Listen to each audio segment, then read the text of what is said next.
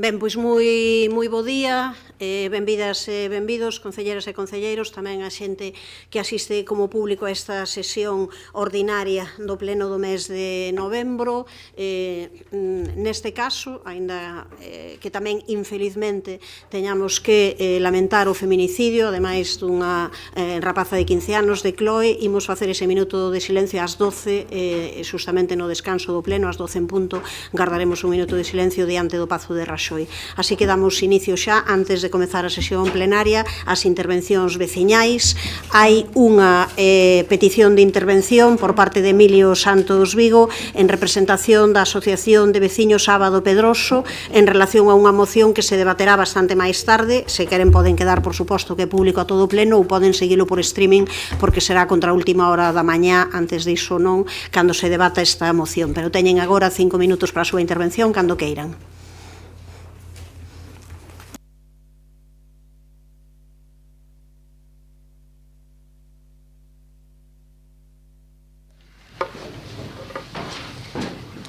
Alcaldesa, concelleiros, secretario público, bo día. Son Emilio Santos e, como algún de vostedes sabe, represento a Asociación de Veciños Ábado Pedroso. Antes de continuar, quero pedir disculpas, comprensión e un pouco de empatía se me paso dos 5 minutos previstos, pois non é doado sintetizar nese tempo o mínimo que teño que expoñer. Grazas de antemán. Continúo entón. Os que estaban aquí seguramente lembren que o 21 de decembro do ano 22, xa hai preto de 2 anos, esta asociación interveu no pleno do Concello reclamando unha serie de actuacións. As peticións que fixemos víronse avaladas coa presentación e aprobación das mocións dos grupos municipais Partido Popular, BNG e Compostela Aberta. Despois dun inicio prometedor, no que o goberno do Partido Socialista, co apoio dos demais grupos municipais, levou a cabo o cambio de luminarias, o asfaltado provisional de Asidros, Bar de Abaixo e Bar de Arriba, e a aprobación do proxecto para o cambio da canalización de augas e asfaltado definitivo das pistas, chegaron as eleccións e con elas o goberno do BNG e Compostela Aberta. Os apoios que nos deron estas dúas formacións políticas cando eran oposición trocaron en esquecementos e dilacións ao converterse en goberno. Despois de 2 reunións co goberno bipartito, varios escritos e conversas telefónicas, a inacción e a parálise son a tónica. Señora Goretti, señora María Rozas, que mudou de cando eran oposición a agora que son goberno? Que mudou? Permítanme compartir unha reflexión. A política e, por ende, os políticos non son un fin en si mesmos. A súa razón de ser é basicamente mellorar a vida dos cidadáns, que, para o caso que nos ocupa, é a vida dos veciños desta asociación que represento.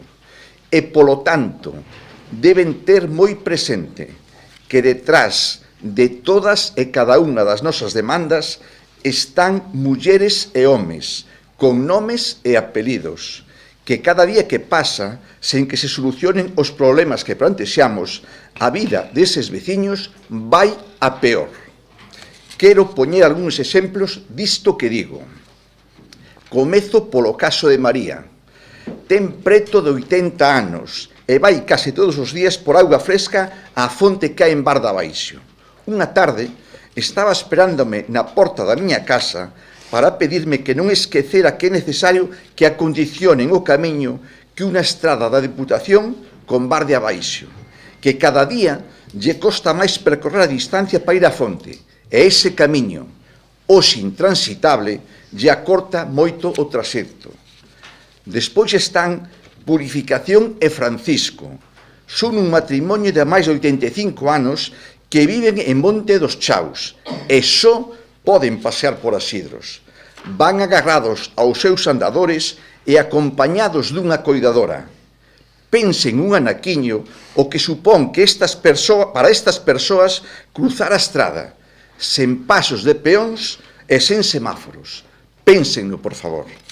Carmen ten gravísimos problemas cognitivos e preto de 90 anos.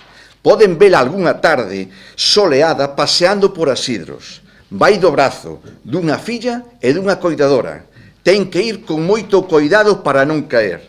Agarda que, dunha vez por todas, se leva a cabo o asfaltado definitivo das pistas.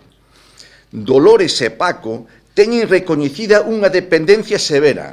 Cando os seus familiares teñen que leválos ao médico ou ten que vir a ambulancia a buscalos, non hai onde aparcar. Por que non se acondiciona o terreo existente como aparcamento? Herminia, María e Carlos, o máis novo pasa dos 80 anos, teñen que cruzar a estrada para botar o lixo, porque o goberno municipal aínda non acondicionou unha pequena plataforma para colocar os contedores de lixo no outro lado da estrada. Por que? Podemos continuar cos problemas dos veciños e veciñas que baixan andando ao centro, algúns cos seus carros da compra e xogando-se a vida, mentras ven desesperados e resignados como a senda peonil leva máis de 3 meses parada e ten importantes problemas de seguridade. Mellor se hai mencionar o tramo da senda que é competencia do Concello, do que non hai nin noticias. Podemos falar tamén de outras melloras que se deben levar a cabo, como son, por exemplo, o alumeado público, que é escaso en algúns sitios e inexistente noutros. A maleza nas fincas das que se descoñece o propietario e están deixadas de man, nunha zona como é a nosa que está declarada de especial risco de incendios, etcétera, etcétera, etcétera. De todas e cada unha destas cuestións teñen vostedes sobrado coñecemento. Teñan moi presente que todos son casos reais, todos, postos negros sobre branco, sen adornos nin artificios. Esta é a nosa realidade, a nosa situación, a que demostra os xustas e urxentes que son as nosas demandas e a proba de como a súa inacción, repito, a súa inacción prexudica gravemente a vida dos veciños. Non quero rematar sen pedirlles que entenden o manifestado como o berro duns veciños pedindo axuda e tratando de remover as súas conciencias. Pedindo axuda e tratando de remover as súas conciencias. Sen máis, no nome da Asamblea de Veciños, que nos mandatou para estar aquí, da Xunta Directiva e no meu propio, moitas grazas pola súa atención. Moitas grazas a vostede, Emilio. Tomamos boa nota das consideracións que acaba de facer e, como comentei con anterioridade, este punto será debatido contra a última hora da mañá.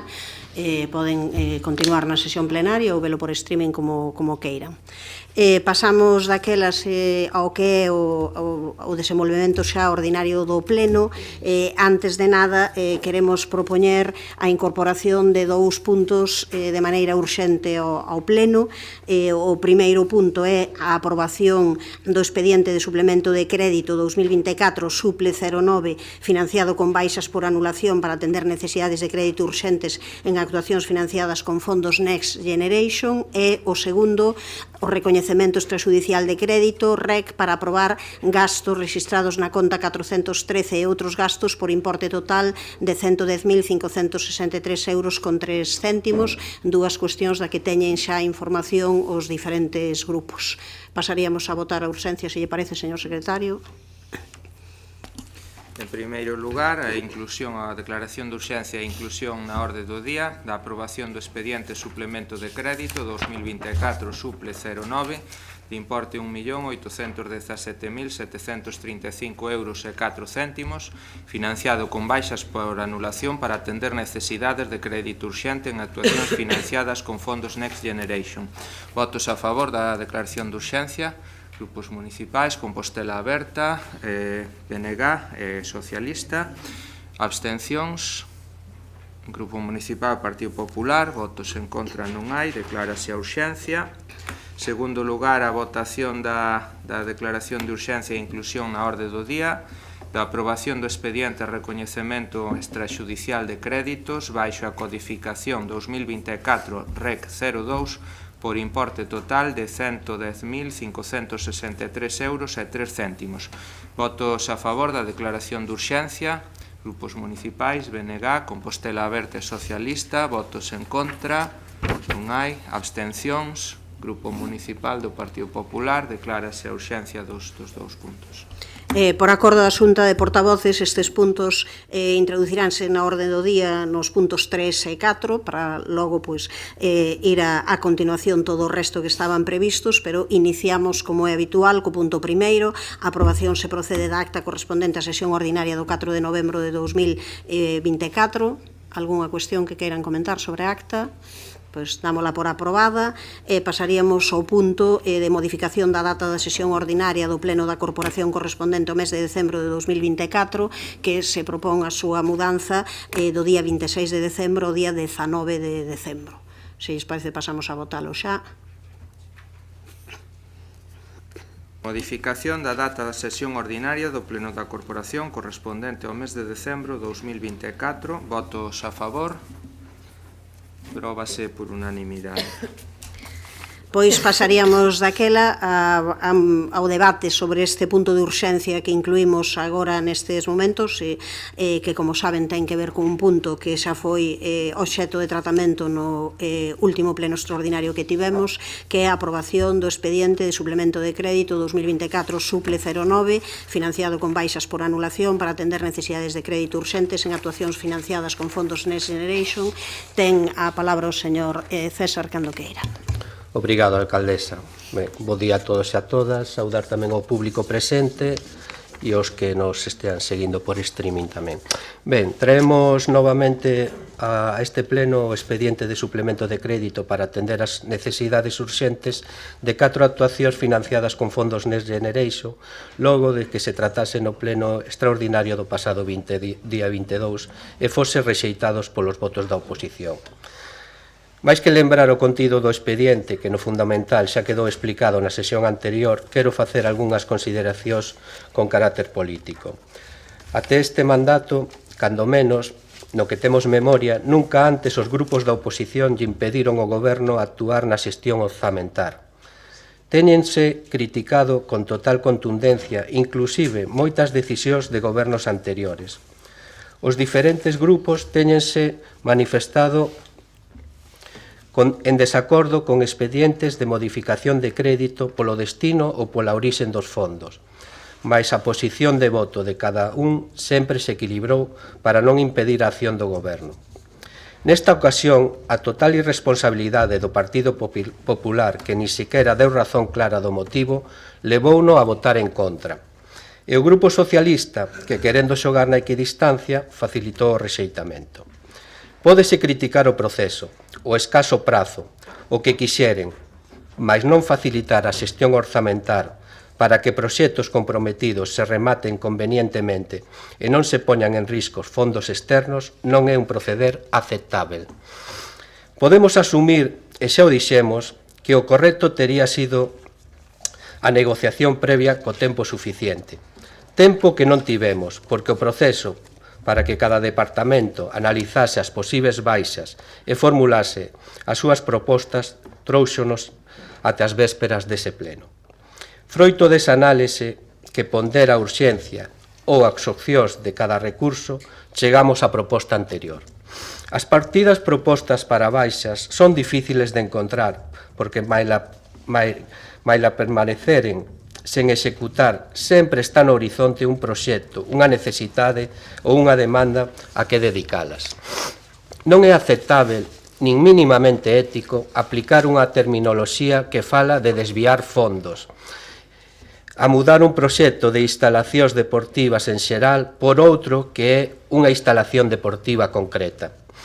Por outra parte, a necesidade de crédito nada ten que ver coa xestión dos fondos europeos que a realiza este goberno. As razóns están xa na planificación e na actividade orzamental inicial desas obras, que non preveron a cantidade necesaria para a urbanización exterior da plataforma logística, que é unha obrigación legal para alén dunha necesidade para que poida funcionar.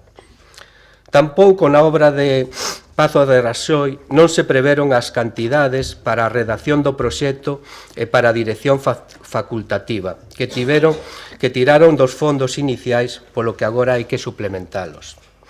non incluíron arranxos fundamentais nunha rehabilitación integral das instalacións deportivas de Vite e Santa Isabel, deixando sen resolver os problemas de humidade. É moi lamentável que o Partido Popular se opuxese a estes 4 proxectos de interese para a veciñanza, abocándonos a posibilidade de perder fondos externos e ter que devolvelos con xuros. A única lectura posible é que o Partido Popular quere xerarlle problemas ao goberno, aínda que iso signifique prexudicar os intereses municipais e, en definitiva, de toda a nosa veciñanza. A nova proposta de expediente introdúcese como principal novidade a baixa dunha partida prevista para mudar o modelo de comedores escolares coa dotación dunha cociña. Un proxecto do que este goberno fixo causa, porque ten o obxectivo de mellorar a calidade da alimentación nos colexios, apostando pola produción alimentar de proximidade, algo que responde a unha demanda das asociacións de nais e pais, e que mesmo foi incluída na Axenda Urbana 2030 que se aprobou no mandato anterior. Non tivemos máis opcións que aceptar as exixencias do Grupo Municipal Socialista. Somos un goberno responsável. A prioridade agora mesmo é dotar estes 4 proxectos. Somos consecuentes con esa necesidade. Tocaránnos agora buscar o xeito de impulsar un proxecto que é necesario e demandado, darlles mellor de comer os nenos e as nenas de Santiago. Descónteme. Agardamos que a conciencia e a responsabilidade da oposición leve aos diferentes grupos a apoiar este proxecto no futuro. Obrigado. Obrigada. Ten a palabra polo Partido Socialista a señora Abal, cando queira. Bueno, bo día a todas e a todos. En primeiro lugar, pois saludar a Emilio da Asociación Veciñal Aba do Pedroso, que moi xustamente e moi claramente pois trasladou neste pleno as demandas sobre as importantes necesidades que existen neste núcleo veciñal e que esperamos sean atendidas polo Goberno Municipal. Entrando no fondo do asunto, e en primeiro lugar, para contestarlles cando dicen que os proxectos de gasto que financian os Next Generation estaban incompletos, como lles dixemos no anterior goberno, benvidos á xestión pública.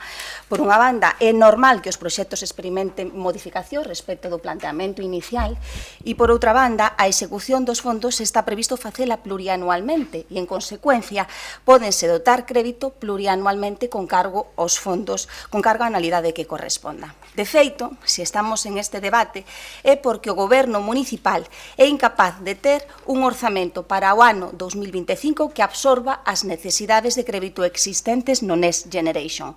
Polo tanto, non desvíen a atención porque esa é a clave do asunto. Son vostedes incapaces de ter un orzamento para o ano 2025 que absorba as necesidades dos créditos dos Next Generation e por eso estamos aquí, porque hai que decidir que partidas se dan de baixa por importe de máis de 1,8 millóns de euros para financiar este modificativo de crédito. Non desvíen a atención. Se vostedes tiveran un orzamento que absorbese estas necesidades de crédito de Next Generation, non estaríamos nesta situación, pero como non o teñen, porque non teñen un orzamento para o ano 2025 que inclúa o financiamento destas necesidades, pois hai que decidir que partidas das existentes se dan de baixa para financiar os Next Generation. Ante esta situación, o Goberno prepara un modificativo de crédito que se olvida xa non só de negociar, senón incluso de comunicar a súa existencia á oposición coa debida antelación. Recordemos que se tramita ante a Comisión Informativa de Facenda a través do procedemento de urxencia e o elevan a consideración do Pleno o venres pasado, a pesar de que dende o Grupo Socialista lles avisamos que non estábamos de acordo coas baixas de máis de 100.000 euros en centros socioculturales do rural, de máis de 200.000 euros en instalacións deportivas, de 200.000 euros en obras de reforzamento e seguridade de muros da cidade, que non estábamos de acordo coa baixa de crédito nestas partidas, que o Goberno Municipal denominou pequenas partidas. Recórdame isto ao de pequeños hilillos de plastilina. Xulguen vostedes a vista dos importes se estamos ante pequenas partidas. Pero a pesar da honesta advertencia do Grupo Municipal Socialista e baixo o argumento de que dende os servicios económicos nos dicen que non nos dá tempo a tramitar un novo modificativo de crédito, tiran para adiante e elevan o modificativo ao pleno sen o máis mínimo debate coa oposición e, sobre todo, e isto é o máis importante, sen a máis mínima análise das necesidades dos proxectos de gasto que dan de baixa. Decían estes días, entre as múltiples declaracións que fixeron para tapar a súa nefasta xestión neste asunto, que nunca vira, e o dixo hoxe o concelleiro de Facenda, que nunca se vira ata o de agora que a oposición vetase un modificativo de crédito, non concelleiras e concelleiros do goberno. O que nunca se viu ata agora é que un goberno municipal en minoría elevara a consideración do pleno un modificativo de crédito sen o máis mínimo diálogo coa oposición e o máis importante, sen a máis mínima análise das necesidades de gasto inmediatas que financian os proxectos de gasto que pretendían dar de baixa. E iso foi o que lles pedimos desde o Grupo Socialista, que fixeran unha análise como é debido. En esa análise foron vostedes os que recoñeceron que non se podían dar de baixa a partida destinada ao financiamento das actuacións de mellora e reforzo dos muros de cidade, porque non poden garantir, sobre todo a vista da maneira cada vez máis porque non poden garantir a súa seguridade, sobre todo a vista da maneira cada vez máis intensa de chover en Santiago que temos últimamente. Gracias a un Grupo Municipal Socialista fixeron vostedes esta análise. Unha análise na que se debe facer, o que se debe facer é decidir de que partidas se propón a baixa atendendo a dous factores ou a dous elementos claves. Por un lado, a existencia de crédito e, por outro lado, o momento temporal no que se poden atender a esas necesidades. É evidente que existen necesidades importantes e urxentes que atender nos centros socioculturales do rural, nas instalacións deportivas. É evidente, e así o recoñeceron, que non deben dar de baixa os 200.000 euros de crédito destinados ás obras de reforzamento e aseguramento dos muros da cidade. É evidente, público e notorio que o Goberno Municipal non ten pensado poñer en marcha o suposto novo modelo de comedores ata o curso 2026-2027 e así o recoñeceu o Goberno Municipal cando prorrogou o actual contrato ata o 30 de xullo de 2026. En consecuencia, como conclusión, as necesidades dos centros socioculturales do rural, de instalacións deportivas e de muros de reforzamento da cidade existen e deben atenderse coa máxima celeridade, sen que poidan esperar hasta o curso 2026-27. Esta é a análise que deben facer, pensando nos intereses da cidade e con valentía. A análise que, como mínimo, se presupón por parte dun grupo, dun goberno municipal, cando, como é o caso, os recursos son escasos e as necesidades están fora de toda dúbida. Moitas gracias. Grazas polo Partido Popular. Señor de la Fuente, cando queira. Bo día. Este asunto que hoxe volvemos a debater no pleno é o perfecto epítome do que a xestión deste goberno local está ofrecendo á cidade. Falta de xestión. Esta modificación orzamentaria é consecuencia dunha mala xestión do actual goberno referida a proxectos que quedaron perfilados xa polo anterior goberno. Non son capaces de continuar cos proxectos errados que podemos esperar dos proxectos que teñan que iniciar vostedes. O goberno do BNG nunca logrou coller o pulso da xestión municipal e non hai área de xestión que non sufra demoras, atrancos e mesmo parálise. Podemos falar dos preocupantes datos do pago medio a provedores, o peor de Galicia, xunto de Ourense, dos impagos que están a sufrir os provedores municipales, o tecido empresarial, o tecido productivo da cidade, sobre todo pequenas, medianas empresas e autónomos, que sofren meses e meses de demoras no cobro das súas facturas, poñendo en perigo a súa pura subsistencia. E a precariedade na prestación dos servicios que desto se deriva, por poñer dous exemplos, centros socioculturais que suspenden actividades, petición de rescisión de contratos, ou automóviles da policía, de bombeiros e de protección civil que non poden repostar, polo tanto, non poden prestar servicio. Podemos falar das partidas presupuestarias sen executar ou con baixo nivel de execución de gasto, só o 20% nos gastos de capital. Para que queren os autoproclamados orzamentos máis altos da historia se non saben xestionalos? Para que insisten en crear novos impostos para que insisten en incrementar o IBI. Adaptaron a súa estructura orgánica municipal ás súas necesidades e incrementaron notablemente os altos cargos e os asesores. Para que? En que notan os cidadáns esa inflación de altos cargos e asesores? En que notan os cidadáns os casi 2 millóns de euros anuais que costa o equipo de goberno? Teñen os orzamentos máis altos da historia e temos o nivel máis baixo de execución presupostaria e o pago medio de provedores abocado. E agora nos botan a culpa ao Partido Popular. Donde está o orzamento do 2025? Non son capaces de elaborar o proxecto de orzamentos deste ano e nos botan a culpa ao Partido Popular, con que nin siquiera teñen a ben falar. 2. Falta de diálogo. Se comportan como se tiveran unha cómoda maioría e o respaldo dos veciños de Santiago, esquecendo que non gobernan por vontade da xente, gobernan por un pacto entre perdedores. Non gobernan por vontade popular, gobernan por decisión do Grupo Socialista. Sin eles, vostedes non gobernarían. Se comportan como se tiveran a legitimidade de gañar as eleccións, legitimidade que só ten o Partido Popular, o partido que gañou as eleccións municipais, e en lugar de gobernar con humildade, gobernan con soberbia. 3. Falta dun proxecto de cidade. Hai menos dunha semana querían meter a man nos orzamentos para deportes e para centros socioculturais para financiar as obras postas en perigo pola súa neglixente xestión. Era imprescindible facelo, dicían, como volveu a repetir hoxe o señor César. E hoxe, 6 días despois, polo tanto, si había marxen para a negociación, había tempo, e por obra e gracia do socio preferente, os cartos poden sair doutras partidas. Deixaron claro, en todo caso, que a súa última preocupación son o deporte, o tecido deportivo da cidade, que reclama e necesita máis e mellores instalacións, e os centros socioculturais do rural, e os veciños e o tecido asociativo do rural, que reclaman tamén e necesitan tamén mellores instalacións. Había outras partidas das que detraer eses fondos necesarios, estámoslo vendo hoxe, pero decidiron que era preferente desviar cartos do deporte e dos centros socioculturais. Desviar, según o diccionario, é dedicar os cartos a un fin para o que non estaba previsto. É a palabra idónea para catalogar ou definir o que vostedes quixeron facer cos presupostos de deportes e de centros socioculturais.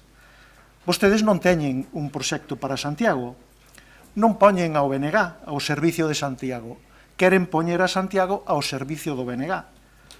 O seu proxecto, en realidade, é a Biblia ideolóxica do BNG. Non dubidan en poñer a cidade a servicio do proxecto. Son un goberno radical. 4. Falta de talante democrático. Amosaron a súa faciana xa desde o principio do mandato.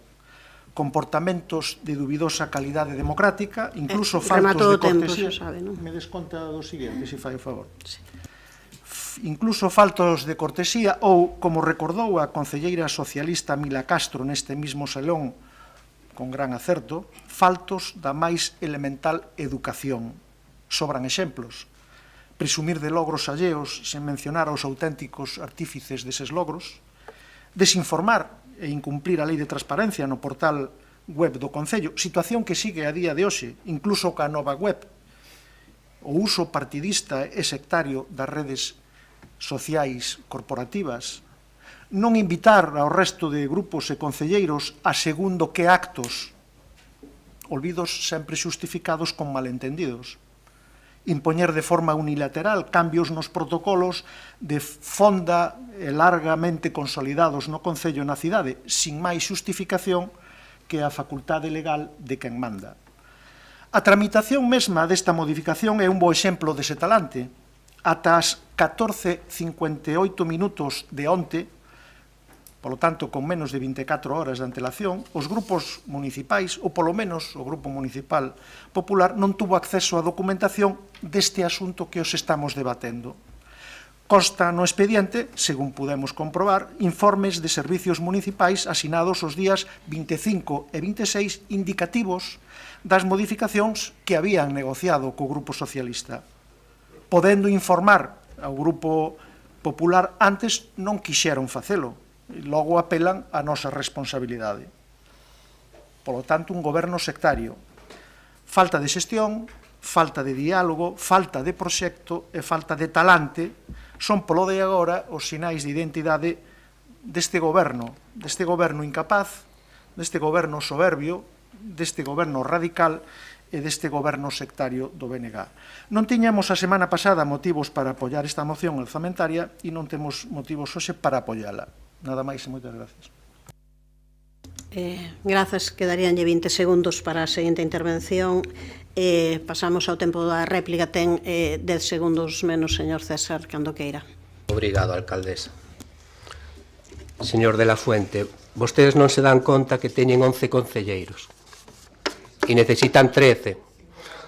Aquí, como Vox non ten ningún, pois non poden negociar con ninguén, que só saben negociar coa ultradereita, pois por eso están na oposición.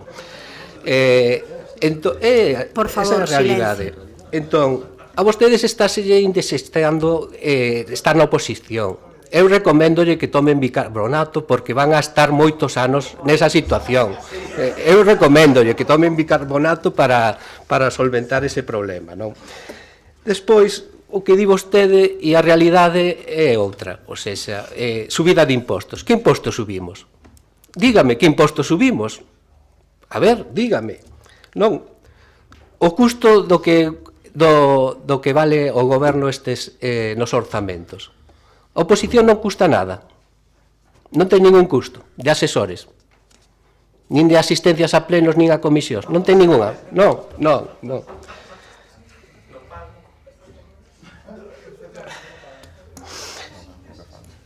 Ben, o que está dicindo, como digo, pois non se axusta nada á realidade. Ben, en canto a señor... Ben, unha cousiña tamén. A documentación non foi mandada ás 2 da tarde, e ten unha compañeira que recibiu a documentación moito antes desa hora, vale?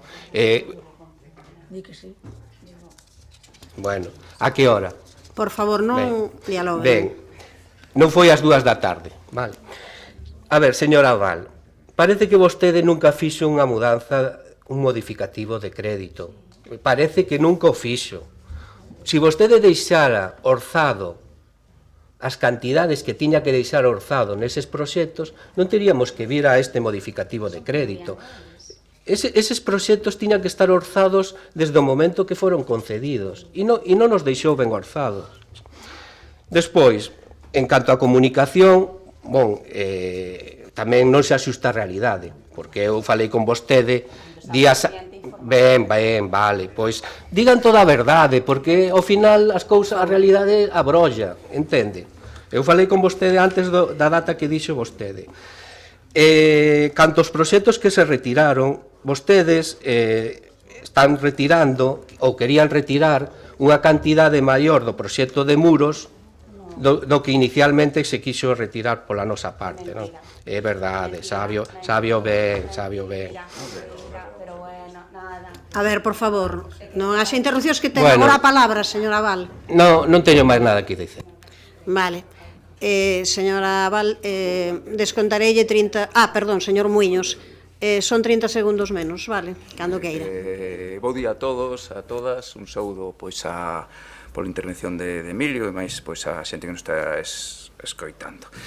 Señor Manuel César, vostede non sei se quere que realmente votemos a favor pois deste expediente. Así lo digo, é que de verdade, que a súa intervención non sei que quere,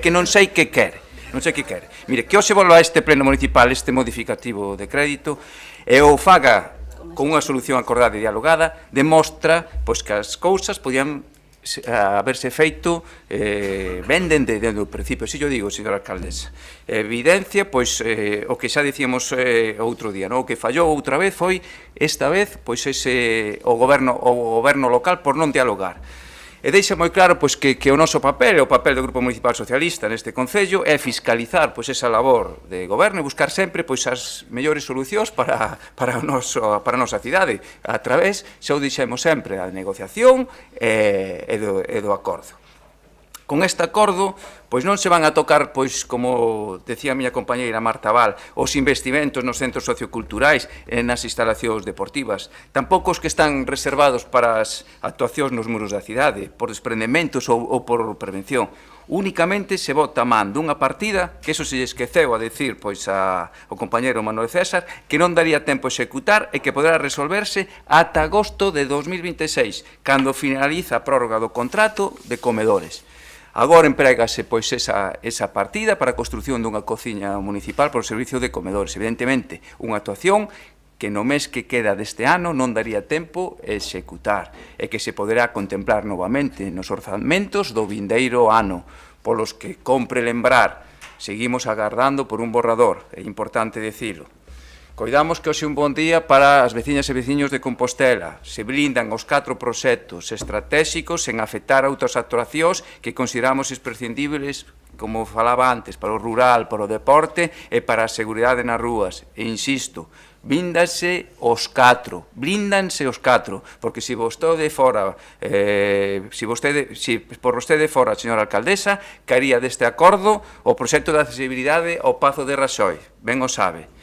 Xa para rematar, unha última cousa lle digo, cando alguén quere chegar a un acordo, non busca quen querer botar as culpas, busca solucións. Vostede ao sair deste pleno, do venres, a súa prioridade non era alcanzar o acordo, era enviar un comunicado para sinalar ao Grupo Municipal Socialista como responsable e tapar así pois a súa mala xestión dos fondos europeos. Señor Muiños. Remato xa. Despois do comunicado quixeron xogar a terxiversar o acordo con medias verdades e mentiras. Respóndame esta pregunta antes da votación. De verdade quere seguir por ese camiño? Vais a apuntar vostede esta estrategia do Partido Popular das pataletas nos medios de comunicación? Nese camiño, xa yo adianto, non nos vai a topar, Teñen que respetar os tempos, por favor. Ten, señor de la Fuente, 20 segundos, cando queira. Sí, simplemente correo electrónico enviado desde o corporativo pleno 14:58 horas do día de onte. Inda que parezca que podo convertir isto nunha sesión de Barrio Sésamo ao señor concelleiro de Facendo, que leva os contos do Concello. 11 concelleiros son máis que 6, casi é o doble. E respecto ao tempo que vamos estar na oposición, pois será o tempo que queiran os cidadáns que estemos na oposición. Remato o seu tempo, en todo señor caso, de la Fuente. seguramente menos tempo do que leva Ana Pontón no Parlamento de Galicia sendo oposición. Grazas, señor de la Fuente. Ben, hai unha cuestión que eu creo que é a que hoxe debemos de trasladar a todo o mundo, ao conxunto da poboación. Hai 4 proxectos europeos importantes realmente para esta cidade, 2 cuestións que teñen que ver con instalacións deportivas, un tema de accesibilidade ao Pazo de Raxoi e de seguridade, e hai outra cuestión tamén que ten que ver con unha plataforma logística e a necesidade de urbanización exterior. Eu creo que é unha boa noticia que eses proxectos poidan levarse a cabo.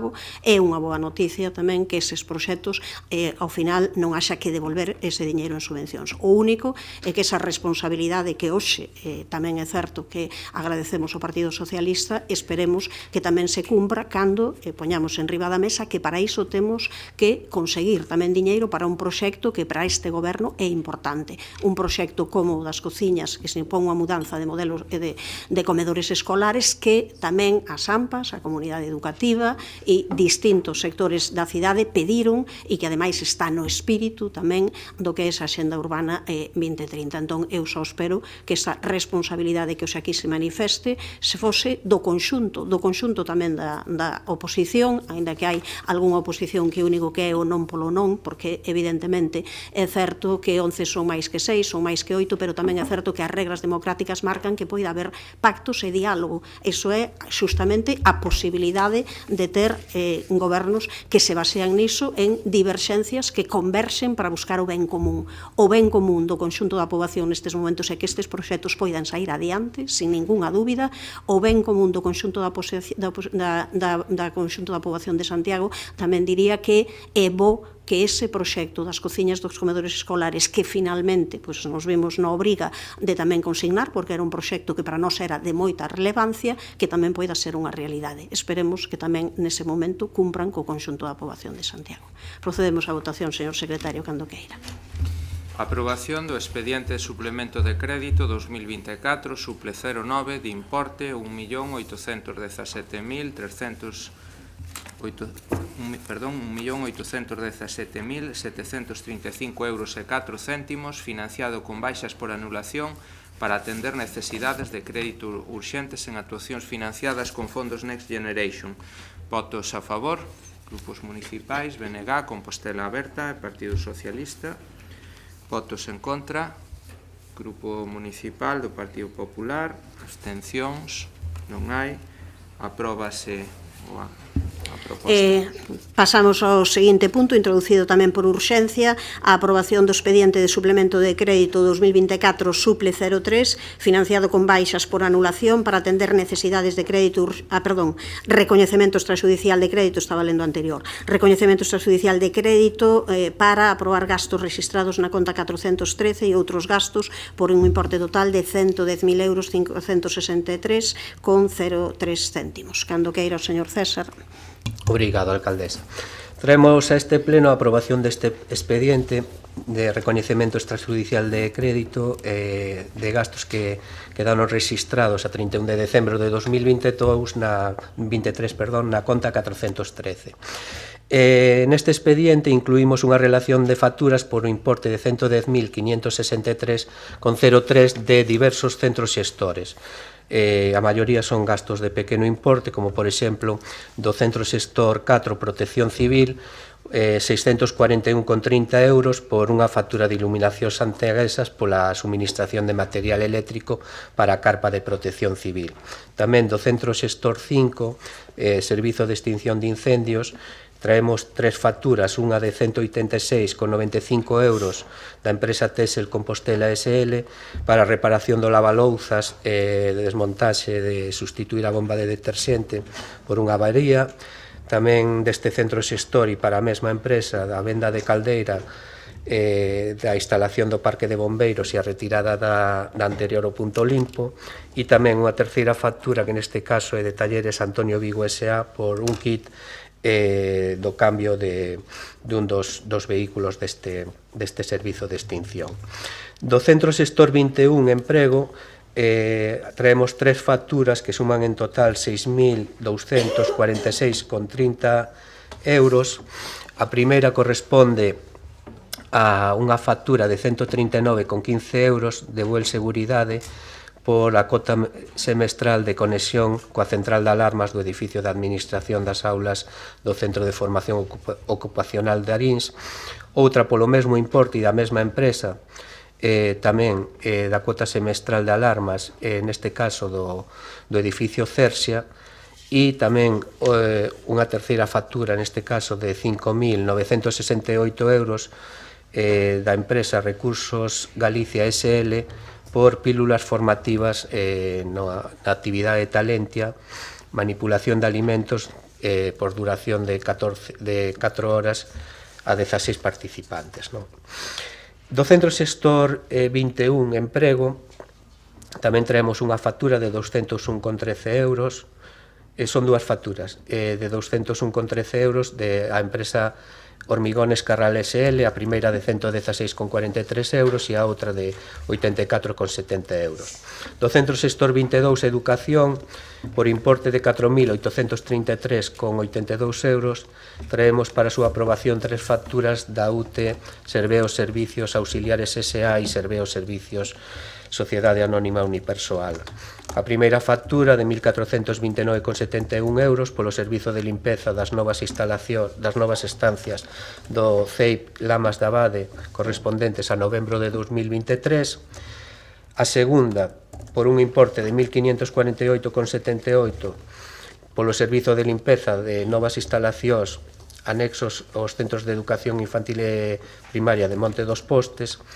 e a terceira por un importe de 1.855,83 polos servizos de conserxería das novas estancias do CEIP Lamas da Abade correspondente a novembro de 2023. Do Centro Xestor 24, banda de música, e por un importe de 1.210 euros, a factura emitida por Antonio Barros Serodio pola súa actuación o día 20 de xuño acompañando a banda municipal de Santiago.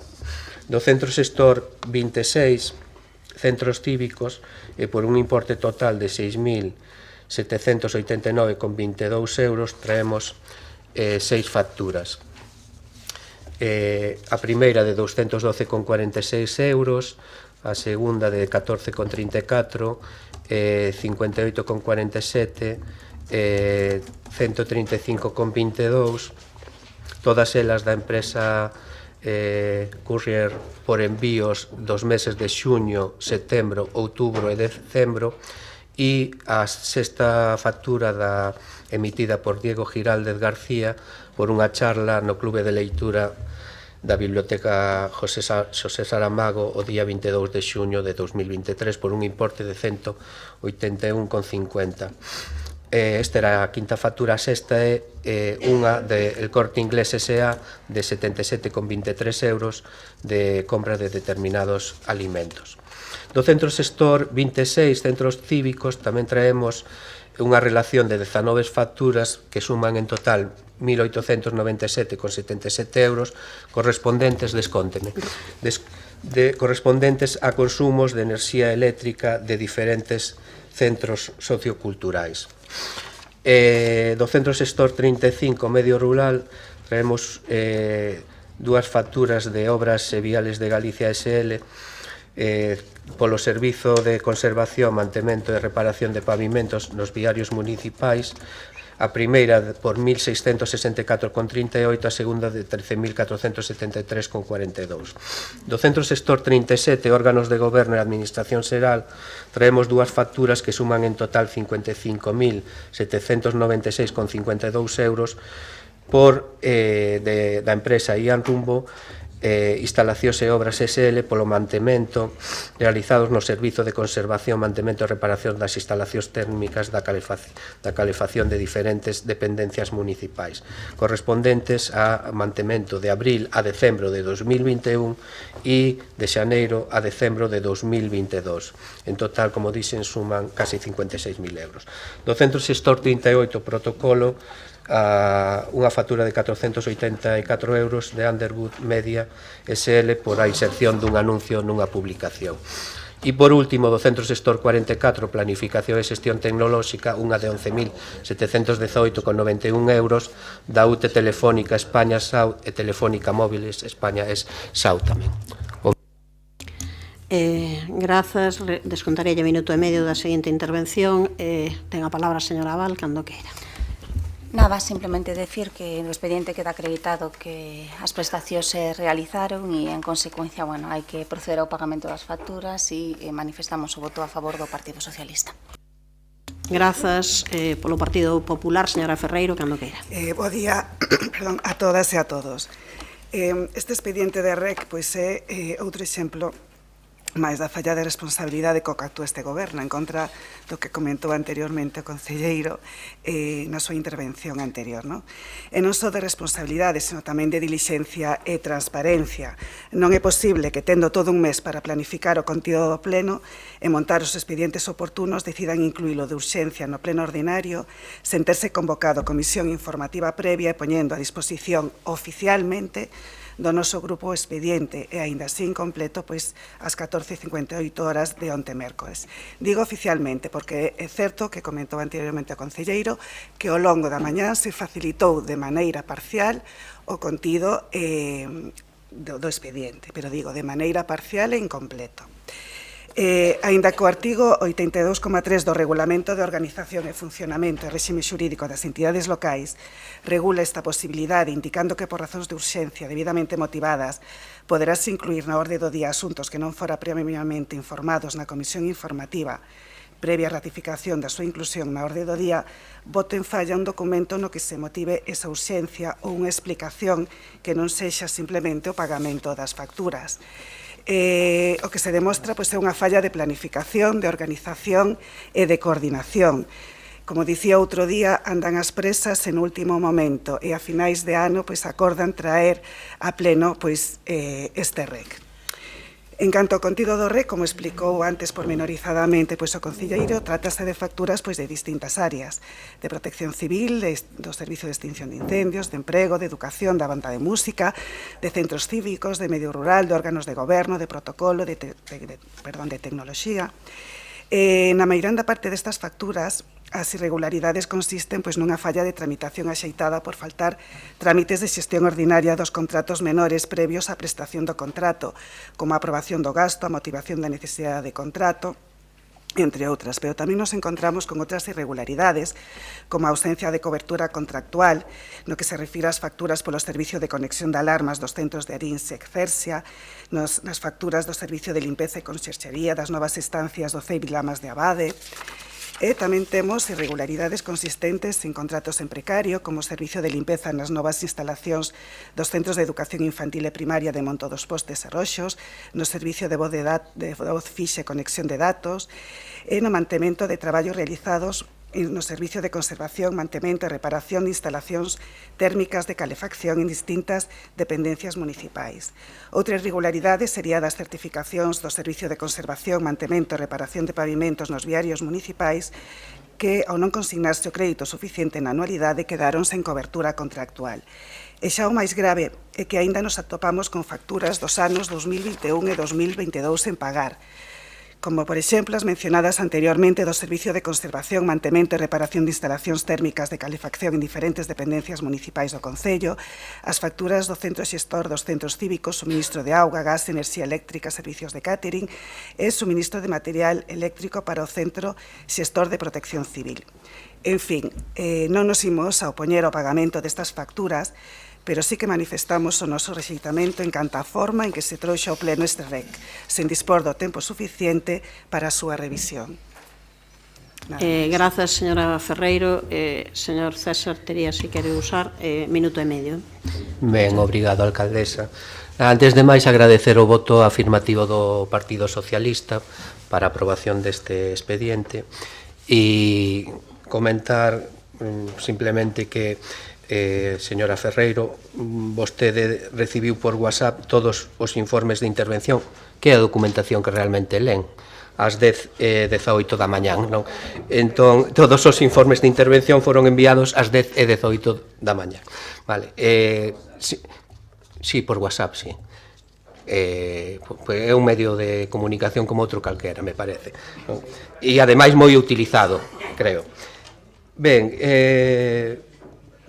quixemos traer isto por urxencia ao pleno porque aforrarlle un mes menos de espera a estes fornecedores parecenos importante. Son facturas moitas veces de pequenos fornecedores e se quitan adiante, pois millor pagalas canto antes e non esperar o mes de decembro para volvelas a pagar.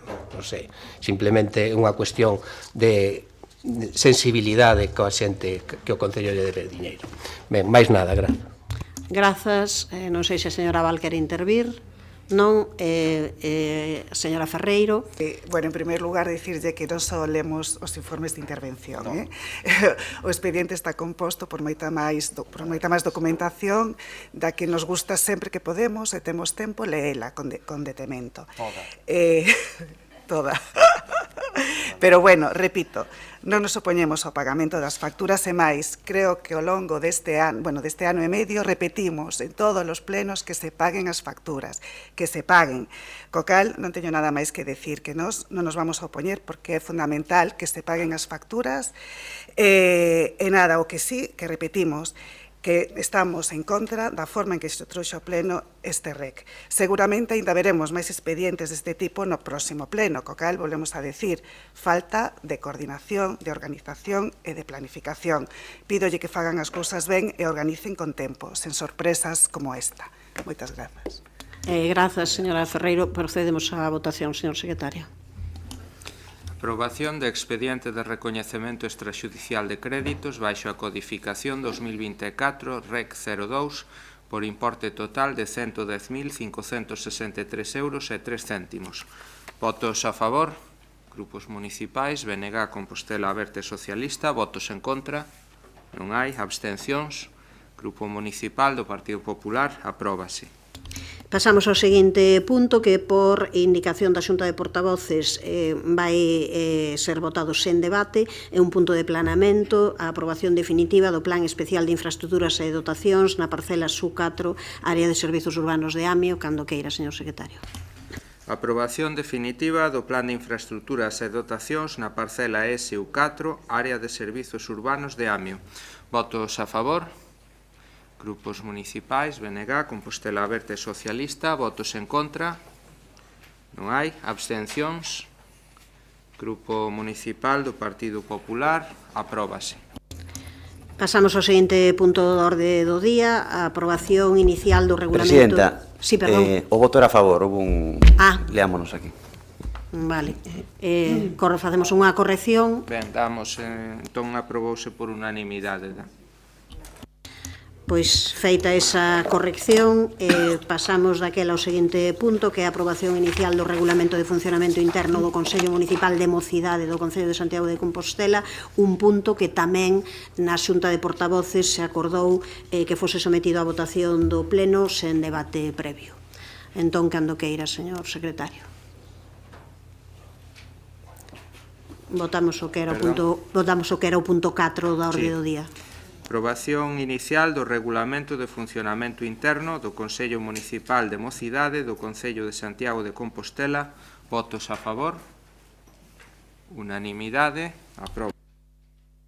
Pois pasamos ao capítulo de proposicións. A primeira é unha proposición presentada polo Grupo Municipal do PSDG-PSOE para a implantación da fórmula dos parlex comerciais para a mellora do espazo público e incentivar o fluxo peonil. Señora Castro, cando queira. Grazas, señora alcaldesa, e bo día a todas e a todos os compañeiros e compañeiras de corporación. Un saúdo tamén para Emilio Santos, que nos acompañou ao inicio deste pleno en representación da veciñanza da Aba do Pedroso. Ben, a proposta que traemos hoxe desde o Grupo Municipal Socialista é unha desas iniciativas que demostran que o pleno é algo máis que un espazo de debate, que non digo que non sexa importante debatir, todo o contrario, é fundamental, pero é algo máis. O pleno é ese espazo no que as persoas que estamos aquí sentadas, representantes da cidadanía, podemos construir solucións reais que melloren a vida das nosas veciñas e veciños. Esta é unha desas propostas que buscan facer unha Compostela máis viva, máis humana e máis amable. Os parques son pequenas prolongacións de beirarrúa que xeran un espazo público para a socialización, o descanso e o disfrute da veciñanza. Trátase de ensanchar as beirarrúas, pero non tanto como lugar de paso, senón como espazo de convivencia e socialización. Verían a ser como uns miniparques ou unhas mini praciñas. Esas estructuras que apenas ocuparían o sitio de unha ou de dúas prazas de estacionamento incorporarían mobiliario urbano, vegetación ou outro tipo de instalacións de xogo que permite gañar espazo ao vehículo. Con isto non só poderíamos mudar a estampa urbana da nosa cidade, con máis verde, con máis espazo de lecer.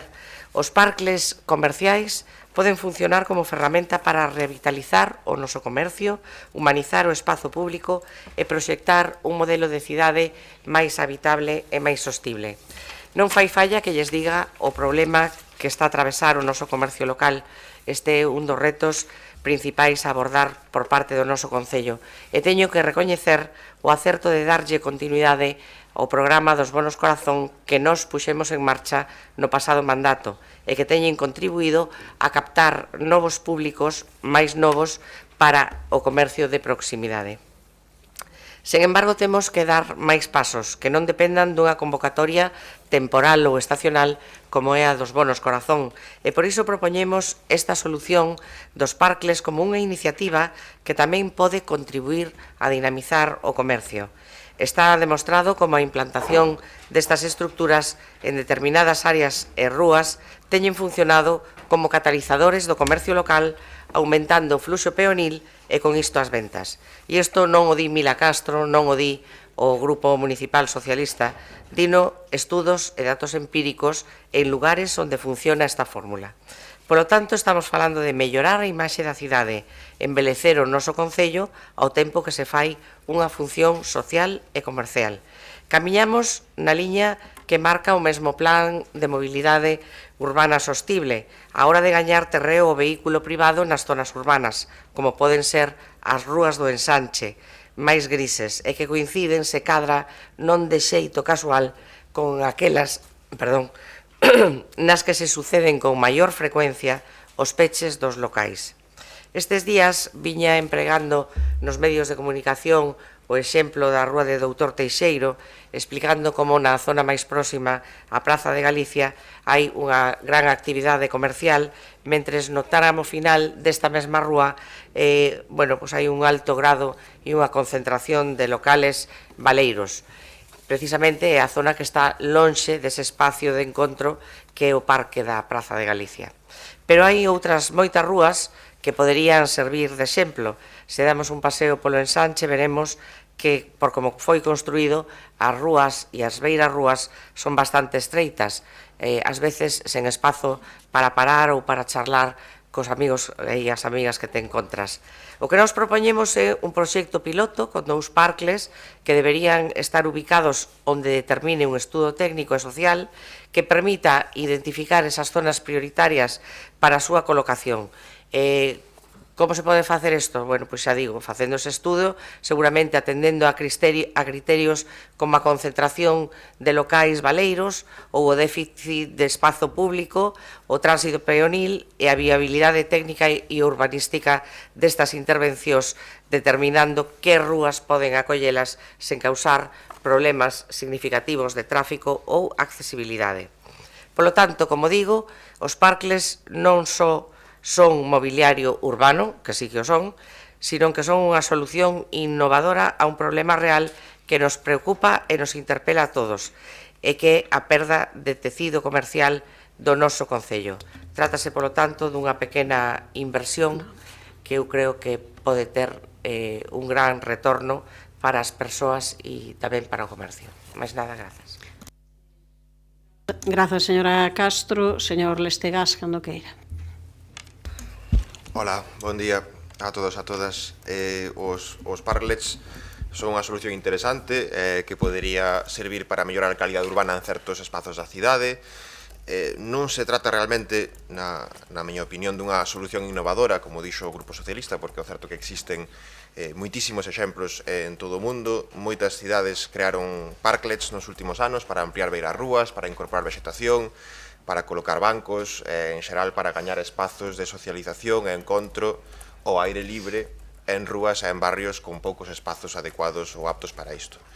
Nalgúnas cidades do mundo, e San Francisco é un exemplo moi paradigmático, puxéronse en marcha programas para promover, para facilitar a creación de parklets por parte de particulares, non necesariamente con fins comerciais, isto é importante subliñalo, sempre coa correspondente autorización municipal e acompañamento tamén por parte da administración municipal. Obviamente, non todos os espazos urbanos son adecuados para a creación de parklets, ou non o son para a creación de calquera tipo de parklet, porque o certo é que non todos teñen as mesmas características, nin serven para a mesma finalidade. Nos estudaremos a posibilidade e a idoneidade de desenvolver esta solución a algún espazo da nosa cidade, efectivamente, mentre seguimos traballando en actuacións máis integrais, máis ambiciosas e tamén máis a longo prazo para mellorar a calidade urbana dos nosos espazos públicos, que é unha prioridade deste goberno. Non esquezamos que hai ámbitos da nosa cidade que poden non ser adecuados para isto, por diferentes razóns. A proposición do Grupo Socialista, que é interesante, define unhas actuacións demasiado acoutadas, centras exclusivamente no que denominan parklet comercial, cando hai poden ser tan ou máis interesantes como a esa, que nin sequera definen exactamente en que consistiría, como funcionaría, que deseño tería, etc. Nós consideramos que a estrategia, se o Concello realmente aposta por esta fórmula, ten que ser moito máis ampla, ten que incluir a iniciativa particular, ten que incorporar a participación pública na súa planificación e incluso no seu deseño, e non ten que limitarse a un carácter comercial. Grazas. Por parte do Partido Popular, señor Villa, cando queira. Moi bo día. En primeiro lugar, o Partido Socialista, ese eslogan do Partido Popular da campaña dun Santiago máis amable, máis humano, máis familiar, vemos que hoxe o mencionaron, parece que están pasando o bando correcto. Non podo dicir que o tema dos parkles sexa unha mala proposta, porque evidentemente pois non o é, non? Todo o que sexa mellorar espazos da cidade ou dotalos de decoro, neste caso de vegetación ou de mobiliario urbano, pois parecenos totalmente correcto. O problema é cando non toca, non? Eu creo que agora mesmo non sería comprensible que o Concello de Santiago gastase ningún euro en facer un parklet nunha rúa comercial do centro, cando, pois a día de hoxe, hai falta de luminosidade, cando o mobiliario público está totalmente deteriorado, cando non hai unha limpieza das rúas digna, cando non se está a realizar mantemento de xardinería nin se está a recoller a folla ou poda de árbores, é dicir, non está xustificado gastar nin un só euro neste tipo de espazos cando non cumprimos ningún servicio tan mínimo como é o dito, limpeza, luminosidade ou parques e xardíns. Polo tanto, pois, dito que non toca, e dito que parecenos unha falta de respeto neste momento, o noso voto vai ser abstención. Tempo para a réplica, señora Castro. Vou descontar 15 segundos, vale, cando queira. Ben, grazas. Moi breve. Por empezar por o final, eu podería pensar calquera cousa que me podera decir o señor Villa, menos que isto é unha falta de respeto, traer esta iniciativa ao pleno. E con respecto a quen toma as ideas de quen, ao final do pleno seguro que lle vai de volta a afirmación que acaba de facer. E en canto ao señor Lestegas, dúas cousas. Primeiro, eu dixen que é innovadora, porque en Santiago, a pesar de que hai zonas, estou pensando, por exemplo, na Rúa dos Concheiros, que poderían actuar deste xeito, con eses bancos ao lado da zona verde, debaixo das árbores, tal como parkles non hai nesta cidade. Polo tanto, falo de innovación nese sentido.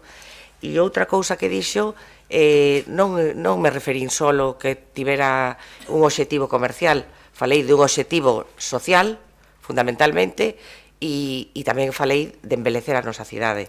Polo tanto, as dúas cousas que dixo, non sei se non me entendeu ben ou eu non me expliquei ben.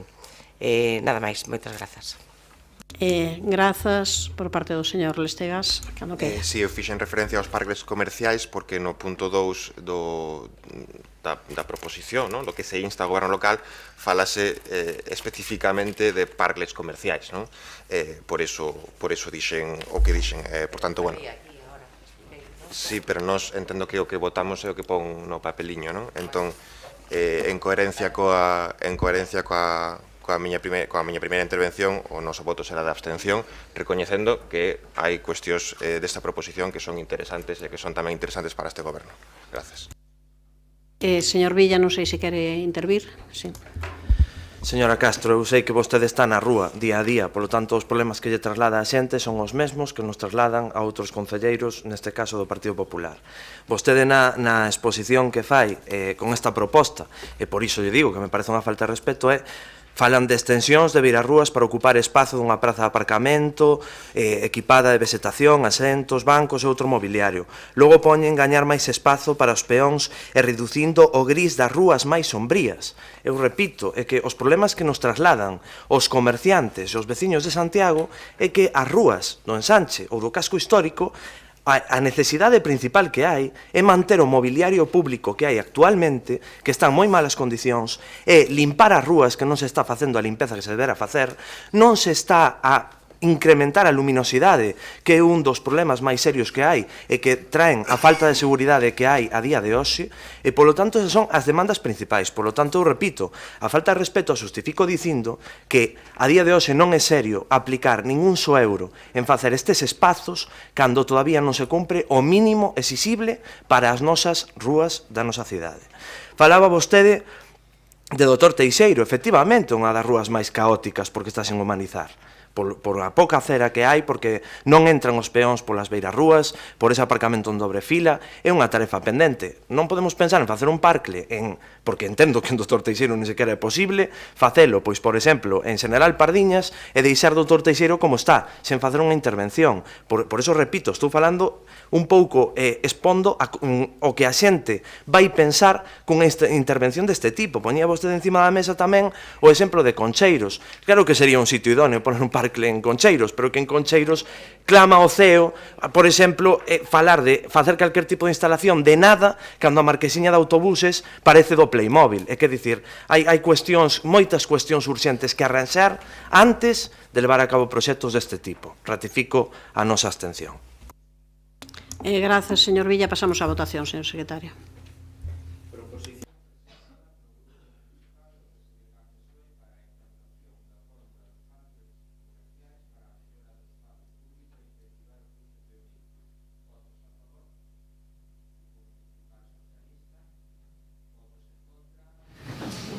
Abstencións, grupos municipais, Partido Popular, Consistera BNG, apróbase a proposición. Pasamos á seguinte proposición, tamén presentada polo Grupo Municipal do PSDG-PSOE, relativa á senda ciclista entre Milladoiro e San Caetano e que afecta ao banquete de Conxo.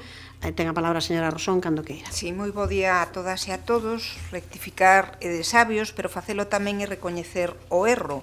E a Xunta de Galicia errou coa senda ciclista entre Milladoiro e San Caetano.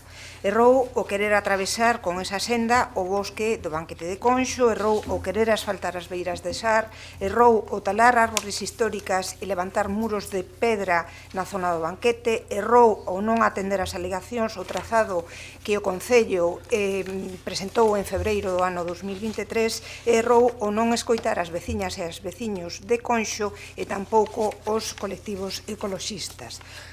Modificar o trazado agora é o máis claro síntoma de que errou, porque cando as cousas se fan ben non fai falla cambialas, non cree, señor Berea? Partindo desa base que ninguén poderá cuestionar porque os feitos son os que son, e o certo é que nós celebramos que agora a Xunta do Partido Popular se abra a modificar o trazado, aínda que sexa só presuntamente. A realidade é que chega tarde, segue sen practicar o diálogo social e a modificación do trazado segue presentando eivas moi importantes, aínda que algo me fai pensar que o cambio non se debe a preocupacións ambientais nin a movilización social, senón simplemente a apertura de diligencias penais pola Xustiza Española e pola Fiscalía Europea Anticorrupción, chámenlle intuición. E o caso é que, de novo, a Xunta do Partido Popular erra no mesmo. O Partido Popular é capaz de tropazar dúas veces na mesma pedra. Outra vez, un itinerario sen diálogo, nin consenso, sen acordos coas veciñas e veciños, nin co Concello. E o que é peor, seguen sin entender que a zona pola que transcurre a senda de Conxo é moi delicada, cun grandísimo valor medioambiental e cultural.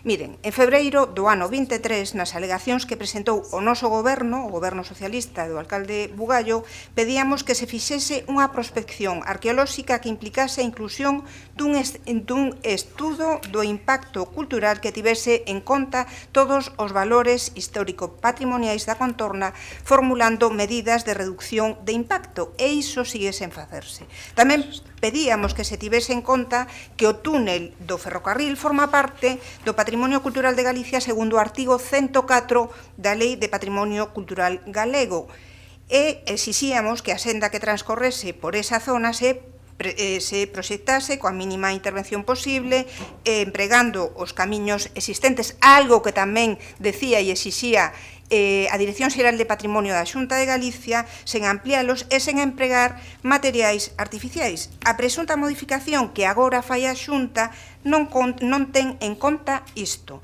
Segue empregando o formigón poroso en toda a zona. Atravesa igualmente o recinto do antigo mosteiro de Conxo. Segue a pavimentarse a zona que transcurre o carón da fonte de Abrirse da Cuncha a uns pasos do Merendeiro e nas inmediacións do túnel da Fervenza do antigo ferrocarril non hai cambio ningún respecto ao proxecto orixinal e unha zona na que de verdade se ten actuado de forma moi agresiva con toda a contorna, creando novos itinerarios, talando árbores e levantando un enorme muro, todo en contra do dictamen e do informe de Patrimonio da Xunta de Galicia. Por iso defendemos dende o Grupo Municipal Socialista que este proxecto debe contar cunha oposición frontal desta Corporación Municipal novamente. A xestión do Partido Popular neste asunto só trouxo destrucción de patrimonio natural, crispación social, unha senda que non ofrece ningunha mellora en termos de mobilidade sustentable, obras paralizadas cun monte arrasado, parques e zonas verdes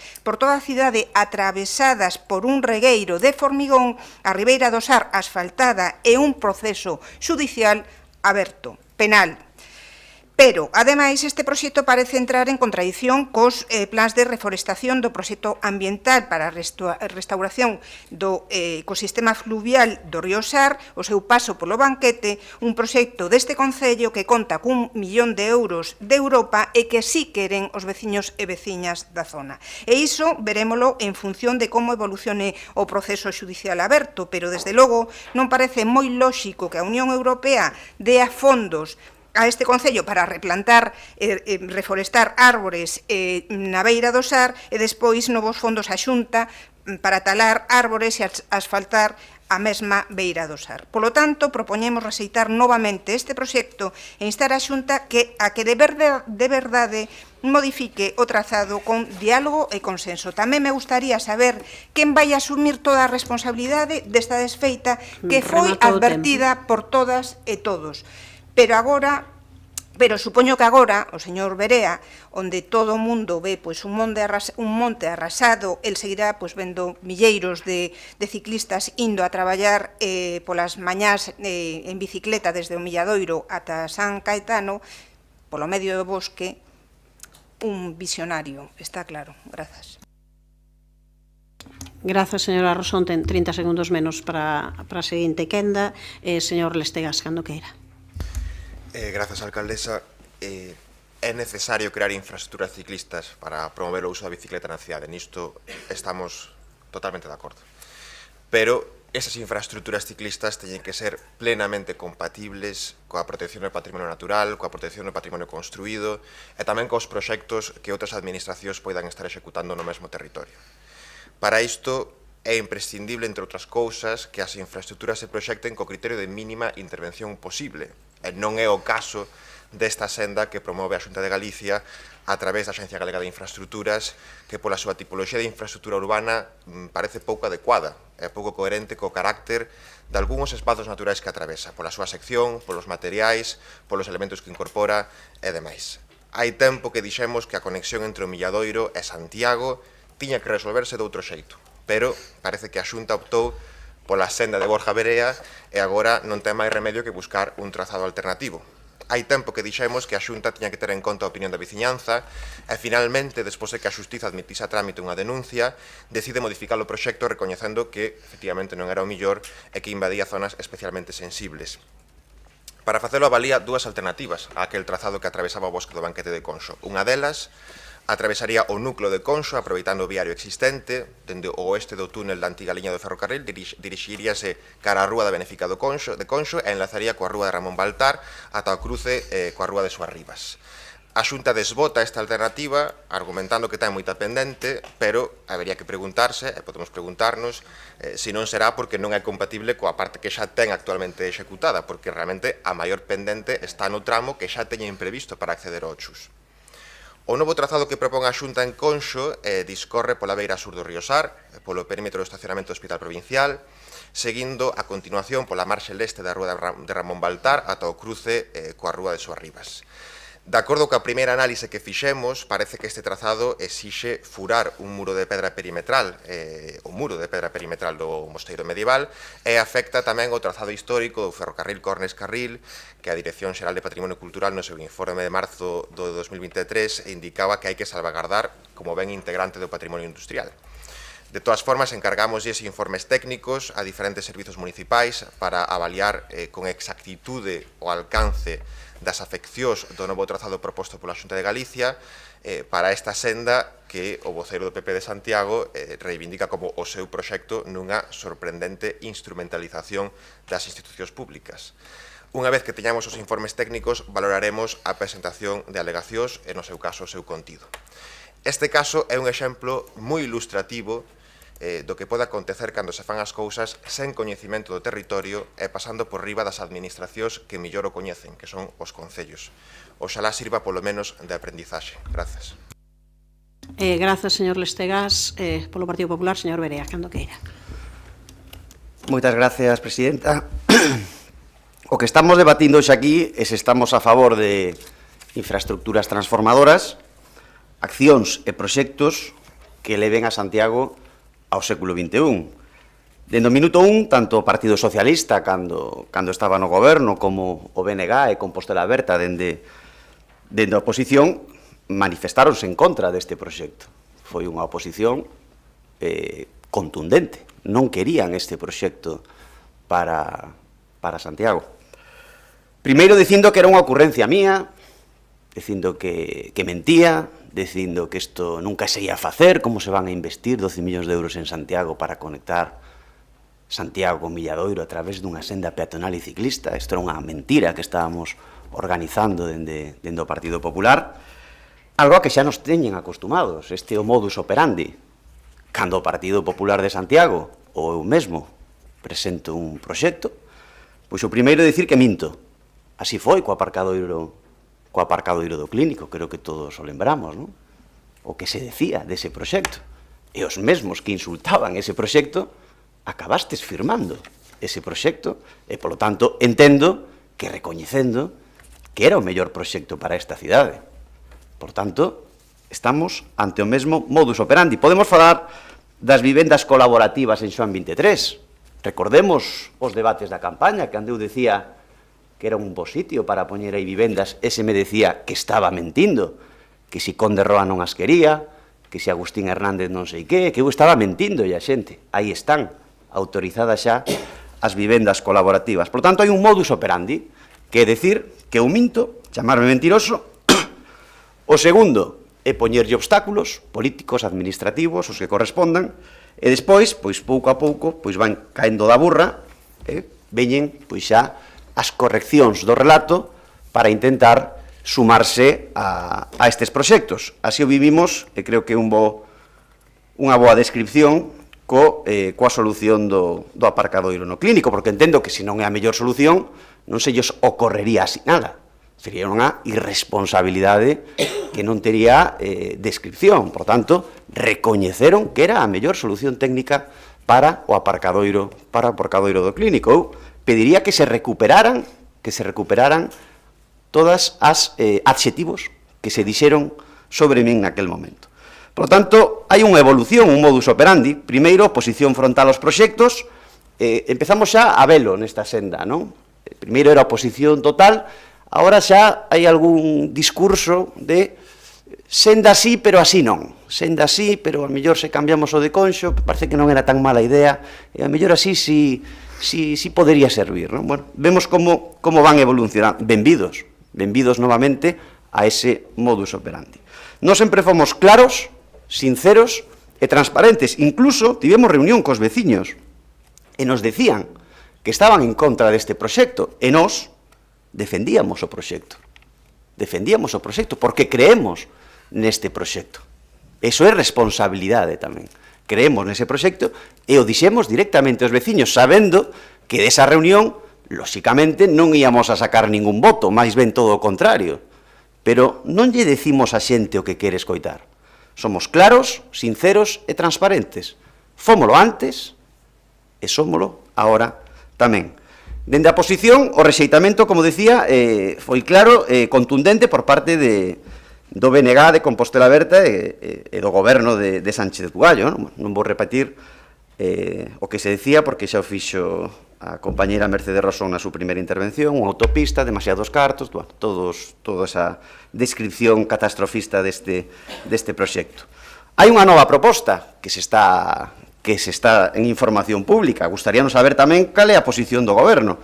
Eu, se non me equivoco, e se me equivoco, pois solicito que me corrixades, Compostela Aberta ante esta modificación, e non sei se foi un comunicado, foi un concelleiro ou a vicealcaldesa, dixeron que igualmente con este modificado era unha barbaridade. Non? Dous concelleiros de goberno dixeron que era unha barbaridade. Despois a alcaldesa creo que dixo que se estaba estudiando técnicamente. Creo que é importante que se poñan de acordo. Non? Son un goberno pequeno, un goberno de 6+2, pero sería interesante que a vicealcaldesa non dixese que é unha barbaridade, a alcaldesa ao mesmo tempo dixese que se estaba estudando. Non sei, insisto, se foi o concelleiro, un comunicado de prensa, pero Compostela Aberta fixo esas declaracións polo que teño entendido. Descónteme, presidenta. Eu espero que hoxe aclaren se están en contra de todo o proxecto, se están a favor dunha parte do proxecto, se lles gusta xa o proxecto, pero únicamente habería que axustar o de Conxo, porque se estaría ben que a cidadanía coñecese realmente que o que pensa o BNG, Compostela Aberta, o Partido Socialista sí que claro nese rexeitamento completo ao proxecto. Pero, bueno, creo que é importante saber que é o que opina o Goberno. Unha parte, polo menos, xa falou. Estamos ante unha infraestructura integral e que ten o rexeitamento deste tripartito do non, non? Bueno, nos imos seguir, como digo, apostando por proxectos integrales, por proxectos transformadores. Temos o convencemento que vai ser un éxito. Con humildade, non con ambición de visionario, senón con humildade, creemos que vai a ser un éxito. Tamén son consciente que se por calquera cuestión fracasa, pois van a ser moi duros comigo, non? Con esa senda, como dicía o concelleiro do BNG de Borja Verea, xa sei que vai caer sobre mí todo o peso, pero, bueno, cando unha aposta por transformacións reais de cidade, a ambición, lóxicamente, de ter unha cidade mellor, pois ten o seu coste en riscos, non? Tamén sei, creo que o dixen algunha vez, que como sexa un éxito, xa non será a senda de Borja Verea, senón que será ese proxecto transformador deste novo goberno do Concello de Santiago. Nada máis e moitas gracias. Grazas. Ten 1 minuto 40 menos. Pasamos a segunda quenda e ten 30 segundos menos. Señora Rosón Ochoa, 30 mire, segundos. Señor Verea, asumimos por imposición torticeira da Xunta de Galicia o proxecto, pero con unhas alegacións moi claras no ano 2023 que a Xunta fixo caso omiso delas e agora estamos como estamos, nunha situación cun proceso penal aberto. É bastante ridículo que cando traemos o rexeitamento a esta senda no mes de xullo, vostede diga que o mellor proxecto que viu Santiago en moitos anos. E agora que o traemos de novo, que vostede diga outra vez que é un proxecto espectacular cando a Xunta xa recoñeceu que errou co trazado inicial. Porque se non tivese errado, se non fose un erro, non modificaría o trazado. Así que, como pouco, debería vostede desdecirse do que dixo no mes de xullo, porque con este tema o seu descrédito realmente é importante. Tamén teño que recoñecer que me gustaría ver a un concelleiro de Medio Ambiente máis reivindicativo e que todos os esforzos que fai para falarnos da polinización nos parterres descoidados da cidade os dedicase tamén á defensa dun bosque ou do banquete de Conxo, de tan importante valor cultural e ambiental. Mais aínda, cando é veciño do barrio. E, lamentablemente, non escoiteis nunca, nestes meses, decir nada sobre esta senda. Hoxe, de novo, temos unha oportunidade para demostrar para que serve a política e a quen corresponden as nosas lealtades. Nos, o Partido Socialista de Compostela, o ten moi claro. Debémonos ás veciñas e aos veciños e debémonos á cidade. Por iso, reiteramos o noso rexeitamento á senda entre Milladoiro e San Caetano polo impacto ambiental que ten para o bosque do banquete de Conxo e a zona do Mosteiro. Reiteramos a nosa reclamación para que a Xunta aborde unha modificación real do trazado e das solucións construtivas da senda en aras da mínima afectación, con diálogo e consenso con este Concello e coas asociacións e colectivos implicados. E, desde logo, temos claro que o dano está feito e exiximos que a Xunta acometa a reforestación e restauración das áreas afectadas polas obras xa realizadas. Concelleiras e concelleiros do Partido Popular, a Xunta recoñeceu o erro e fixo un amago ficticio de rectificación. Non cometan vostedes outro erro do que teñan que desdecirse no futuro, por moi visionarios que sexan. Moitas grazas. Grazas, señora Rosón. Señor Lestegas, cando queira. Bueno, parece que Borja Verea é a persoa que fai todos os proxectos na Xunta de Galicia. A min gustaríame saber o que opina desto, non sei, por exemplo, a conselleira de Vivenda e Planificación de Infraestructuras, que parece que non ten absolutamente nada que ver en nada disto, non? Nin nos proxectos de vivenda, nin absolutamente nada. Todo é cousa de Borja Verea. Preguntarei yo cando a vexa a próxima vez. En relación co parking do Chus, que mencionaba, bueno, aí o que se mostrou é a capacidade dun goberno para negociar, para chegar a acordos con outras administracións, que é o que corresponde, para resolver problemas da cidade. O noso voto será favorable a esta proposición. A favor, grazas. Ten 1 minuto e 20 segundos, señor Verea, cando queira. Bueno, queda claro que non responde se o aparcadoiro dentro do recinto hospitalario é a mellor proposta, porque vostede asinou unha. O seu goberno asinou unha. Entendo que é a mellor proposta, porque se asinou sen ser a mellor proposta, ou se vostedes entenden que non é a mellor proposta, a irresponsabilidade é maior.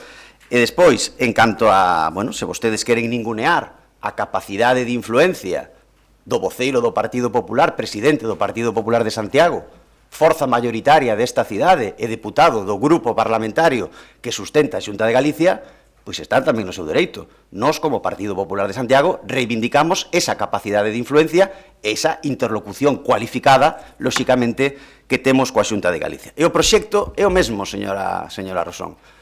O proxecto é o mesmo. O proxecto non é únicamente o banquete de Conxo. É un proxecto de transformación da cidade que está vivo en modificación. Cando esteña rematado, veremos se foi un éxito ou se non o foi. Grazas, señor Verea. Pasamos á votación, señor secretario. Proposición presentada polo Grupo Municipal do PSDG-PSOE relativa á senda ciclista entre Milladoiro e San Caetano e que afecta ao banquete de Conxo. Votos a favor. Grupos municipais Socialista, BNG e Compostela Aberta. Votos en contra. Grupo Municipal do Partido Popular. Abstencións non hai. Apróbase a proposición.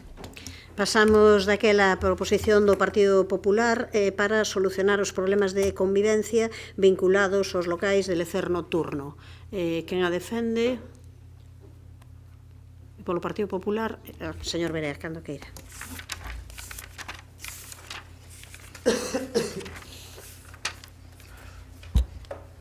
Gracias, presidenta. A pregunta que facemos dende este grupo municipal é se o goberno do BNG, se para o goberno do BNG os problemas de seguridade e convivencia son problemas reais e se son problemas graves, os problemas de convivencia derivados do ocio e do bullicio nocturno. Se a resposta é afirmativa, que para o BNG este é un problema na nosa cidade, a pregunta que facemos é por que esta convivencia segue deteriorándose. O que se ve a altas horas da madrugada en determinados puntos da cidade son gritos, patadas, xente ouriñando nos portais, lixo espallado polas rúas, altercados, pelexas, vómitos, liortas, cando non directamente trapicheo de drogas. E todo isto mantense ademais tristemente polas mañás, cando xa as familias saen á rúa.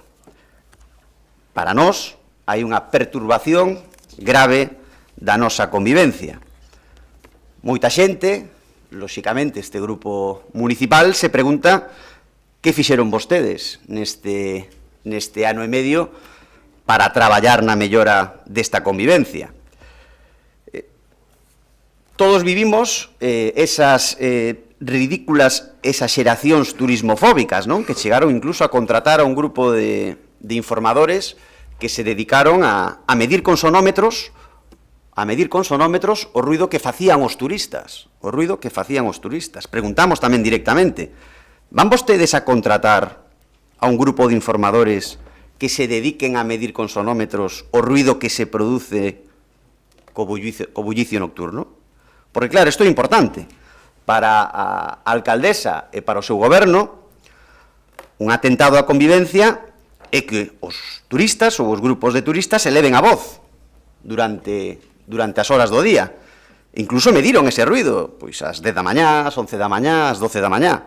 Pero para a mesma alcaldesa e o seu goberno parece que non pasa absolutamente nada cando se alza a voz pola noite, cánticos, excesos, altercados que acontecen, por exemplo, ás 5 da madrugada.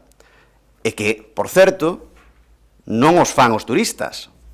Os turistas non ouriñan nos portais, non dan patadas nas portas, non están en liortas, pelexas, altercados, non vomitan nas rúas e, ata o que sabemos, non se dedican ao trapicheo de drogas. Pero sí, o BNG pon o foco e a diana deste problema coa convivencia cos turistas. Ese é o gran problema de convivencia desta cidade. Vemos aquí certo cinismo e certa hipocresía. Despois molestalles cando falamos de relatos e políticas turismofóbicas. Trouxemos iniciativas ao pleno, dimos roldas de prensa, falamos con moita xente afectada, estamos intentando facer o noso traballo, que traer a xenda pública como un problema prioritario, problema de convivencia derivado do ocio nocturno e do bullicio nocturno, porque para o Partido Popular de Santiago os problemas de seguridade e convivencia derivados do ocio e bullicio nocturno son moito máis graves e perigosos que os derivados do turismo. Son dous modelos de cidade lexítimos. Para nós hai un problema grave de convivencia derivado do que se está xerando no noso ocio nocturno, moito máis grave que os problemas de convivencia que está xerando o turismo. Para o goberno do BNG non, é moito máis grave os problemas derivados, como digo, do turismo. Seguimos facendo propostas, fixemos propostas, creo que en dúas ocasións trouxemos medidas concretas, un decálogo de medidas, o BNG incluso chegou a votar a favor deste decálogo, tanto preguntamos por que non as pon en marcha. Se na oposición servían, cando estaban na oposición e as votaron a favor, por que non as poñen en marcha ahora que están gobernando, non? Xa nos gustaría a nós poder gobernar e poder poñelas en marcha, pero están vostedes. Entonces, a pregunta é, se valían na oposición e votaron a favor, porque hoxe que están gobernando e despois de ano e medio, estas medidas non están en marcha. Pode ser porque non sexa un problema prioritario para vostedes, ou pode ser que xa non creen nesas medidas, pero sería importante ter unha resposta, non? Creo que a nosa responsabilidade pedir esas respostas, non? Descónteme da seguinte intervención. Fai un ano, como digo, trouxemos novamente este recordatorio, roldas de prensa en diferentes plenos, pero que nos atopamos é unha pasividade total. Pero as queixas son cada día máis. Por lo tanto, hoxe pedimos, pois extraemos parte desas medidas, pedimos medidas concretas, urxentes, inmediatas, a curto prazo. Fernando III Santo, Alfredo Braña, Santiago de Chile, Parque de Ramírez, Rúa Loureiros, Virxe da Cerca, son algúns dos exemplos das queixas que nos chegan a nós continuamente. Entendemos que tamén lles están chegando ao grupo de goberno ou polo menos aos servizos do grupo de goberno. Por tanto, propoñemos, nos gustaría que así se fixese, un incremento, un aumento, unha mellora da vixianza e da presencia policial nas zonas máis conflictivas, cando non perigosas, que se están xerando como consecuencia do bullicio e do ocio nocturno. Moitas gracias. Grazas, ten un minuto menos e pasamos á intervención de señor Duro cando queira. Gracias, alcaldesa. Bo día a todos e a todas. Pois, señor Berea, como pode ver, a súa apelación ao por vostede denominado Goberno BNG vai a contestar un concelleiro de Compostela Aberta.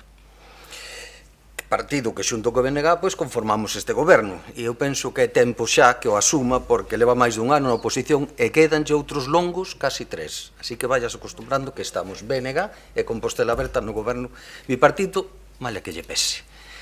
Pois, efectiva, somos conscientes de que existen puntos na cidade no que as actividades vinculadas ao lecer nocturno xeran problemas en determinados momentos. O que xa non era consciente é que vostede valoraba máis o turista que o cidadán da nosa cidade, pero, bueno, alá cada quen. E sabémolo porque escoitamos as queixas da veciñanza. pero tamén porque a Policía Local actúa, que tamén ten iniciativa e actúa diante das situacións que entenden que poden ser problemáticas. E eu creo, e vos saben, no? Porque sempre aquí se presentan como adelides da defensa das corpos e forzas de seguridade, que a Policía Local ten experiencia abondo e sabe cales son as datas do ano máis sensibles, cales son os puntos da cidade nos que se poden resistar incidencias en función de diferentes variables, e cales son os eventos nos que é preciso estar máis alerta.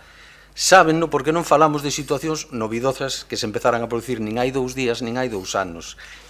E a actividade da nosa Policía Local neste eido queda claro cos datos. Voulle dar algúns. Ata o 30 de outubro tiñamos tramitadas 133 sancións por ruídas en vivendas. A imensa maioría, 103, foron no ensanche. Outras 18 corresponden á zona histórica e as 12 restantes a outros puntos da cidade. E doulle tamén outros datos. Identificacións persoas por ouriñar na rúa. Ata o mes de outubro tuvemos 266 sancións, 153 na zona bella, 113 no ensanche e 9 noutras rúas. A Policía Local interviu 127 veces en zonas de pubs, con especial atención aos locais nos que é máis frecuente que resisten incidentes ou problemas de convivencia. Estou falando da Policía Local, e isto hai que engadir as asociacións que fai a Policía Nacional, porque tamén é responsable da seguridade cidadán do noso municipio. Somos conscientes, evidente, que a Policía Local non sempre chega a todo, e non fai falta que insista que os problemas que temos relacionados coa falta de persoal, ni tampouco que nesa falta de persoal ten moito que ver a taxa de reposición imposta polos seus amigos de Madrid no seu momento. Insistirei, eso sí, no empeño que pon a Policía Local no desempeño das súas funcións, algo que supoño e espero que o Partido Popular non poña en dúbida.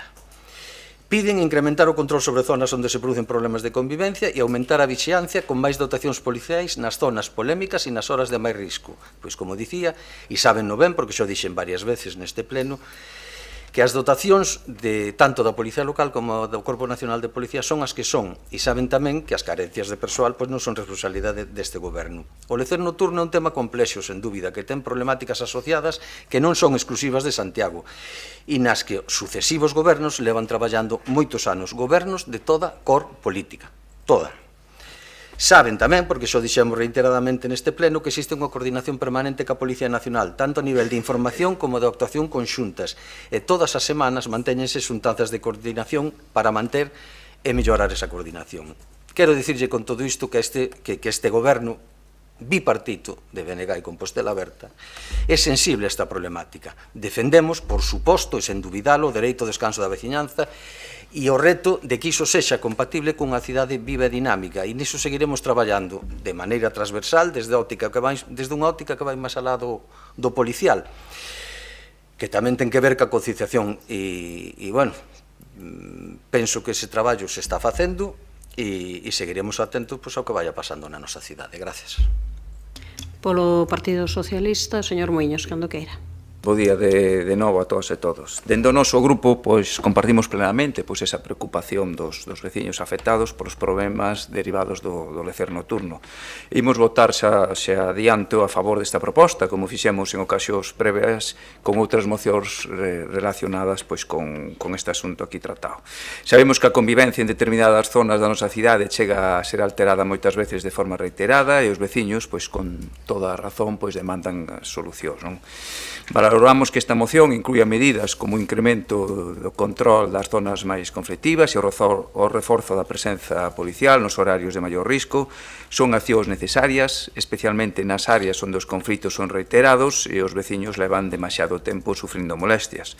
Escoitar as asociacións veciñais e actuar en base ás súas demandas é, sen dúbida, algo fundamental. Dei que tamén me gustaría alabar a labor e a profesionalidade da nosa Policía Local e o seu grado de implicación que teñen nas distintas accións que toman sobre todo na noite, non? Aí os datos reflexados polo compañeiro Xanduro. Tamén queremos destacar iniciativas recentes como esas charlas impulsadas pola Policía Local de Santiago que buscan ampliar o marco de acción fronte aos problemas asociados ao ocio nocturno. Estas charlas que inicialmente estaban dirixidas aos mozos e mozas que estaban a sair de noite, agora tamén chegan ás AMPAs, non? para permitindo, pois neste caso, pois unha maior sensibilización e implicación das familias. Coidamos que este tipo de medidas pois demostran que a prevención e a educación poden ser ferramentas pois efectivas para abordar este problema dende a base, fomentando comportamentos máis responsables pois entre a mocidade. Con todo, consideramos que limitarse a medidas de vixianza e control só servirá para paliar puntualmente pois a situación. Os problemas de convivencia pois vinculados ao lecer nocturno son complexos e para solucionalos de xeito efectivo precisamos dun enfoque pois máis ambicioso e integral. Coidamos que, por exemplo, que é fundamental implementar pois iniciativas que ofrezan alternativas de lecer máis responsables e respetuosas. Non se trata únicamente de sancionar, senón tamén de educar e fomentar pois un uso equilibrado dos espazos públicos. Por outra banda, reiterándonos sobre este tema, consideramos que para poder abordar esta situación de forma máis óptima posible é preciso levar a cabo pois unha análise profunda amparándose da situación real de ruído da cidade, non? Por todo iso, imos votar a favor, así dixen ao principio pois, da miña intervención, porque entendemos que é un paso necesario, pero queremos insistir en que Santiago precisa pois, algo máis que esos controis e presencia policial. Precisa dun plan integral que combine vixianza con educación, alternativas de lecer, pois un diálogo constante entre veciños e hosteleiros e mocidade. Só aí coidamos que podemos acadar pois, unha convivencia plena e sostible nas nosas rúas, con turistas e con veciños, isso está claro. De aí pois, que o noso voto vai ser a favor. Grazas. Grazas, señor Muiño. Tempo para a réplica, ten 2 minutos, señor Berea. Eu contaba con calquera cousa hoxe, estou habituado que me chamen de todo, non? Pero non contaba con que Compostela Berta reclamase o meu cariño e o meu amor nas miñas intervencións, non? Non sei se... Porque hasta tuve que preguntar polo WhatsApp porque non entendía a primeira parte da... Pero parece que quere que lle mencione, non? Compostela Berta. Bueno, pois terei máis... Poñei máis interese neste amor político hacia Compostela Berta e falarei máis de Compostela Berta. Espero que do BNG pois non haxa unha sensación de desamor por esta parte, pero intentarei falar das dúas partes. Non era consciente eu desa cuestión. Mire, aquí hai unha anomalía de xestión, vou intentar dicir o máis rápido posible. É importante que a cidade saiba que o Concelleiro de Seguridade critica as actuacións da policía nesta cidade. Isto creo que é importante que se saiba. A policía que foi a defender a familias e a propietarios foi criticado polo Concelleiro de Seguridade. Bueno, púxose de lado de asaltantes con navallas e non da policía. O Concelleiro de Seguridade falou dunha intervención excesiva da nosa policía. Non sei se iso lle parece normal. Non sei se lle parece normal. Creo que se merece tamén unha explicación esta cidadanía, non? E despois hai unha anomalía política. E digo yo desde todo o respeto persoal, que sabe que o ten, o meu respeto persoal, pero teño que facer tamén unha valoración política, non? Aquí hai unha anomalía política con vostede, que estexa hoxe aí sentado, gobernando. Vostede gobernou do 15 ao 19, certo? E os cidadáns votaron no desta cidade. A vostede, que gobernaba, votaron no desta cidade. E non é que pasara nas últimas eleccións que vostede resucitara como un ave fénix e a cidade reclamara a súa volta, senón que en 5 anos levou o seu partido de 10 a 2 concelleiros, é verdade tamén? Tamén é verdade, non? E, sin embargo, está aí sentado. E iso, xa lle digo, eu entendo que debería de estar na súa casa e non aí sentado, porque votaron os cidadáns do goberno e os electores pasaronlle de 10 a 2. Eso é dignidade política. Eu, no seu caso, estaría na miña casa. Señor Berea. Espere que lle poña o tempo, señor Duro, cando queira. Bueno, eu alégrome moito que da miña intervención estea totalmente de acordo co que dixen, porque vexo que na súa segunda volta non me dixo absolutamente nada sobre iso, e quero aclararlle de verdade desde o cariño que nós non temos ningún problema co poliamor, non sei o seu partido, pero por nós non vai quedar, faltaría máis. Ben, non sei se merece a pena contestarlle eso de que me votaron da cidade, home, votaríanme do meu posto no Concello como concelleiro, pero da cidade ainda vivo aquí, e bueno, non me quere todo o mundo, pero vou xestionando un pouco a convivencia sin ningún problema. Pero sí, o meu partido sacou 10, logo sacou 5, ora sacou 2, o mellor a próxima desaparecemos ou volvemos a sacar 10, a vida é así, fluida, o Partido Popular sube, baixa, desaparecer lamentablemente non, pero bueno, aí está. Así que eu creo que eso parte do proceso democrático, haberá que asumilo, reírnos o posible e pelexarnos onde toque. Gracias. Señor Mueños. Sí, centrémonos pois, no debate da proposición, non? Que coido que é realmente importante o que os veciños realmente pois, nos están a pedir, non?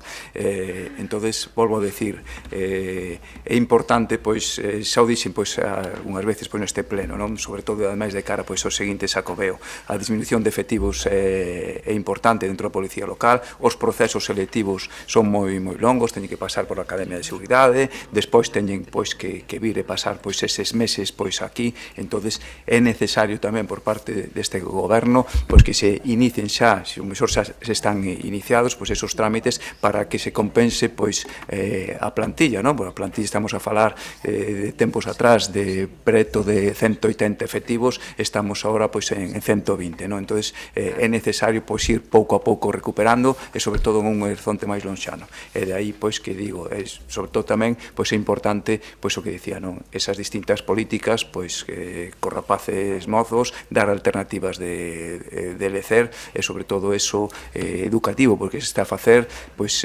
eso non son os resultados pois inmediatos, non? Requiren pois de un proceso pois a medio longo prazo para que realmente pois podan ser efectivas pois todas estas charlas, esas políticas educativas que son boas para facer, para que haxe unha boa convivencia, pois sobre todo pois que non sufran pois as veciñas e veciños. Grazas. Grazas, señor Muiños. Pasamos á votación, señor secretario. Proposición presentada polo Grupo Municipal do PP para solucionar os problemas de convivencia vinculados aos locais de lecer nocturno. Votos a favor. Grupo Municipal, unanimidade. Pasamos daquela seguinte proposición do Partido Popular para a revitalización da Praza de Abastos. Señora Otero, cando queira. Bos días a todos e a todas. Ben, a Praza de Abastos é un emblema da nosa cidade e foi tamén no seu día o punto neurálxico da economía local. Un lugar que ofrecía á veciñanza non só a posibilidade de compras, senón tamén un espazo onde sociabilizar.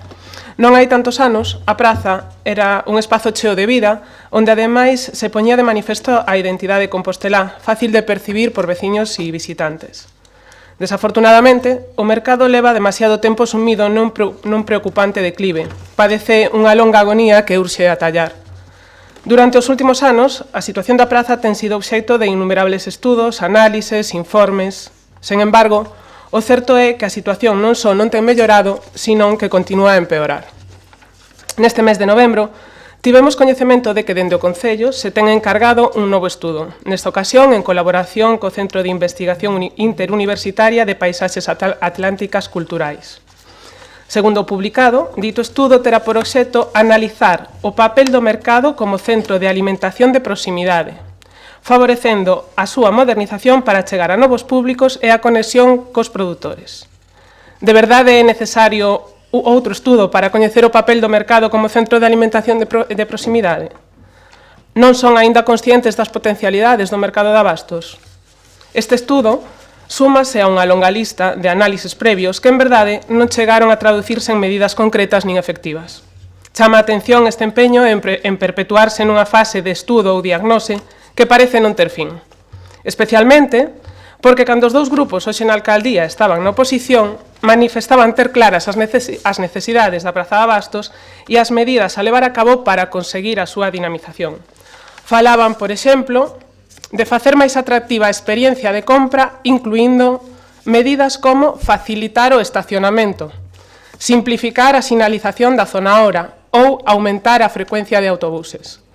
Isto era o que propoñía, por exemplo, o BNG. Outro exemplo sería unha proposta que defendía abrir un concurso para ocupar as casetas baleiras nas naves da praza e incluir unha liña de axudas destinadas a impulsar proxectos de emprendedores nestes espazos. Esta sonarálle, señor Duro, imagino, porque é unha proposta do seu grupo. É chamativo, como dicía, que agora que levan máis dun ano e medio na alcaldía e teñen a posibilidade de poñer en práctica estas medidas, as teñan desbotado o caixón do esquecemento. No lugar de, en palabras do señor Duro, pasar a acción porque xa é o momento, E, como digo, pon en práctica as medidas que defendían cando eran oposición, insisten en levar a cabo novos estudos, prolongando de xeito incomprensible a agonía da que adolece a praza. A praza non necesita máis análisis, o que necesita son solucións, medidas que axuden a revitalizala. E é por isto que, dende o Partido Popular, propoñemos ao Goberno local que se estableza un calendario de traballo con prazos definidos para a execución e posta en marcha de medidas concretas de dinamización para acadar a revitalización da Praza de Abastos. Obrigada, señora Otero. Ten a palabra o señor Duro, cando queira. Gracias, alcaldesa. Pois teño que dicir que me deixa algo desconcertado, señor. Algo desconcertado. Botanlle en cara ao goberno que queiramos facer análisis e plans de problemáticas existentes no noso municipio, vostedes que en cada pleno reclaman un plan, un programa integral, unha estrategia, mesmo neste traen algún, e ademais, pois eu creo que vendo análisis que fai da documentación que lles chega, pois que demostran que son máis da escola de que a realidade non che estropea un bo titular, ou mesmo dá de todo mal, que tamén me vale. Efectivamente, estamos traballando para sentar as bases para que a Praza de Abastos teña o futuro vizoso que merece. E estámoslo facendo da man das persoas que fan parte da praza no seu sentido máis amplio. Ben saben que temos constituídas mesas de traballo na que participan, alén dos praceiros e praceiras, representantes veciñais, grupos de investigación, asociacións de hostelería, de consumidores e persoal do Concello. E deste proceso de reflexión encetado, tiramos unha primeira conclusión clara e meridiana. O mercado municipal é un servicio público. Deben as políticas públicas ocuparse da alimentación? Evidentemente. E como deben de facelo? Pois atendemos as propostas europeas articuladas no Pacto Verde Europeo e na Estrategia da Granxa á Mesa, a contestación é que as políticas públicas respecto á alimentación deben aliñarse para acadar, estou citando literalmente, o obxectivo de transición ecolóxica e garantir non só acceso á alimentación, sino tamén a alimentación producida de maneira sostible, de proximidade, producida en condicións xustas para os produtores e produtoras e articulada localmente. E ese é o contexto onde a pequena distribución e os mercados municipais poden atopar o seu sentido e seren competitivos pois nun contexto que sabemos que non é doado. Certo que a Praza de Abastos ten que volver ser o centro de venta alimentar de proximidade do noso municipio e da súa comarca. E esa foi a conclusión unánime das primeiras xuntanzas desta mesa de traballo. E nese camiño estamos. E dicíalles un pouco que non atenden a realidade antes de facer unha crítica, porque o traballo que está desenvolvendo o Centro de Investigación Interuniversitaria das Paisaxes Estatais Culturais, o CISPAC, é precisamente ese, articular esa cadea de produción-consumo de proximidade co seu epicentro no mercado de abastos, nun proceso participado e dialogado. Non se trata de pensar onde queremos chegar. Iso témolo moi claro. Trátase de traballar no como facelo. Trátase de potenciar a praza como mercado de proximidade, de crear redes de produción agrogandeira de proximidade ben organizadas, explotar a potencialidade de actividade económica e de emprego deste sector. Trátase tamén fundamental de fomentar o relevo xeracional tanto na produción como na venda. Trátase de ir facendo. E quero reivindicar, independentemente disto, a necesidade de reflexión e de planificación. Non adoitamos, ou cando menos non adoito traballar en base a ocorrencias e antollos. Si que propoño que comencen vostedes a súa fase de reflexión para ver o que poden achegar en positivo ao noso municipio. Cando estean niso, estaría encantado de escoitalos. Gracias. Grazas, señor Duro, e polo Partido Socialista, señora Castro. Grazas, señora alcaldesa. Ben, desde o Grupo Municipal Socialista compartimos a necesidade de actuar nun futuro inmediato para dinamizar e fortalecer a actividade comercial da Praza de Abastos. Ademais, eu teño que decir que nós sempre tivemos claro que o uso hosteleiro debe ser complementario e fai que aumente o atractivo da plaza, pero desde logo o uso comercial debe ser o principal. E é un uso que debemos preservar e potenciar, e o certo é que neste momento o problema é máis que evidente porque hai alrededor de 40 casillas baleiras, que aproximadamente un 10% total das casillas. Claro, por outro lado, teño que decir que cando se fai un estudo sobre a cuestión que sexa, hai un risco, e é que as conclusións que dé o estudo pois que non nos gusten. Ou que esas conclusións non se adapten á idea preconcebida que nós tiñamos sobre ese asunto. E eu creo que iso podería ser o que lle pasa a este goberno coa Praza de Abastos, que resulta que repiten o estudo ata que ese documento diga o que vostedes queren que diga, E tamén o fan con outras cuestións, a ninguén se lle esquece, e se lle esquece xa estou eu aquí para lembralo. Temos un exemplo recente, isto foi o que pasou ca Comisión da Auga durante 4 anos. Agora estamos pendiente de outro estudo que tamén así aproveito que onde está. Miren, eu quero lle dicir a este goberno, xa teñen, e o compañeiro Xan, que o debe de saber, claro que o sabe, xa teñen unha diagnose realizada por Mercasa que o goberno socialista de Sánchez Bugallo encargou no 2023.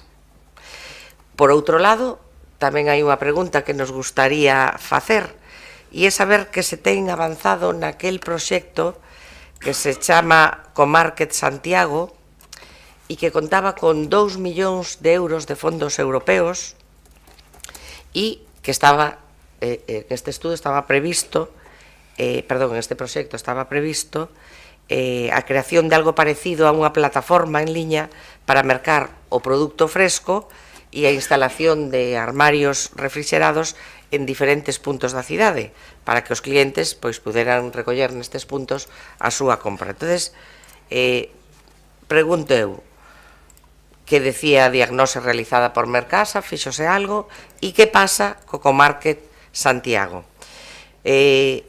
Insisto, entonces xa hai un estudo en riba da mesa que deberá recoller un análise da situación e propostas, e con estas propostas debería haber accións en marcha. Eu agardo que hoxe nos dean explicacións e, en todo caso, o noso voto vai a ser favorable a esta moción, toda vez que todas e todos coincidiremos que se precisa solucións á precaria situación que atravesa a Praza de Abastos. Chámame a atención tamén a dobre vara de medir que ten o goberno da señora San Martín para medir as necesidades de estudo. Para a Praza de Abastos resulta que se quere facer un segundo informe, pero, por exemplo, para reformular completamente a mobilidade do eixo a Senra, Virxe da Cerca e San Caetano, a vostedes non lle fai falta estudo ningún, porque, segundo dixo a portavoz do goberno, a señora Louzao, non todas as decisións que toma o goberno teñen que estar refrendadas por estudos. Esta parece que sí que ten que estar refrendada. En fin, eu alégrome, e sinceramente yo digo, que se este avanzando neste proxecto, pero tamén lle pediría que eses avances sexan algo máis visibles, sobre todo pola situación que ten a Praza de Abastos. E, para non facer segunda intervención, ata de agora falei do goberno, claro, pero non falei nada do Partido Popular, nin da compañeira Olalla Otero que presenta isto. Bueno, pois eu o que teño que decir ao Grupo Municipal do Partido Popular é que, ademais de pedir un calendario, como se pide nesta proposición, que me parece estupendo, de traballo, que teña prazos definidos, bueno, pois gustaríame que vostedes trouxeran nesta mesma proposición pois algunha proposta específica para dinamizar o mercado ou algunha acción que consideren prioritarias. Si é certo que fixe un relatorio de unhas accións que o goberno, cando estaba na oposición, trouxo e que vostede podería estar de acordo, pero voto en falta eso. Entonces, para rematar, eu creo que este espazo debe funcionar tamén como un lugar no que intercambiar ideas ás veciñas e veciños, a calidade da vida das veciñas e veciños, se este espazo funciona, eu creo que melloraría. Hai moita xente de idade que acude á Praza de Abastos e, polo tanto, calquera alternativa que lle demos atractiva para isto, pois será bo para elas e para eles. Señora Olalla, dona Olalla, señora Otero, limitarse a cuestionar a actividade do goberno está ben, sei que foi o que fixeron todos os grupos que estaban aquí, PP, Compostela Aberta e BNG, todos os grupos da corporación, sei que o fixeron no mandato anterior, pero, bueno, eu creo que a cidadanía merecese algo máis, e entonces, agora, pois, vamos a remar todos na mesma dirección, vamos a ser propositivos, e nos estaremos aquí sempre para apoiar calquera cousa que sea boa para a veciñanza, e, por suposto, nunca direi que unha proposta que se traiga a este pleno, e vou a insistir outra vez no compañeiro Adrián Villa, sea unha falta de respeto. Non o direi nunca. Grazas. Grazas, señora Castro. Tempo para a réplica para a señora Otero, cando queira. Señor Duro, si se trata de ir facendo, fagan algo dunha vez. Nós non lle botamos en cara que teñan un plan, o que lle pedimos é que executen algún plan. Cantos estudos fan falta para empezar a poñer en práctica esas medidas? E teño que sumarme ao que lle preguntaba Emilio, o veciño que interviu a primeira hora da mañá, ou que a pregunta que lle facía o meu portavoz na súa última intervención. Por que o que era prioritario cando vostede estaba na oposición agora xa non o é? Porque as medidas que servían cando estaban na oposición agora xa non son válidas? Estaría ben, sería interesante que nos contestase a nós a estas preguntas e, por ende, tamén a veciñanza, non? E respecto da señora Castro, o único que lle podo decir hoxe é que non teña dúbida ninguna de que cando nos gobernemos o que non vamos a facer é renegar das medidas e dos plans e das propostas que traigamos estando na oposición a este pleno. Grazas, señora Otero. Ten a palabra o señor Duro. Gracias, alcaldesa. Señora Castro, certo, vostedes encargaron un informe, este informe foi debatido, traballado na mesa de traballo que lles dixen antes e concluíso que había cousas aproveitables e outras non. O informe pensamos que é acertado na avaliación, digamos, do día a día da praza, dos microproblemas, pero non concordamos en absoluto co futuro que formula para a praza, nin a medio nin a longo prazo. Nós non queremos unha boquería ou unha praza que perda a función que debe ter. Esa pode ser a súa opción, respetable, pero non é a nosa. E, desde logo, non é a deste goberno, nin, e isto quero recalcarlo, nin da mesa de traballo que está facendo este proceso. Mesa de traballo, insisto e repito, formada por praceiros e praceiras, representantes veciñais, grupos de investigación e as asociacións de hostelería e consumidores da nosa cidade. Non é un capricho, insisto, xa o dixen na intervención anterior, nós non traballamos por caprichos nin por antollos. Vemos informes, reflexionamos e actuamos. E creo que nesta vez actuamos co consenso de todas as persoas que fan parte da praza, cando menos dos seus representantes. E, señora Otero, volvo a repetir, porque igual non leu ben os papéis, non estamos cun plan, estamos executando un proceso, estamos traballando cos praceiros e praceiras para mellorar os seus circuitos de distribución. Eso estáse facendo, é dicir, non estamos planeando, estamos actuando por fases. A plaza é un espazo moi complexo e montar unha rede de distribución organizada, ordenada e estruturada, nin lle quero contar o complexo que é. Non se preocupe, que eu mantereille informada dada a súa gran preocupación pola praza de Abastos. Faltaría máis. Grazas. Grazas, señor Duro. Ten 1 minuto 40 segundos a señora Castro, cando queira. Non sei se hoxe teño un problema de non explicarme ben ou que pasa aquí. Pasoume antes co señor Lestegas e agora pásame co señor Duro. Dixen ao principio da miña intervención que sempre tivemos claro que o uso comercial é o uso prioritario da praza. Así que nin boquería nin outra cousa parecida. Non dixen eso en ningún momento. E iso de non concordamos, sí que digo. Claro, non concordamos, e cando non concordamos, cando encargamos un estudo, pois vamos a facer outro hasta que concorden con nós. Eso ao que me referín, non dixen outra cousa. Nada máis, en calquera caso, eu creo que é necesaria unha intervención na Plaza de Abastos, que é necesario revitalizar este espazo e que, bueno, pues temos que estar todos traballando para facer o mismo. Grazas.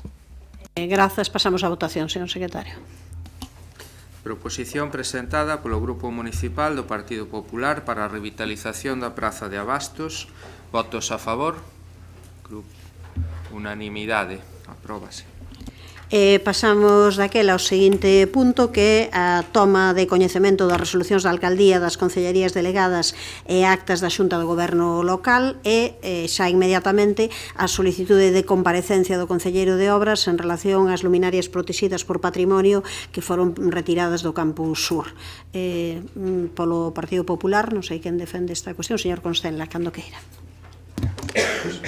buenos días, muchas gracias. Lo primero, saludar a Emilio Santos y trasladarle todo mi afecto y absoluta reconocimiento al trabajo que están haciendo y a la justicia y de sus reivindicaciones, ¿no? Bueno, volvemos a hablar hoy de un tema ya tratado en el pleno pasado sobre qué pasó con la retirada de las luminarias de la zona llamada la residencia, la residencia universitaria, ¿no? Me refiero, que es como conocemos los compostelanos ese entorno, ¿no? Bueno, pues ahí lo primero que hay que decir es que contaba con un informe desfavorable de la Comisión de Casco Histórico, a pesar de lo cual el concejal de obras, o quizás habrá que ser más prudente al decirlo, o más claro, pues los representantes de la empresa de sustitución de luminarias, pues hicieron caso omiso y, como ya sabemos, se colocaron unas farolas bastante más propias de un polígono industrial que de este entorno tan singular. Y lo que es más grave a mi juicio, pues se provoca un claro desprecio político, institucional y ciudadano.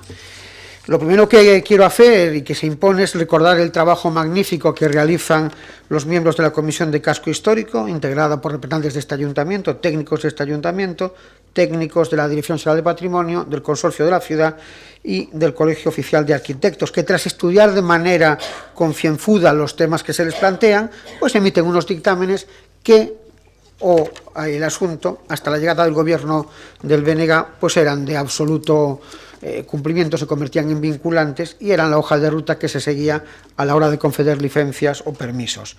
Bueno, pues desafortunadamente el gobierno del BNG pues prefiere optar por dos nuevos caminos, ¿no? Primero, por despreciar, y hay que decirlo con todas las letras, los órganos institucionales consultivos de la ciudad, pues rechazando su trabajo técnico y absolutamente leal, y es algo que, como decía también antes, no es nada nuevo, y hay que recordar lo sucedido con la Orquesta Panorama en la Plaza del Obradoiro.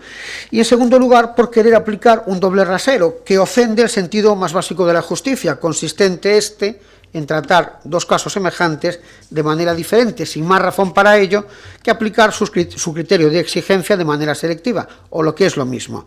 Los dictámenes de la Comisión de Casco Histórico son absolutamente vinculantes para las actuaciones solicitadas por los vecinos y son absolutamente, rechazables por ustedes, que consideran que el trabajo que hacen esos técnicos que citábamos hace un segundo, bueno, pues son sugerencias simpáticas de esos profesionales que se reúnen pues una vez al mes, bueno, pues no tienen otra cosa que hacer, se reúnen y emiten unos dictámenes sobre temas que ustedes les plantean, ¿no? Mire, concejal, la comparecencia que le hemos solicitado se articula en torno a 6 preguntas que yo agradecería de manera singular que usted contestase de la manera más clara y desde luego sincera posible, ¿no? La primera, y evidente, es porque el gobierno municipal ignora de manera descarada y ofensiva, y yo digo que obscena, pues ese informe desfavorable de la Comisión de Asesora de Patrimonio Histórico. La segunda pregunta se relaciona con el criterio invocado para esa sustitución, que son criterios relacionados con la inseguridad y el deslumbramiento, y en este sentido pues me gustaría saber pues qué ha pasado los últimos meses que ha llevado a rechazar esa propuesta de la Comisión para realizar un diseño específico de farola para ese entorno. Bueno, pues si ha pasado algo, en fin, si desde el 2015 que usted es responsable, este ayuntamiento, del mantenimiento de esas luminarias, pues si hay algo que ha cambiado y ha hecho que en los últimos días fuese tan urgente esa sustitución. La tercera habla de la catalogación de las farolas, pero sobre este particular, pues si quiere no se extienda porque ya se ha contestado en otro momento, ¿no? La cuarta pregunta tiene que ver, bueno, pues con la actuación de la USC, ¿no? Que usted mismo en una comisión de casco histórico decía, bueno, pues que se habían sustituido esos elementos catalogados en torno al año 2000. Bueno, pues yo querría preguntarle si le parece a usted adecuada hacer dejación de funciones de defensa del patrimonio, sabiendo que se ha producido esta situación. Bueno, pues qué elementos que ha hecho usted, si ha contactado con la USF para pedir que se repongan, si se ha iniciado un proceso de sanción a la USF por no respetar ese elemento catalogado, en fin, ¿qué ha hecho usted, no? La quinta tiene que ver con la intervención, si va a ser pues una intervención permanente, provisional, bueno, pues y sobre todo quién va a asumir los costes si esta no fuese permanente, ¿no? La sexta tiene que ver, bueno, pues con este elemento, luego me descuente, alcaldesa, si me escedo, que creo que va a ser que sí. La sexta tiene que ver, bueno, pues ese cambio de paradigma, ¿no? Si se va, pues de algún modo ya a consolidar, ¿no? Que es las actuaciones de la Comisión de Casco Histórico serán solo relevantes para las peticiones de los vecinos y absolutamente accesorias para ustedes. Bueno, pues díganos si este va a ser el nuevo paradigma, ¿no? Y por último, me gustaría, si me lo permite, realizarle una última cuestión fuera de guión. Una pregunta que alguien de su reconocidísima trayectoria política y desde luego con su compromiso social y asociativo estoy convencido que no dudará en responder. Señor Domínguez, don Jesús, ¿coincide usted conmigo en que un buen gobierno local desde una concepción amplia es aquel que partiendo de valores éticos y estándares altos de integridad y transparencia debe actuar siempre con respeto a las normas, con eficacia y eficiencia, racionalización del gasto, con calidad de los servicios públicos y gobierno abierto? Estoy absolutamente persuadido que su respuesta, acorde, como digo, con sus firmes convicciones, pues no puede ser otra que, por supuesto, que sí. Y dado que su respuesta será sí, porque es una persona de firmes convicciones, estoy completamente persuadido que empezará su intervención pidiendo perdón a los vecinos por el disparate cometido con esas farolas, haciendo extensible esas disculpas a la Comisión Asesora de Patrimonio Histórico del Plan Especial. Cualquier otra cosa no casaría bien ni con su trayectoria ni con sus convicciones. Muchas gracias. Grazas, serán 45 segundos menos para a seguinte intervención. Ten agora o tempo para a súa quenda o señor Domínguez cando queira. Moi bo día, grazas, alcaldesa. Saudar pois, a Emilio Santos da Abado Pedroso e a toda a veciñanza que representa. O Concello e a USC asinaron en 2005 un acordo no que manifestaban a vontade de que o Concello asumise a titularidade da rede viaria no campus e unha vez formalizado o traspaso se encargase do mantemento das instalacións propias do espazo público. Froito daquel convenio implantouse a hora e fixéronse obras, asumindo o Concello o mantemento de algunhas das instalacións mais sen que se producise un verdadeiro deslindamento das redes públicas e privativas. O convenio caducou sen completar o proceso xurídico da transmisión e sen realizar as obras necesarias para condicionar as instalacións e cumplir cos estándares técnico-legais. Tanto foi así que o 1 de outubro do 2010 o Pleno aprobou unha revisión do Plan Especial actualmente en vigor, formulada pola USC que determinaba a necesidade de realizar un estudo que permita concluir o estado en que se atopan as infraestructuras existentes, a definición de ámbitos de reurbanización por fases, a programación das actuacións, establecendo as prioridades, elaboración de criterios de urbanización, etc. Na normativa desa mesma revisión do Plan Especial indícase que para facer efectiva a cesión ao Concello do Viario e dos espazos libres públicos e para facilitar a posterior xestión, conservación e mantemento dos mesmos, a Universidade proporá un plan integral de mobilidade e mellora urbana, que definiría conxuntamente pois, a reorganización da funcionalidade no relativo ao tráfico, ás obras de construción, reurbanización, as de reposición e reparación previstas nese plan especial.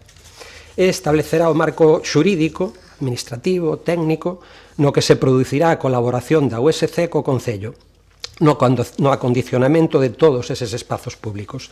Fago este pequeno repaso inicial para dar conta que na realidade o que o Concello xestione agora ou acometa obras de acondicionamento, chegamos a este ano, a 2024, sen completar o percurso da situación xurídica para que o Concello se poida facer cargo de xeito efectivo e total do campus.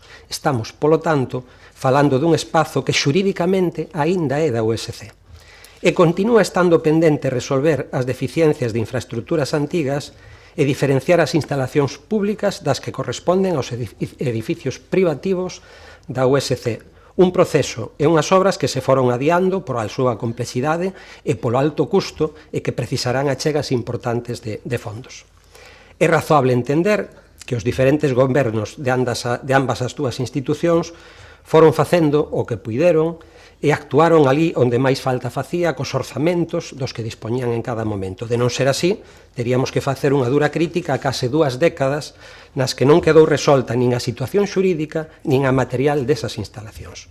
Nese contexto, o goberno anterior incluíu no contrato de mantemento de servizos enerxéticos das instalacións de iluminación exterior que entrou en vigor no 2023 e foi asinado polo señor Bugallo o 9 de maio dese mesmo ano unha actuación para resolver os problemas de seguridade que presentaban as luminarias do Campus Sur. Ao anterior goberno constáballe un informe emitido pola empresa ferrovial, como xa dixemos en outra ocasión, o 14 de novembro do 2018, no que se di en todos os cuadros se han encontrado deficiencias que afectan a la seguridade de las personas. La zona de faroles de hormigón no dispone de canalización ni pica de puesta a tierra y con un alojamiento del equipo con tapa metálica susceptible de puesta en tensión y accesible.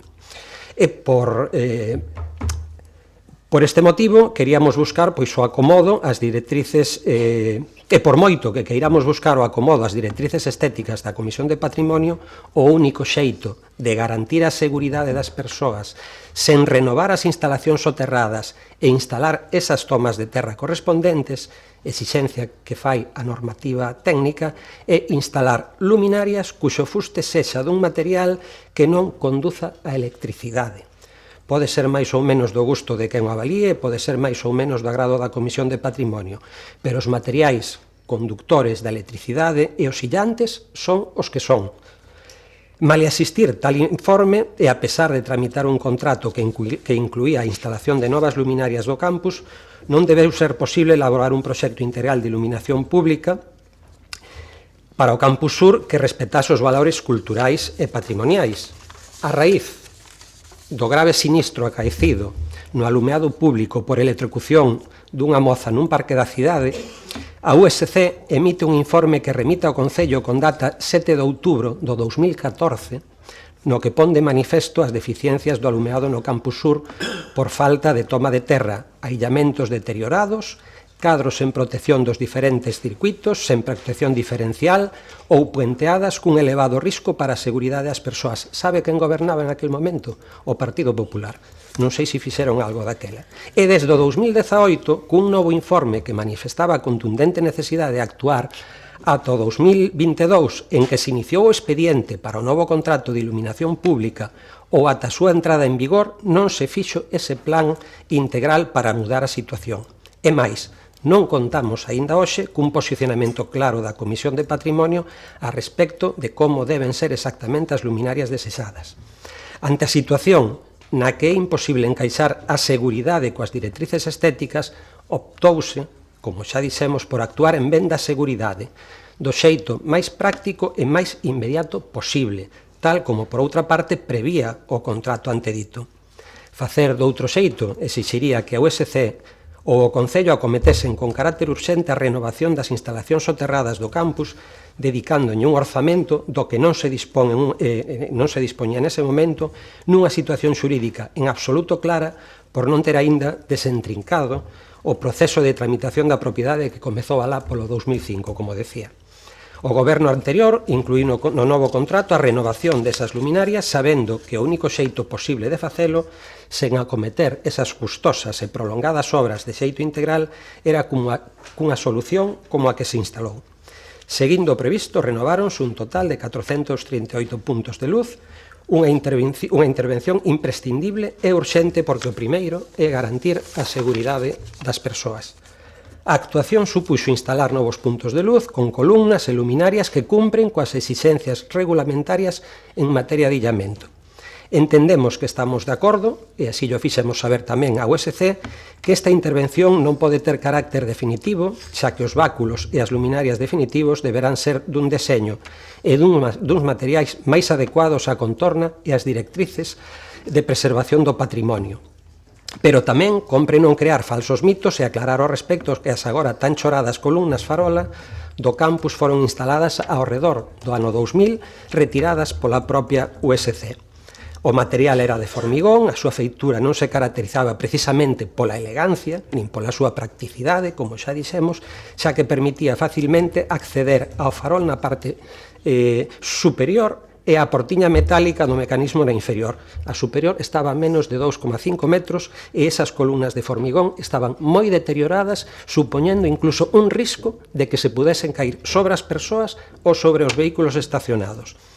Cabe lembrar que en 2023 este goberno asinou un protocolo para guiar o diálogo sobre os diferentes asuntos que nos atinxen conxuntamente ao Concello e á USC. No marco dese acordo e no seo dos grupos de traballo da Comisión de Seguimento, iránse determinando os plans de actuación para abordar os investimentos necesarios que poidan dar solución a esta e a outras necesidades do campus. O proceso non vai ser rápido, porque exixirá compromisos orzamentarios importantes para as dúas institucións e criterios de priorización acordados conxuntamente. Se fose doado, seguramente xa estaría feito nestes últimos 20 anos.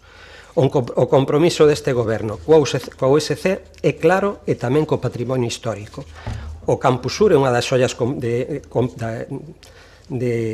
compostelanas que, por suposto, temos intención de coidar, pero sempre colocando as persoas en primeiro lugar. E a seguridade das persoas non podía esperar.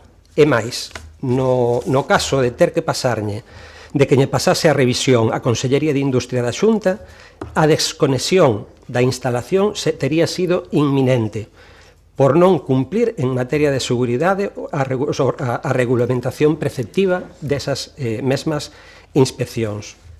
Por si acaso, como me quedan 30 segundos, vou a comentar eso. A pregunta que facía en último lugar, a seguridade das persoas, ante todo, actuar para resolver ese problema, foi a decisión, foi o que motivou a decisión, e así debería ser. E o que fagamos co esa remodelación, teremos que decidilo conxuntamente co USC. Obrigada, señor Domínguez. Por parte do Partido Socialista, señora Rosón. Bueno, moi bo día de novo.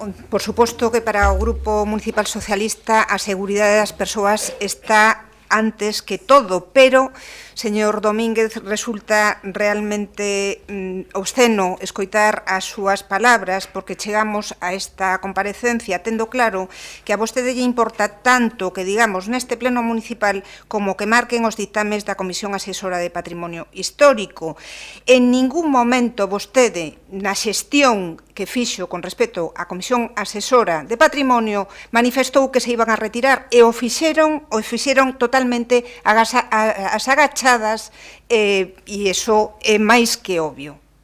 De un día para outro apareceron unhas novas luminarias que non responden ao que merece aquelo.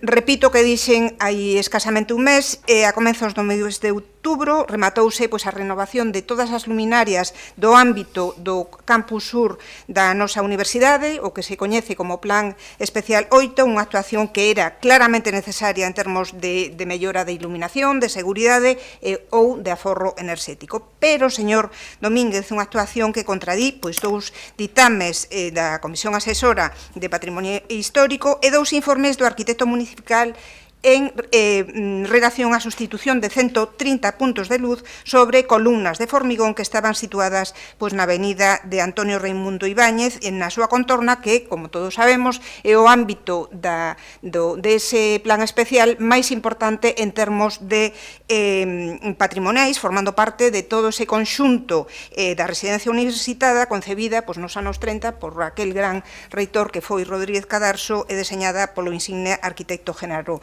de la Fuente. Hai un mes, este grupo, como recordei agora, trouxemos unha moción para instar ao goberno local a elaborar e executar no prazo dun ano un proxecto integral de alumado específico para a contorna do Campus Sur que reclama o persoal técnico e vostedes optaron pola abstención. Señora alcaldesa, xa me dirá vostede que tan crítica foi coas abstencións do grupo do goberno no pasado, cal é o matiz desa abstención. O que está claro é que non é nada novo a amnesia interesada que parece vostede sufrir desde que está na alcaldía respecto das receitas que lle daba vostede ao anterior goberno e as que aplica o BNG desde que está no poder. Vostede esqueceu as críticas ás abstencións e agora as practica como praxe habitual para evitar comprometerse, esqueceu o respecto aos ditames da Comisión Asesora e semella que esqueceu tamén aquilo que decía vostede respectar os acordos por maioría da corporación. Porque, a pesar da súa abstención indiferente ou evasiva, coa que tentou dar a entender que a cousa non ia con vostede, a maioría desta corporación decidiu que se debe abordar a iluminación na contorna da residencia universitaria que respecte os valores culturais e patrimoniais dunha zona de especial protección que rodea a nosa cidade histórica. Vostede sabeo, non hai ningunha licencia que se outorgue dentro do ámbito do plan especial especial que non leve o visto de prace da Comisión Asesora e resulta que é agora o Grupo Municipal o que fai caso omiso deses informes. Para que nos entendamos, os fustes desas farolas situadas na zona residencial do Campus Vida foron reemplazados agora por outras novas luminarias con columnas de material plástico. E si todo o que nos acaba de contar durante 10 minutos o concelleiro de Medio Ambiente responsable de obras e de servizos, pois se houbera plantexado nesos termos os expuxera daquela que iba por las razóns claras de seguridade que iba a ser cambiadas provisionalmente, pois outro gallo cantaría. Pero resulta que non foi así, ocultouse un tema bastante clave que era que se iban a retirar sí o sí, dixera o que dixera a Comisión Asesora. Esos farois previos que tanto intenta devaluar o concelleiro non eran efectivamente os orixinarios da obra inicial da residencia universitaria que se colocaron no ano 1955 cando conclúe prácticamente a construción de todo ese conxunto, toda vez que hai, o sabemos porque eu solicitei documentación de todo relativo a estas luminarias e hai un informe da universidade que di que no ano 2000 se sustituíron por outras, non? Pero se sustituíron por outras idénticas, de formigón, dun material que no ano 55 era un material novo que non ten que ser devaluado por moito que vostede diga.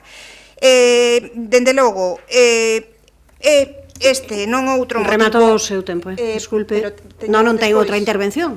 Aquí hai unha única intervención. Está clara a nosa postura con respecto a este tema porque realmente clama o ceo. Intervención agora do Partido Popular novamente, señor Constenla, cando queira. Lembre que ten 45 segundos menos, o chegar a 45 teria que parar. Muchas gracias de nuevo. Mire, don Jesús, yo siento dos cosas o tres. Una profunda decepción al escucharle, una profunda decepción porque entendía que usted era un hombre, como le decía antes, de profundas convicciones y que esas profundas convicciones pues le llevarían como poco a no prestarse al espectáculo que hemos visto. Pero aparte de esa decepción, lo que creo que es usted es tres cosas. Es una vergüenza y un miserable.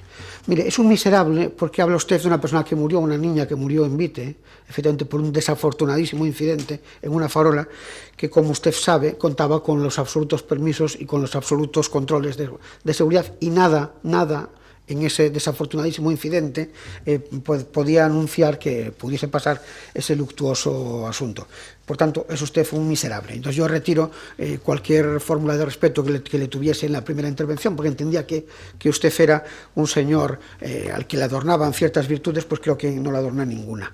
Mire, tengo que decirle tres cosas en relación a esto que nos ocupa, ¿no? Con relación al discurso que nos ha planteado, supongo que obra de la confesionaria, porque suyo me parece que no es, por tanto, de haber sido suyo, quizás hubiese podido defenderlo con menos nerviosismo y con más convicción que lo que había hecho. Bueno, pues dice usted datos que son absolutamente contraproducentes. Entre ellos, el que me parece que es más llamativo, está asociando un diseño, como digo, de una farola propia de un polígono industrial con las condiciones de seguridad. Mire, hay alternativas. O sea, cuando hablamos de diseño, hay alternativas. Lo que la Comisión de Casco Histórico le dijo es, oiga, diga usted a la empresa que va a instalar estas luminarias que tiene que hacer un diseño, bueno, pues que sea singular para ese espacio, y en eso quedamos, como lo ha dicho la señora Rosón, es exactamente así. Quedamos en que la empresa haría una propuesta de una instalación de unas farolas con una mayor dignidad patrimonial para ese entorno, porque entendíamos que lo requería. Mire, lo que a mí también me decepciona mucho es que usted no pida disculpas ni siquiera, como digo, a los arquitectos que forman parte de esa comisión técnica que, como le decía en mi intervención anterior, bueno, pues todos los meses, al menos 2 veces al mes, se reúnen allí, estudian de manera concienzuda los asuntos y sin más compensación que en el caso de algunos cobro de una dieta que tarda casi 3 años en cobrar, bueno, o menos 2 años, para que el señor Estegas no me hace que quizás me alargue, 2 años sin cobrar. Bueno, entonces, en cualquier caso, lo que hay que plantearle es que diga usted las cosas claras. Yo le pido un ejercicio de honestidad, si tiene usted intervención ahora, que creo que la tendrá, le pido un ejercicio de honestidad que yo entiendo que será complicado, pero este ejercicio de honestidad es lo siguiente: diga claramente, siento mucho haber ninguneado al conjunto de vecinos de la ciudad, haciéndoles pasar por el calvario de las exigencias de la Comisión de Casco Histórico, a ellos les podemos exigir esto, pero desde luego cuando la intervención es municipal, bueno, pues es mucho más lasa, ¿no? Como decía antes, la Orquesta Panorama puede tocar en el Obradoiro, pero un vecino no puede cambiar las ventanas por un material más barato, porque o pecado o anatema se afecta gravemente a la estética de la ciudad. Bueno, pues dígalo claramente, diga que es un nuevo paradigma, y yo le aplaudiré, don Jesús, y le retiraré los calificativos con los que habría esta intervención, que me parece que se ajustan bastante, pero estoy dispuesto a retirarlos si usted con ese ejercicio de gallardía dice, pues nos confundimos, lo hemos hecho mal, ahora no queda otra que apandar con esto y vamos a intentar resolverlo a la mayor brevedad posible y ya está. Entonces yo me levantaré en este salón de plenos en ese mismo momento y le aplaudiré, porque entiendo que será un enorme ejercicio de honestidad. Mire, entre las virtudes del buen gobernante, al margen de la ideología, una cierta formación intelectual, por cuanto son personajes públicos, desde luego lo que se requiere, desde luego, es juicio, cordura, discernimiento y sensatez. Y desafortunadamente a ustedes no les está adornando ninguna de estas virtudes, ¿no? Porque como decía antes, y creo que es la raíz de esta intervención, ustedes exigen a unos lo que no están dispuestos. Lo decía la señora Rosón, y yo no quiero tampoco dejar de traer al recuerdo colectivo de este pleno, pues cómo actuaba la señora alcaldesa cuando se sentaba en la bancada de la oposición. Era el azote de la transparencia. Remato o seu tempo, señor Gonsenla. Pues acabo la frase, si me permite. Era el azote de la transparencia, y ahora, sin embargo, bueno, pues asume este rol de estarse ahí callada. En otro momento hace intervenciones, está callada, deja que usted pase este mal trago, deja que usted sufra este episodio lamentable de vergüenza política y bueno, pues no hace nada. Muchas gracias. Como ve, señor Constenla, non o interrompín, pero eu solicítolles vivamente a todo o mundo que, por favor, non traspasen determinadas fronteiras cos cualificativos que utilizan, que serían para retirar de maneira inmediata. Paréceme que deberíamos de manter unhas certas formas no tema dos debates. Hai certos cualificativos que, por favor, solicitaría que non se utilizasen nesta Cámara, porque non foi nunca, creo eu, en toda a historia deste pleno, creo que formas de dirixirse ao resto de compañeros e compañeras de corporación. Unha cousa é a controversia política e outra cousa é, utilizar determinadas cuestións. Sí, diga, señor Berea. O que non pode ser é que cando os demais fan calificativos non se diga nada, e cando facemos nós, pois está moi sensible. E digo eu que recibín calificativos que podo facer a enumeración, A que ten ao lado chamoume violento, a persoa que ten aquí ao lado. Fai un ano chamoume violento. E podemos sacar os calificativos que reciben eu. Miren, eu digo... E nunca vi unha intervención por parte da presidenta pedindo certa contención aos seus. Parece que cando son os meus, aí sí que hai que ter algo de cuidado, non? Díxeno dirixido a todo o mundo, e creo que a xente está todo o mundo aquí presente para saber algunhas das palabras que se utilizaron. De feito, o propio concelleiro que se acaba de dicir que o retiraréis e tal. Entón, bueno, creo que todo o mundo sabemos cando traspasamos algunhas fronteiras. Pero eu pediría que tamén fose igual de exixente cando esas fronteiras son traspasadas polas súas concelleiras ou polos seus concelleiros, nada máis. Considero que, xa digo, falaremos esta cuestión tamén na Xunta de Portavoces, pero eu insisto en que se manteñan determinadas formas. Señor Domínguez, cando queira. Grazas de novo. Vamos a ver. Xuizo, cordura, discernimento, sensatez, o que parece que vostede non presenta en estes momentos cando defende unha instalación que non reunía as características de seguridade mínimas, en vez de facer precisamente o contrario e primar a seguridade das persoas e mesmo da instalación. Seguramente cando se refire a farolas de polígono industrial se refire ás que xa estaban instaladas na Avenida das Burgas, que son de fuste, de ferro galvanizado. Ao mellor se refire a esas, non o sei. Ninguén cuestiona o dictamen da comisión e tense en conta en todo momento, pero como xa dixen, e reitero, había que priorizar a seguridade das persoas, non se podía retrasar máis. Había un contrato que tiña contemplado o cambio das luminarias, unhas luminarias que foron propostas e incluídas na oferta aprobada polo órgano de contratación en abril do 2023, antes de que nós chegáramos ao goberno, que ningún dos modelos achegados resultaba axeitado para a Comisión, que a Comisión non propoñía ningunha alternativa para resolver o grave problema de seguridade existente. Engade a Comisión no seu dictamen que, á vista das deficiencias de seguridade e o risco existentes para a seguridade das persoas, recoñece que evidencia a documentación achegada se aproveitarán as obras de reurbanización que se están a realizar nese mesmo ámbito do Campus Sur. Evidentemente non era posible realizar esa mudanza da rede e das tomas de terra porque a intervención era nunha zona moi parcial, moi delimitada e moi pequena dentro do campus. O 6 de febreiro emitíase un informe técnico do servizo deste ano como resposta ao dictamen da Comisión, aclarando máis amplamente, propoñendo outra alternativa de modelo de luminarias que a Comisión tamén reiterou no seu dictame do 21 de maio deste ano 2024. A súa oposición era a utilización dos materiais propostos, pero non daba unha alternativa. E como xa dixen antes, os materiais pois teñen unhas características. Hainos aillantes e hainos conductores. Os condutores non garantizan a seguridade e os aillantes sí. Por eso se tomou a determinación de poñernos os fustes de material aillante de maneira provisional. Se o queredes en mayúsculas, poñémolo en mayúsculas. Así foi plantexado tamén na Comisión de Patrimonio. Non hubo deixación de funcións, todo o contrario, a seguridade das persoas por enriba de todo. Primordial, principal, tomar a decisión para garantir esa seguridade.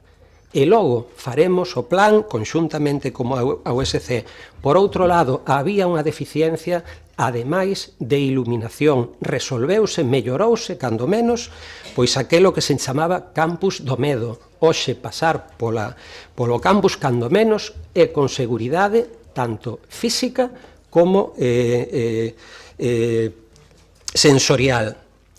Decía, as normas de illamento estaban pendentes de ser cumpridas e non de un nin de dous, sino de 19 anos desde que se pon de manifesto. Non se cumplían as normas de seguridade do ano 73. Pódome remontar, xa non se cumplían as normas de seguridade, o Código Técnico do ano 73, co conseguinte risco de electrocución. Podemos seguir falando de seguridade. Xa falamos da sustitución das farolas no seu momento. Non é definitiva o cambio das farolas, foi provisional e terá que adaptarse aos requirimentos da Comisión, evidentemente. Por suposto, seguindo eses parámetros, pero cun orzamento e cunha planificación e despois de delimitar co USC a titularidade dos non sei, podería seguir falando de seguridade, pero creo que non ven a conto que si lle pediría pois un mínimo tamén de respeto pola fonética. Son Xesús ou Suso, si ten a confianza suficiente, que creo que sí. Nada máis, moitas grazas. No se trata de aclarar, don Jesús, no se trata de aclarar. Simplemente yo estoy dispuesto a retirar mi calificativo a su persona, porque evidentemente puede ser fuerte si usted acompaña esta retirada mía de su inopinada sospecha sobre la gestión del Partido Popular de ese asunto, que me parece que es de un mal gusto y de una miseria extraordinaria. En ningún momento hai ninguna sospeita, simplemente que non se fixo nada. A comisión, eu facía mención a un informe da USC do 2014 onde poñía de manifesto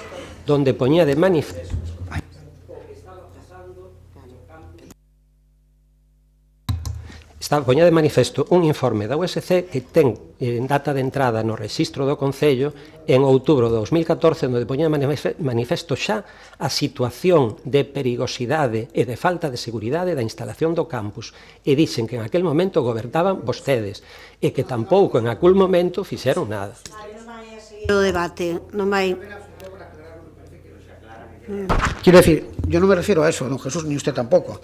Usted citaba la muerte de una persona, desafortunadamente, por... A ver, por favor, xa está. En todo caso, aquí ninguén está cuestionando que haxa nada que diga que haxa unha responsabilidade do Partido Popular sobre este asunto, se esa é a cuestión. Pero insisto que dicindo iso, que creo que non entendeu ben o señor Domínguez, que dando iso claro, por outro lado, eu volvo a reiterar que hai determinados cualificativos que non deberían de empregarse nesta sesión. Vamos a intentar deixar resoltos os dous rogos antes de facelo o descanso. Se lles parece, o primeiro rogo é formulado polo PSDG-PSOE relativo ao aparcadoiro do CEIP Ramón Cabanillas. Esperen que poña o tempo.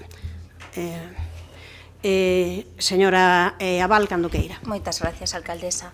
Bueno, nada, moi breve. Durante o pasado mes de outubro, o Goberno Municipal anunciaba a finalización das obras de acondicionamento de dúas parcelas adxacentes aos centros educativos de Ramón Cabanillas e Quiroga Palacios como aparcadoiros provisionais, unha demanda da comunidade educativa de ambos centros que o Grupo Municipal Socialista trasladou ao Goberno local para atender as necesidades de aparcamento na contorna destes centros educativos. Non obstante, desde que finalizaron as obras recibimos bastantes queixas da actuación levada a cabo na parcela adxacente o Centro de Educación Infantil e Primaria de Ramón Cabanillas. Queixas relativas ao acabado da propia actuación, en concreto ao importante desnivel, sobre todo na parte sur da parcela en relación coa beirarrúa, con risco de desprendemento de vehículos na propia beirarrúa e que motivou que o Goberno Municipal colocara unhas New Jersey de formigón, e queixas relativas á falta de sinalización de uso preferente ou exclusivo ás familias das nenas e nenos escolarizados no centro durante a franxa horaria que resulte necesaria para que as familias poidan levar e recoller as nenas e nenos dos centros de educación infantil e primaria con tranquilidade. Dende o Grupo Municipal Socialista entendemos que por moito que estamos ante unha actuación provisional non se debe desatender a seguridade, tendo en conta ademais que se trata dun entorno no que hai bastantes nenas e nenos ou estar preto un parque infantil, pero tampouco se debe descoitar a súa estética e a integración co entorno. As New Jersey de formigón que instalou o Goberno Municipal para resolver o problema de seguridade distan moito de ser unha solución estética e que se integre co entorno. Por todos estes motivos, o Grupo Municipal do Partido Socialista presenta ao Pleno da Corporación Municipal o seguinte rogo: que o Goberno Municipal adopte medidas para resolver o importante desnivel existente no aparcadoiro provisional adxacente ao Centro de Educación Infantil e Primaria de Ramón Cabanillas e para dar uso preferente ou exclusivo durante a franxa horaria que resulte necesaria ás familias das nenas e nenos escolarizadas no centro. Nada máis. Obrigada, señora Abal. Responde o señor Domínguez. Bueno, pois alégrome de que utilice tamén a palabra provisional para falar destas actuacións, porque así o foron, como xa se explicou, non? Trátase de parcelas dotacionais, cun destino urbanístico que non é o de estacionamento, non? Este é un carácter temporal que foi un dos principais condicionantes a hora de escoller o sistema que se empregou, o sistema construtivo.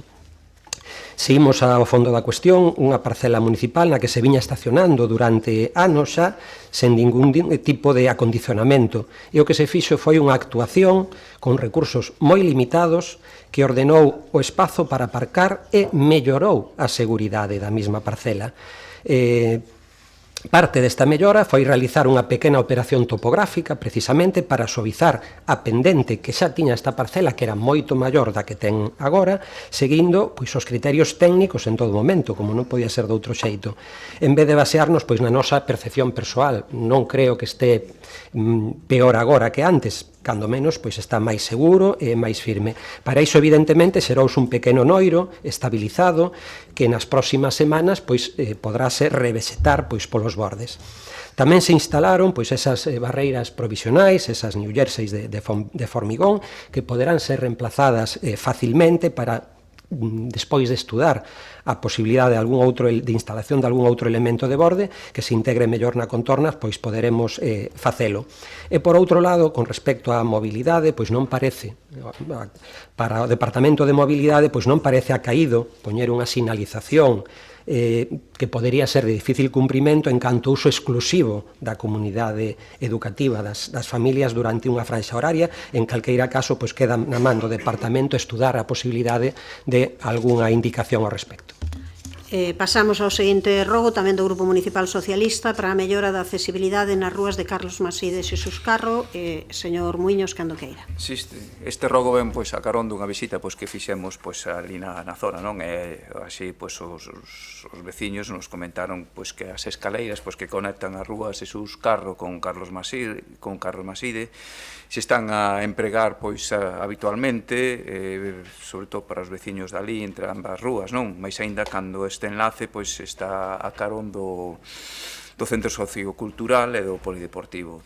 Trátase, en definitiva, dunha conexión transitada importante para facilitar o acceso da veciñanza a estes servicios, porén, veciñas e veciñas nos teñen trasladado ao Grupo Municipal Socialista a inseguridade que lles presenta este estreito canellón, con certa deficiencia, sobre todo en canto á iluminación.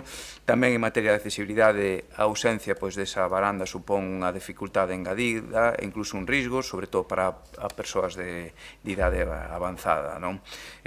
Por eso presentamos este rogo, non? Que se instale unha varanda ao longo das escaleiras que conectan a rúa Xesús Carro con Carlos Maside, seguindo as normativas vixentes en materia de accesibilidade para brindar apoio e seguridade aos peóns e que se mellore a iluminación en dito enlace coa instalación de luminarias adicionais, garantindo unha visibilidade adecuada durante todo o día. Obrigada, señor Muiños. Responde o señor Domínguez. Grazas de novo. Bueno, pois parece que temos que actuar en algún sitio para que veña o PSOE pois non con algún rogo.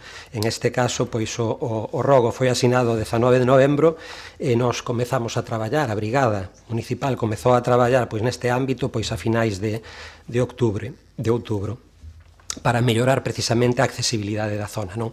A primeira parte da intervención que se está facendo pois quere resolver pois o problema máis grave, non? Evidentemente da zona, esa barreira arquitectónica que supoñían pois sete chanzos dunha escaleira que na práctica pois se representaba un itinerario sin accesibilidade.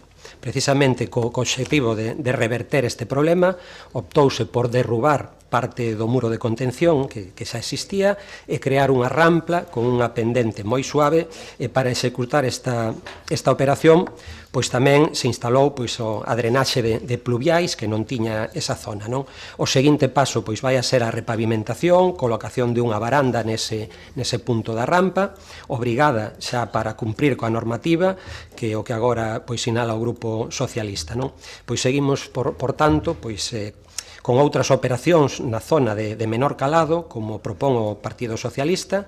Seguiremos como poden ser a instalación desa varanda pois nas escaleiras que están entre o pabellón e o Centro Sociocultural, a mellora da iluminación, a limpeza da zona, porque é certo que estaba unha zona pois un pouco decadente e abandonada nos últimos anos, e esa mellora tamén pois da iluminación en ese ámbito. Ben, pois unha vez rematado o capítulo de rogos e lembrándoles que agora ás 12 temos un minuto de silencio xustamente polo feminicidio dunha nena de 15 anos de Chloe, volvemos a retomar a sesión ás 12:30 en punto. A intención sería, a non ser que me digan o contrario, eu penso que acabaríamos sobre as 3:20 máis ou menos da tarde, o pleno.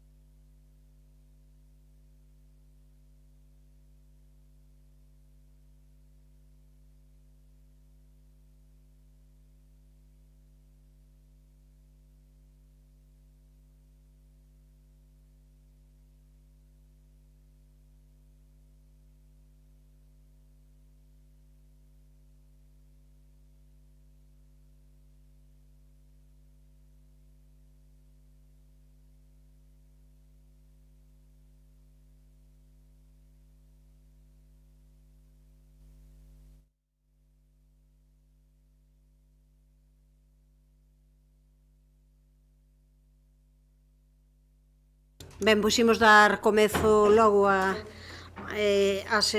recomezar a sesión, neste caso no apartado de preguntas. Comezamos pola primeira pregunta formulada polo PSDG-PSOE sobre a reinstalación das canastras no campo da Festa do Castiñeiriño. Señor Muiños, cando queira. Sí, moi breve. Eu, como dixo antes tamén, pois o meu compañeiro Xesús Domínguez, pois agardaba, porque cando falamos antes do robo da varanda da zona de Carlos Maside, Xesús Carro, falou e iniciou de que se estaba sendo as cousas resoltas, agardando que isto tamén puidera estar resolto, a día de onte non, pero bueno, referíndome pois ao anterior, cando el falaba de que se estaban facendo temas de accesibilidade, quero lembrar que isto solicitamos en setembro de 2023, e agora estamos pedindo unha varanda en outro espazo, non tiña nada que ver. Por eso, ora, vai a coalición pois con esta pregunta, que realmente pois xa fan moitos meses de que se retiraron pois as canastas no campo da Festa do Castiñeiriño, e dali pois un pouco pois a nosa pregunta, non? Cando ten pensado pois o goberno local acometer a restauración das canastas de baloncesto no campo da Festa, así como actuar para solucionar os problemas de afundimento pois que de algunha zona pois do firme pois que está deteriorado. Grazas. Grazas, señor Muiños. Contesta a señora Lueiro, cando queira. Bo día a todos e a todas. Pois no propio titular da pregunta está tamén unha cuestión. É unha pista deportiva, é un campo da Festa, é un aparcadoiro de borde, como se dixera lá nos inicios deste proxecto, mas esa reflexión poderíamos facela noutro día, hoxe non é o tema. Nesta esplanada instaláronse unhas porterías, uns elementos biosaudables e unhas canastras cando nós chegamos ao goberno. As canastras foron retiradas por petición da veciñanza cando foi a festa do mes de xuño, porque non había todo o que eles querían poñer ali, e as canastras non se puideron volver a instalar porque non podíamos garantir a seguridade. Si atendemos as demandas veciñais, si están reparados os buratos que quedaron no chan, bueno, que parece que será apareceron outros, imos a proceder á instalación, e non reinstalación, nin reposición, dunhas novas canastras, unhas canastras que están, ademais, cualificadas no mercado como das de alta gama. Respecto do afundimento do firme, está reclamado a empresa porque ainda está en garantía, pero claro, tamén é unha cuestión de que unha obra que foi inaugurada hai tan só 2 anos e que lle custou á cidadanía 400.000 euros presente estas deficiencias. Nada máis. Ten tempo para a réplica, non sei se quere usar o señor Muiños. Sí, o que me sorprende é eso, que dende o mes de xuño, cando que coincide cas festas, ata día de hoxe, que estamos pois a finais de novembro, pois non se poideran pois repoñer pois as canastas, non? E respecto ao outro afundimento, por eso está en período de garantía, é facer a reclamación á empresa que o fixo e que o arranxe. Grazas. Tempo para a réplica, señora Lueiro. Non a vai usar. Pois pasamos á seguinte pregunta, unha pregunta formulada tamén polo PSDG-PSOE sobre os trámites para a declaración de Santiago como zona de mercado residencial tensionado. Señora Rosón, cando queira. Moi bo día de novo. Bueno, de novo, a declaración de Santiago como zona de mercado residencial tensionado, e teño que recoñecerlle, prezado Iago Lestegas, que ao traer esta cuestión ao pleno sinto que imos dar pois outra volta á mesma noria, pero confío en que a existencia pois faga mella en vostede. Mire, o 29 de xaneiro deste ano aprobamos neste mesmo Salón de Plenos que o Concello de Santiago iniciara os trámites de documentación para motivar a proposta que despois teríamos que levar á Xunta para declarar Compostela como zona tensionada, así como a constitución da mesa sectorial que require a adaptación galega da Lei Estatal de Vivenda. Fíxose algunha das dúas cousas dende xaneiro, yo recordo. Medio anos despois, interpeleino para coñecer os avances acadados para conseguir dita declaración. E todo o que me puido responder foi un contrato menor para a elaboración dun informe de diagnose que se formalizou xustamente nos días posteriores ao anuncio da interpelación. Mire, sinalar os paus nas rodas que efectivamente nos pon a Xunta para dificultar esta declaración é unha estrategia bastante tramposa. O goberno galego de Alfonso Rueda, xa o sabemos, quiso entorpecer que os concellos conseguisen esa declaración precisamente facendo deixadez de funcións, volcando a responsabilidade de motivar a proposta nos concellos e, de paso, incluindo novos trámites que dilatan o procedimento. Todo iso o sabemos. Pero agardo que hoxe, a diferencia do que fixo no mes de xullo, pois non queira apuntar co dedo repartidor de culpas ao goberno de España, porque esa xa sería unha estrategia pois para un arquitecto mediocre, pois para unha estrategia mediocre para un arquitecto da súa categoría que de verdade ya recoñezo. No mes de xaneiro entrará en vigor a ventanilla única digital de arrendamentos, coa que se creará unha base de datos nacional cos alugueiros que non son de vivenda habitual, garantindo que se cumpran as condicións para que o alugueiro sexa temporal e con iso pechase esa fenda da que vostede falaba daquela no mes de xullo para os arrendamentos de tempada e esa posible trampa que algúns propietarios estaban empregando en outros lugares para atopar subterfuxios ante a limitación dos prezos que contempla a declaración de zona tensionada, ademais de que, como se sabe, está en tramitación novamente a lei para regular o alugueiro de tempada. Así as cousas, creo que xa sen excusas, igual me sorprende e agradaríame moitísimo, volvo a preguntarlo. Cales foron os avances dende a aprobación da moción sobre a declaración de zonas de mercado residencial tensionado no mes de xaneiro e cal é o calendario co que traballa o goberno local para remitir a solicitude de declaración ao Instituto Galego de Vivenda Solo. Nada máis. Grazas, señora Rosón. Responde o señor Lesteas, cando queira. Grazas por aclarar.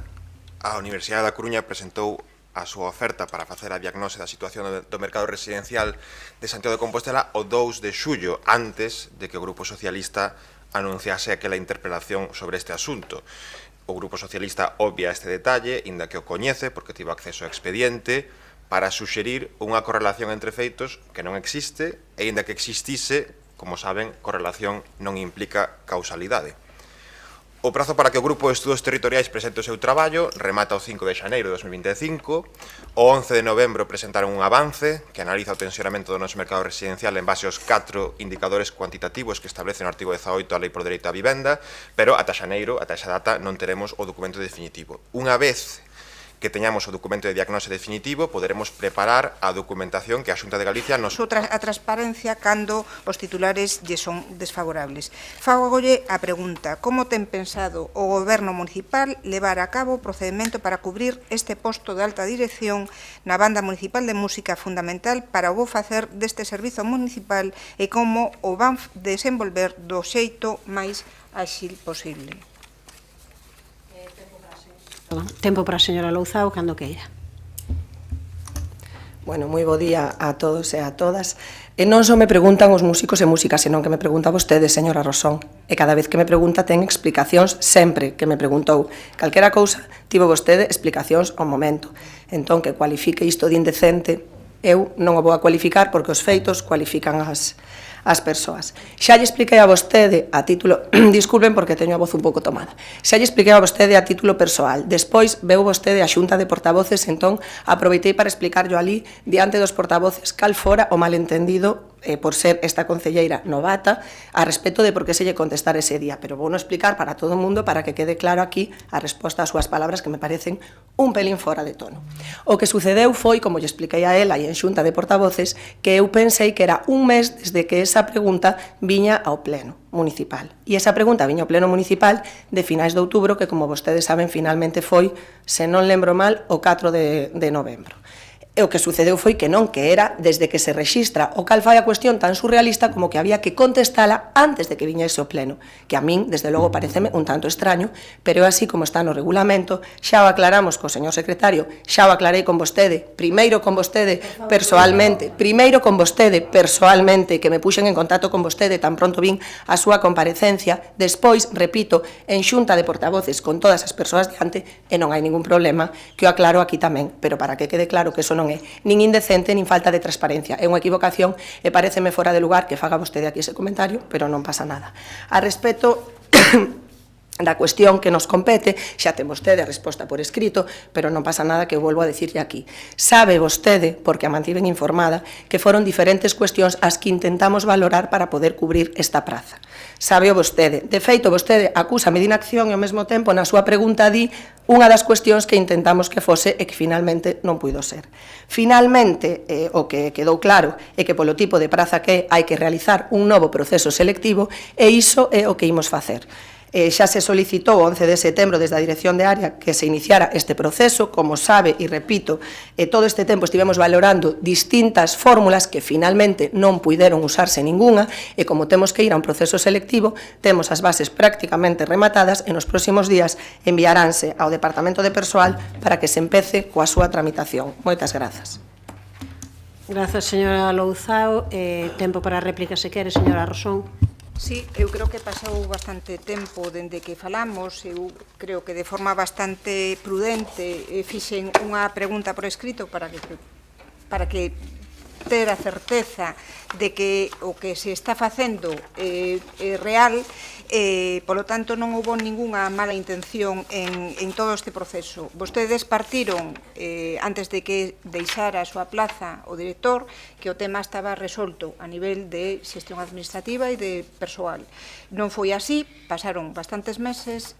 Creo que a historia da banda municipal e o seu enorme profesionalidade que demostran os seus músicos e músicas e o gran público fiel co que conta, pois exixe moita seriedade e respecto e non respostas vagas e lentas e medidas temporais. Iso é o que penso. Nada máis e moitas grazas. Grazas, señora Louzao. Por suposto que desde este goberno e esta concelleira ten o máximo respeto aos músicos e músicas da banda municipal. Saben eles que quen o ten que saber, creo que é bastante obvio. Pareceme que poñer eso en dúbida, en fin, desde logo, falando de prudencia, igual o máis prudente non é nunha pregunta a pleno, no que vai haber un proceso selectivo aberto, indicar a intención do anterior director a volver a dirixir o colectivo contando co apoio prácticamente unánime dos membros. Creo que xa dixemos desde este goberno que o traballo de David Ciuza foi impecable, que foi el por cuestións persoais del que vostede coñece, quen decidiu marchar, que por este goberno seguiría e volvería a ser prorrogado, e en todo caso, agora, como digo, abrirase un novo proceso de selección. Grazas. Pasamos á seguinte pregunta, formulada polo Partido Popular, sobre os baños e o aparcadoiro de Meixón Frío situados ao carón do supermercado. Señora Baleato, cando queira. Bo día a todos e a todas. A pregunta creo que é directa e de doada resposta, porque respóndese con un sí ou un non. Ten previsto o Goberno Municipal proceder á reapertura dos baños do local comercial de Meixón Frío? E facemos esta pregunta porque xa foron moitas as persoas que se dirixiron ao noso grupo preguntando que sucedía con eses baños. Sabemos que levan pechados xa tempo e a xente interésase por esta cuestión, preguntou insistentemente e o certo é que non temos resposta. No mes de xuño solicitamos ao Goberno Municipal acceso ao expediente e recibimos un informe asinado o 14 de xuño, pero o certo é que dese informe non podemos concluir a titularidade dos baños, se son de titularidade municipal ou non o son. A Asociación de Veciños Casa Agraria de Meixón Frío tamén fixo pública a súa reclamación nos medios o día 15 de outubro. Polo tanto, ten previsto o Goberno Municipal proceder á reapertura dos baños? Esa é a pregunta, nada máis. Respóndelle o señor Lestegás, espere un momento que poño o tempo. Cando queira.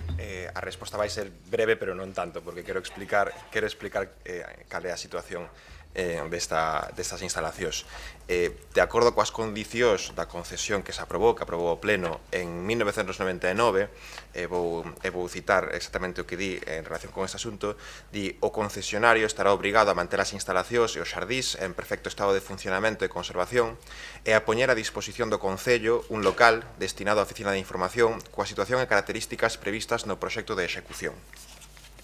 E de acordo coas condicións do proxecto básico de execución que obtivo licenza en 2006, que eu teño aquí o plano, os aseos aos que fan referencia na súa pregunta están vinculados ao uso comercial e ao uso de estacionamento. Non están, por tanto, vinculados ni incluídos no local cedido ao Concello para oficina de información, que é o que eu indiquei en rosa neste plano, non?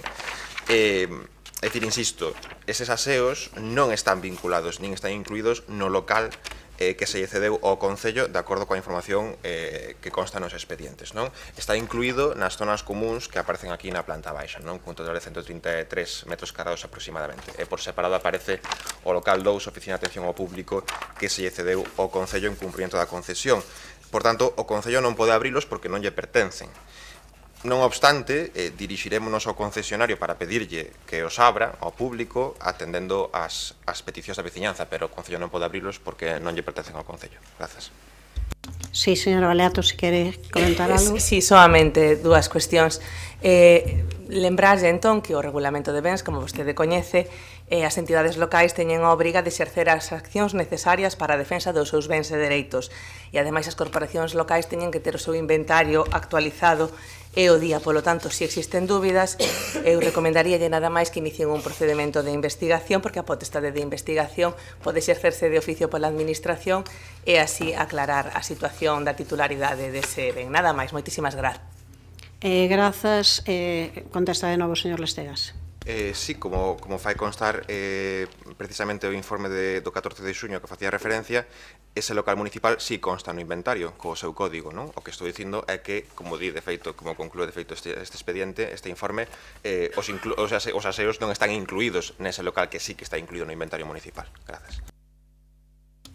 Pasamos á seguinte pregunta, tamén do Partido Popular, sobre os motivos polo que o Centro Sociocultural do Ensanche non cumpre os horarios de atención ao público.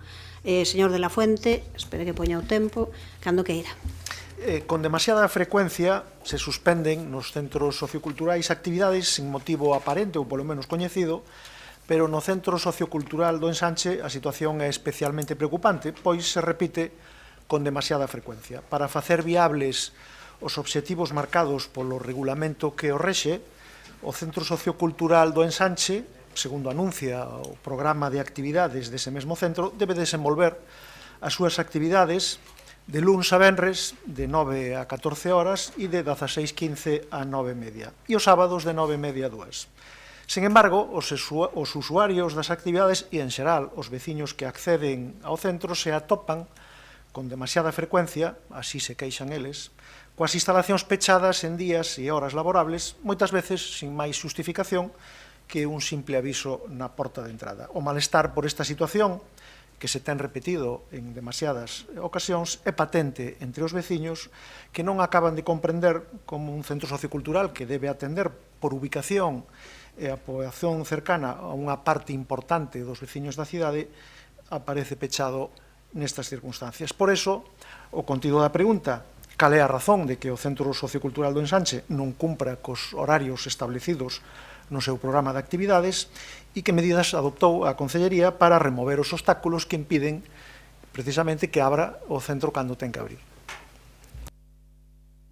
Obrigada, e responde o señor Duro cando queira. Gracias, alcaldesa. Pois son tres razóns fundamentais. No mes de xullo, a baixa dunha traballadora e a demora na súa sustitución motivou que houbera algunha tarde que tuvera que pechar o centro.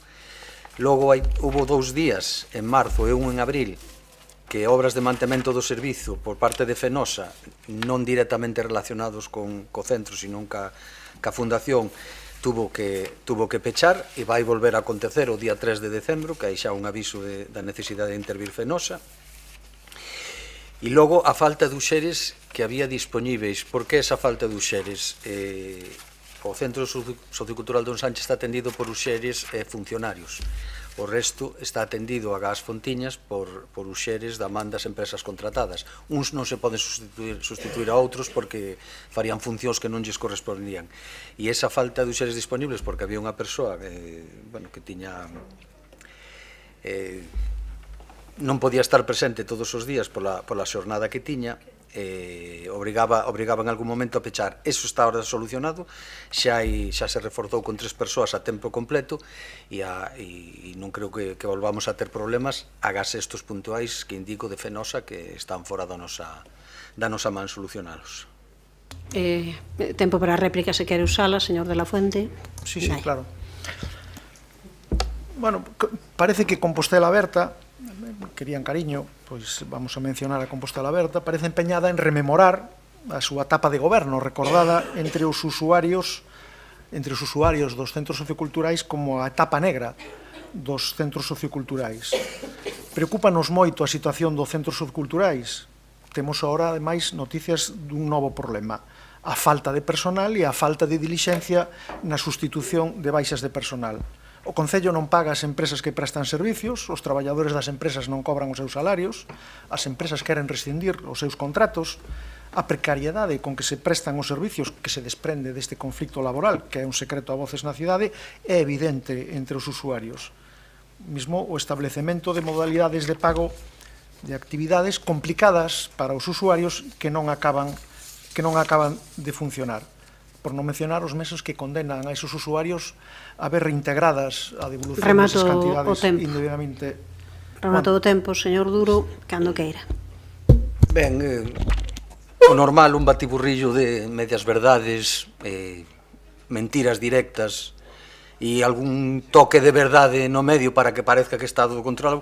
Como ben sabe, este Concello ahora mismo, e xa yo dixen creo que en algún outro pleno, está dentro do normal dos pagos do servicio de centros socioculturais. Os problemas que pode ter a empresa non son causa do Concello, seguro que está informado diso, e os problemas de pagos de nóminas da empresa aos seus traballadores non é causa do Concello, tamén estou seguro que está informado niso, e creo que as súas manipulacións é que non merecen máis resposta. Pasamos á seguinte pregunta formulada polo Partido Popular en relación ás fochancas que poñen en perigo o tránsito de vehículos e peóns en viarios do rural. Espere, señora Barcia, que poño o tempo agora cando queira. Bo día a todos e a todas. No anterior pleno, a señora alcaldesa dicía que o Partido Popular pois debía de centrarse en traer ao pleno máis problemáticas da cidade. Aquí hoxe temos unha problemática ben grave que afecta a toda a cidade e a todo o rural de Compostela.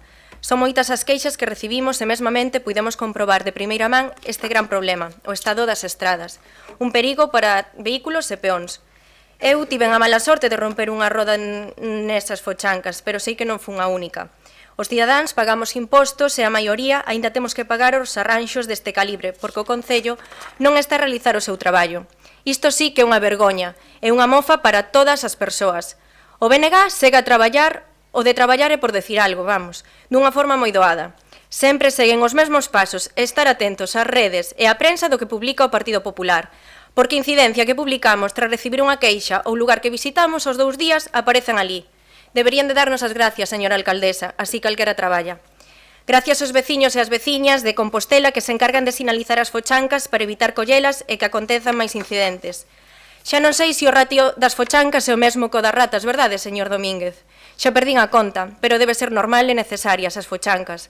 Recórdolle que seguimos á espera do informe de derratización, que xa vai fora de prazo.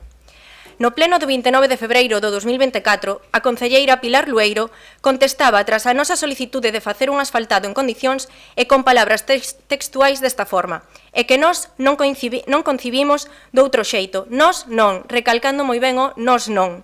Palabra, repito, da concelleira Pilar Lueiro. No Consello do Rural, do 3 de outubro do 24, preguntamos de novo polo tema dos rebacheos.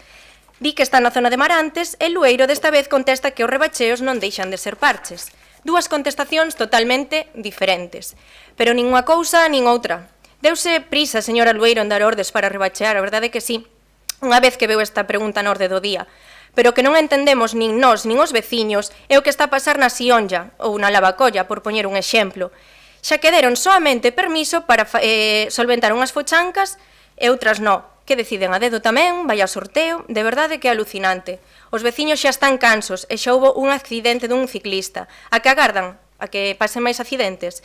Que boa época para rebachear tamén, Cachoiva vai durar moito, vamos. Como vos gusta malgastar os cartos, de verdade. Aquí llamoso como está a zona de Lavacolla, de Reboredo, da Sionlla, pero gustaríame saber a verdade, como deciden que fochanca sí, que fochanca no, dona Pilar. Aquí temos. E máis da cidade lle poderíamos usar porque está toda así. Unha mágoa, verdade. Grazas, señora Barcia. Contesta a señora Lueiro, cando queira. Bo día de novo. A verdade é que me perdo entre tanta fochanca, pero...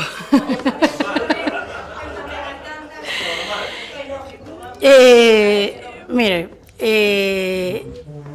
o rural, fala do rural como se fose un sustantivo concreto. Eu a verdade é que levamos 16 meses gobernando, actuamos en 262 puntos, non sei que máis queren que lle diga. Temos un contrato temos 500 kilómetros de pistas, temos un contrato de 500.000 euros, facemoslle seguimento, non nos chegan, estamos actuando. Levamos 16 meses, estamos actuando, Nerea, estamos actuando. Mala sorte que das ti con todos. Por favor, non interrompa. Porque o rural hai pistas asfaltadas.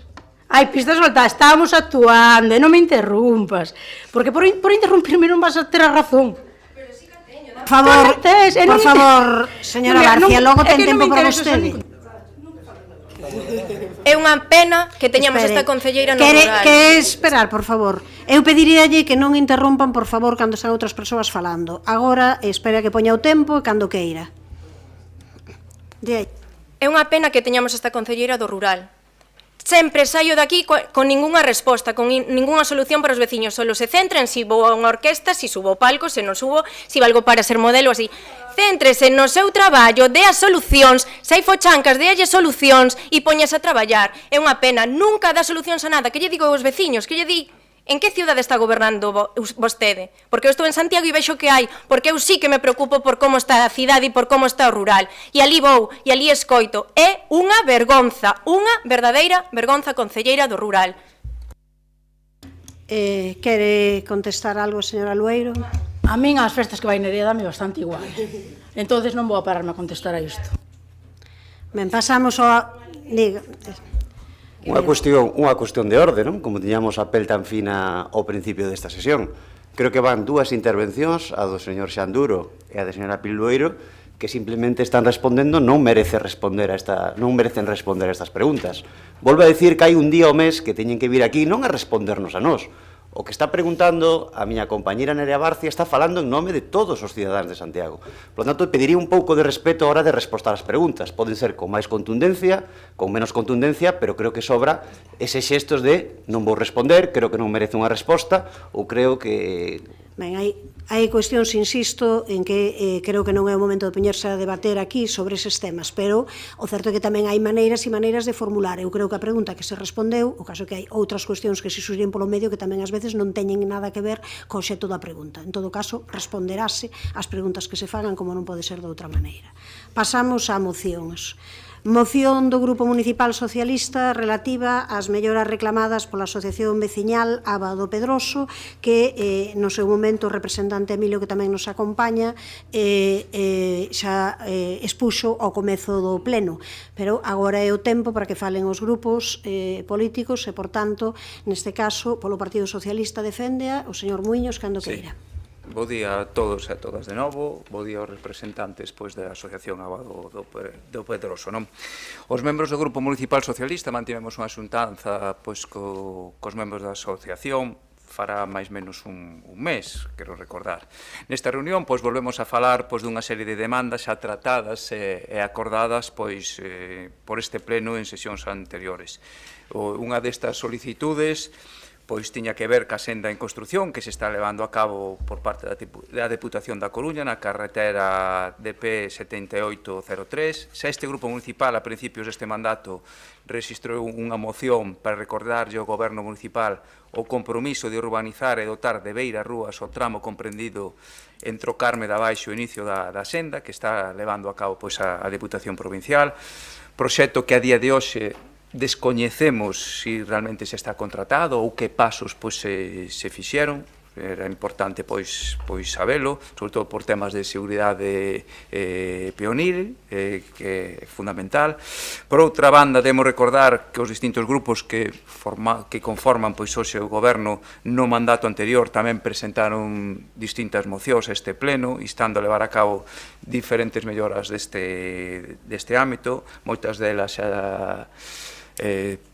comentadas antes por Emilio, como é a ampliación dos puntos de luz, acondicionamento dunha parcela titularidade da Deputación como aparcamento para a veciñanza, a ampliación da frecuencia da recollida de lixo, instalacións de máis colectores, sinalización do camiño de Fisterra, limpeza de parcelas que poden incorrer en risco de incendio, asfaltado en Rúa dos Asidros, que une Barda Baixo e Barda Arriba, coa renovación da tubaxe de abastecemento de auga, etc. Nesa última xuntanza, nos informaron da existencia tamén de dúas vivendas que non están conectadas á rede de sumidoiros, polo que reclaman se estude esa viabilidade técnica e económica para levar a cabo esa conexión, e así mesmo nos indicaron que a finca colindante coa casa número 12 de Barda Arriba está chea de maleza e nela xa hai un problema grave de salubridade. E por último, reclaman a limpeza do depósito e dos canos da fonte de Barde de Arriba. Por todo anteriormente exposto, o Grupo Municipal Socialista solicitamos este pleno de corporación a adopción do seguinte acordo, instar ao Goberno local a acometer as melloras reclamadas pola Asociación Veciñal Abado Pedroso a maior brevidade posible. De aí que o noso grupo non acepte a emenda do grupo de Goberno, porque tal como é a redacción do acordo, quedaría con unha vaguedade importante, sobre todo despois da intervención que tivo a primeiras horas da mañán, con esa contundencia e esa necesidade, ademais, que teñen, puso moitos casos concretos de a distintas veciños e veciños que necesitan a maior brevidade, a maior urxencia para resolver pequenos problemas. Nada máis, moitas gracias. Grazas, señor Muiños. Responde a señora Lueiro, cando queira. Ben, a nosa emenda, vou aclarar, iba no sentido de que hai detalles que dependen da Diputación e outros da Xunta, pero disculpe que non saudei a asociación, moi bo día. Ben, nos coñecemos ben os pedimentos da Asociación Veciñal da Abado Pedroso, porque así nos reunimos e a partir de aí tuvemos tamén unha reunión coa Diputación, pero imos por partes do que está pedindo aquí. Este pleno sabe do posicionamento deste goberno en relación co remate das obras da senda Peónil a Figueiras. Ten que haber unha continuidade cos itinerarios peónis urbanos, xa comentamos aquí noutra ocasión. A construción da senda foi promovida pola Deputación da Coruña, segundo unha modificación de 2021, o proxecto orixinal de 2018, reducindo o seu alcance. Como o grupo propoñente ben coñece, o Concello de Santiago interesouse, entre outras cuestións, porque o trazado do sendeiro comezase no cruzamento da Rúa do Carme de Abaixo coa Rúa do Monte Pío, tal e como estaba previsto no proxecto inicial. Como xa explicamos en varias ocasións, abrimos un diálogo coa Deputación da Coruña para que se executasen eses 150 metros que supoñen unha discontinuidade coas beirarrúas do Carme de Abaixo. Logo de varias conversas, terá que ser o Concello quen execute ese tramo. No Servizo de Proxectos e Obras estáse preparando o proxecto de cara a execución dese treito en canto sexa posible orzamentariamente. No resto de cuestións que solicita a asociación é o de instalación de novos puntos de luz, o abeiro do contrato da empresa de servizos enerxéticos de iluminación pública. O persoal técnico do Concello estudou a contorna para definir os puntos de luz que faltan por instalar e así o fará. A instalación da sinalética do Camiño de Fisterra correspóndelle á Xunta de Galiza. E a limpeza de parcelas privadas, cando se comunican incidencias a través do rexistro do Concello relacionadas coa limpeza de parcelas privadas, o Servicio de Medio Ambiente realiza unha inspección, abre o expediente oportuno e notifica a propiedade a necesidade de limpar. E de non realizar as actuacións, abres un expediente sancionador. Existen agora mesmo 4 expedientes abertos nesta zona con dificultade engadida de que en algúns destes casos a propiedade desta parcela se atopa en investigación.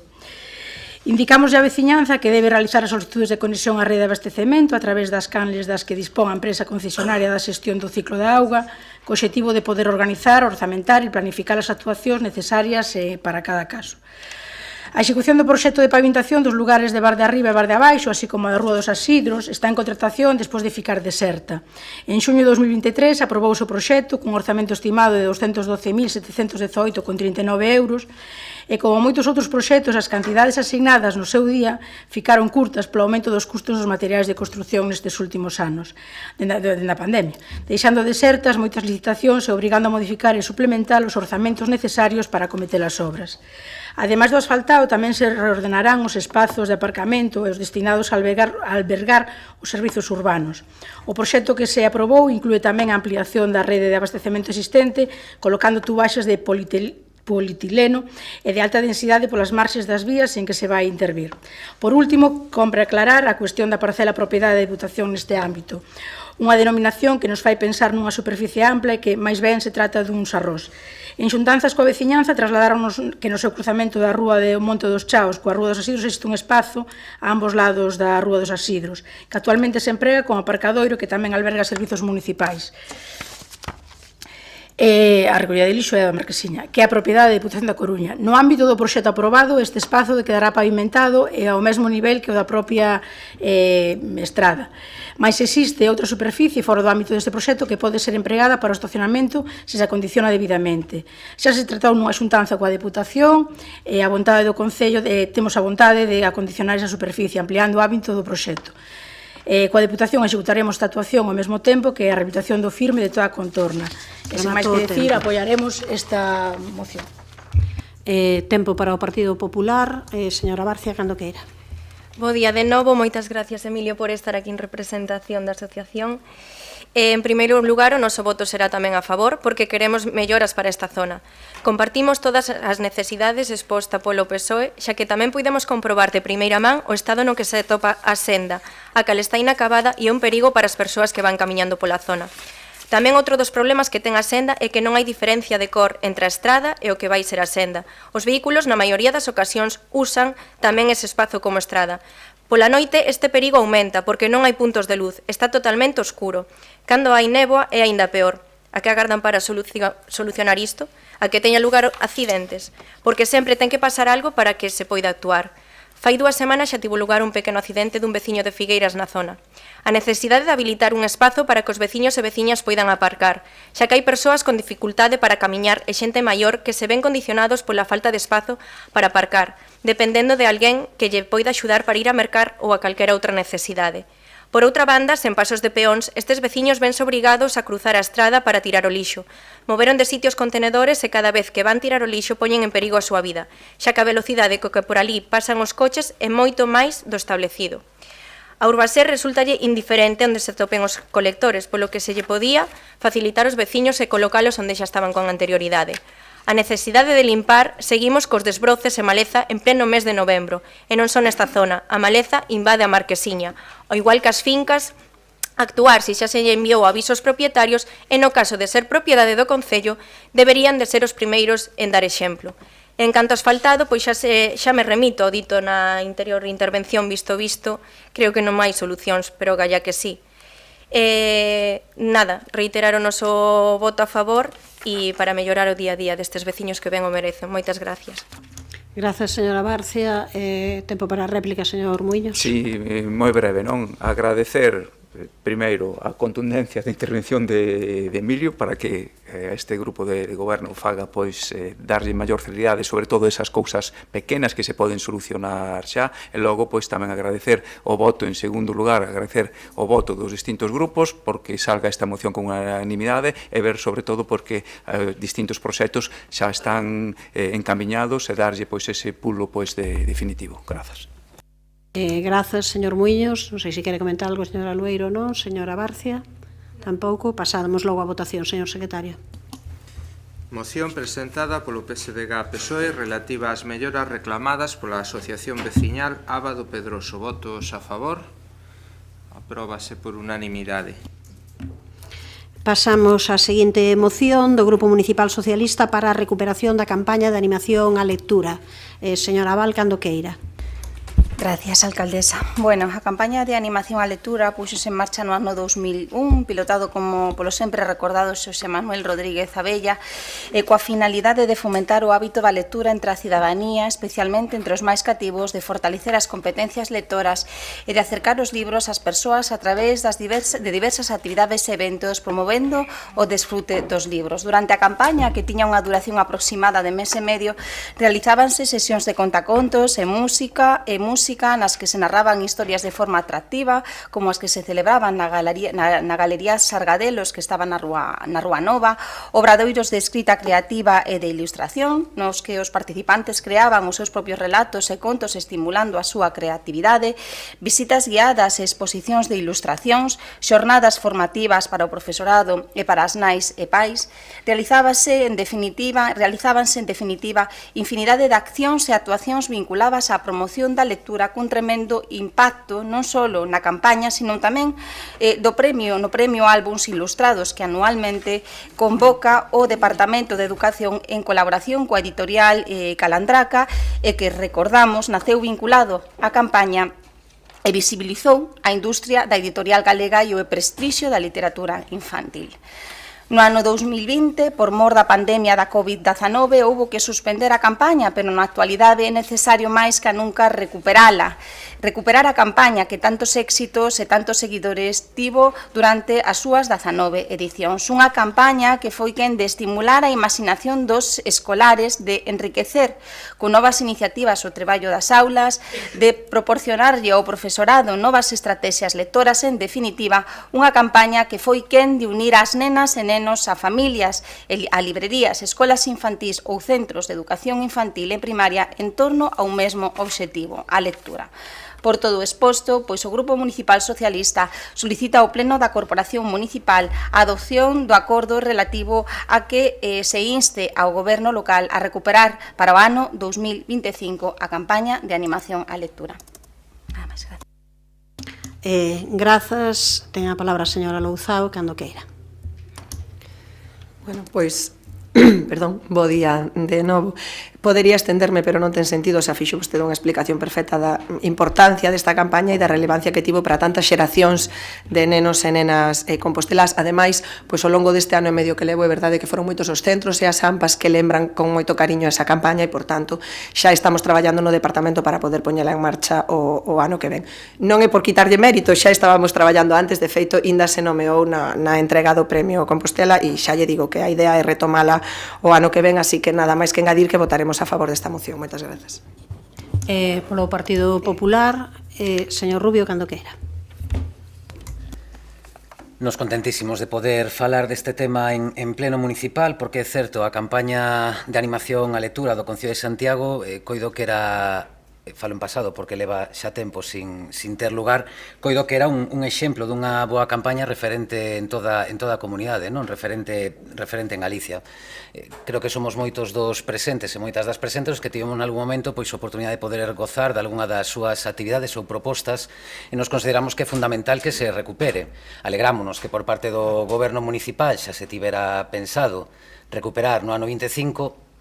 Teño que dar este pequeno dato, non sei se se vai recuperar como todos os contratos que siguen precario na área de educación. É dicir, ao final, vontade non podo decir que non haxa, non vou a dubidalo, pero é certo que efectos reais e de sacar as cousas adiante, pois non hai prácticamente nada, non? É dicir, podemos, non é o punto, porque estamos falando da campaña de animación á lectura, de todas as cousas que ten pendentes pois este departamento do Concello de Santiago para sacar adiante. E todas son moi importantes. O noso voto será favorable, por suposto. Grazas, señor Rubio. Tempo para réplica, se quere, señora Val. Sí, nada, simplemente pues, felicitarnos de que todos estemos de acordo en recuperar unha iniciativa tan importante. Sabíamos que iba a ser así, pero aínda así pues, o trouxemos a pleno de algún modo pues, por reivindicar e poñer de manifesto a súa importancia, o relevante que foi durante os anos a campaña de animación á lectura. Eu creo que todos os que estamos aquí dun xeito ou doutro, pois puidemos gozar das súas actividades e desde logo, bueno, pois nos alegramos que o Goberno Municipal teña entre os seus obxectivos e esperemos que así os poida executar, pois recuperar esta campaña para o ano 2025. Nada máis, gracias. Grazas, señora Val. Non sei se quere... Sí. Non, solamente por contestarlle ao señor Rubio que é certo, asumimos que non estamos indo todo rápido que nos gustaría no Departamento de Educación. Comentaba antes o meu compañeiro, o señor Lestegás, que as tramitacións na Administración Pública non son todo, e especialmente no Concello de Santiago, non son todo rápido que nos gustaría, é unha realidade e eu asumo a parte que me corresponde no Departamento de Educación especialmente. De feito, a mí xa me gustaría ter feito esta campaña o ano pasado e non puido ser así, pero tamén é certo que agora, nos últimos meses, no Departamento de Educación, tamén por esa nova dirección de área, estamos impulsando cousas con máis velocidade da que foi o ano pasado, pero asumo esa parte, por suposto. Señor Rubio. Aparte de que se recupere, pediría tamén un pouco de ambición, ainda que se xa complicado pola situación do Departamento de Educación, como di a concelleira. Ben é certo que aquí sí que vou mencionalo moi rapidamente, o contrato de limpeza e conserxería, que a min, en certo modo, díxoseme que non estaba moi enterado, porque xa estaba orzamentado, estamos no mes de novembro e sigue sin sacarse a licitación, igual que outras cousas, non? Entón, vontade, como dixen anteriormente, non dubido que haxa, o único que espero que sexa un plan ambicioso e non accións eilladas para dar a entender que se fixo algo neste eido da animación á lectura. Moitas grazas. Grazas. Pasamos á votación, señor secretario. Moción presentada polo PSDG-PSOE para a recuperación da campaña de animación á lectura. Votos a favor? Apróbase por unanimidade. Pasamos á seguinte das mocións do Grupo Municipal Socialista para o apoio á Asociación de Dano Cerebral de Santiago de Compostela e fomento da plena inclusión. Señora Álvarez, cando queira. Moitas grazas, alcaldesa. Bo día a todas e a todos. Comezar dicindo que a Asociación de Dano Cerebral de Santiago vai celebrar o próximo ano o seu 25 aniversario. Ao longo de todo este tempo, pois, esta asociación converteuse nunha entidade clave que para o apoio de persoas con dano cerebral adquirido, ofrecendo servicios fundamentais como rehabilitación, orientación laboral, asesoramento, asistencia psicolóxica e apoio ás familias, entre outro labor. O daño cerebral adquirido irrumpe de maneira inesperada nas vidas das persoas que o padecen e tamén da súa propia familia. Requiren un apoio, sobre todo, moi temprano e constante. Por iso pensamos que é importante para que o Concello de Santiago apoie a entidades deste tipo como a que o Dano Cerebral de Santiago de Compostela e que complementen e reforcen, amplíen o alcance unha asociación, que me lié, que completa, amplía o alcance dos servicios sociais públicos. Por todo isto, e tendo en conta as necesidades económicas desta asociación, ademais nun momento no que se atopa con traballos de ampliación da súa sede para a mellora de servicios e aumentar a súa capacidade, consideramos imprescindible, por iso traemos aquí este tema, que o Concello intensifique o apoio financiero a esta asociación. Ademais, durante este proceso de ampliación, o Concello nos gustaría que facilitase ao máximo o seu traballo, estudando a maneira de habilitar unha bonificación da cuantía que tería que abonar esta entidade pola ocupación da beirarrúa durante o tempo en que se desenvolve esta actuación. Por outra banda, tamén compre destacar a importancia de que o Concello adopte accións concretas para favorecer a inclusión e a igualdade de oportunidades de persoas con discapacidade, preservando as medidas que xa existen e, en particular, reforzando o uso de cláusulas sociais nos contratos públicos para asegurar que as empresas adxudicatarias cumpran criterios de accesibilidade, emprego inclusivo e respecto polos dereitos das persoas con diversidade funcional. Por todo isto, e atendendo ás enmendas presentadas por parte de Compostela Aberta e BNG, comentar que nos imos mantener no punto 1, que incrementar no vindeiro ano alo menos un 50% da subvención que se está a aportar anualmente a esta asociación, coincidindo tamén co seu 25 aniversario e como reforzo ante o incremento das necesidades económicas que vai ter esta entidade. O punto número 2, respetamos, estamos de acordo co texto da emenda, vouno ler, queda sustituído, estudar a modificación da ordenanza fiscal no relativo á taxa pola utilización privativa e o aproveitamento especial do dominio público municipal para contemplar bonificacións en actuacións de especial interese ou utilidade municipal ou en favor de entidades en ánimo de lucro. Por outro lado, tercer punto, ao que estamos a este goberno é seguir garantindo que o Concello de Santiago exixa as cláusulas sociais ás empresas que contratan coa administración pública. E, por último, acometer unha revisión e actualización de sinalización en instalaciones municipais, incluídas as deportivas, para eliminar os usos de termos excluíntes empregando denominacións inclusivas como os baños adaptados ou sinaléctica con pictogramas universais, respectando o principio de accesibilidade e dignidade. Moitas grazas. Grazas, señora Álvarez. Ten a palabra a señora Rozas. Moi bo día a todos e a todas. Eu vou comezar esta intervención pedindo desculpas porque non me encontro nada ben. Bueno, é un eufemismo, atópome moi mal. Levo con unha migraña desde o día de onte e na evolución deste pleno non está mellorando.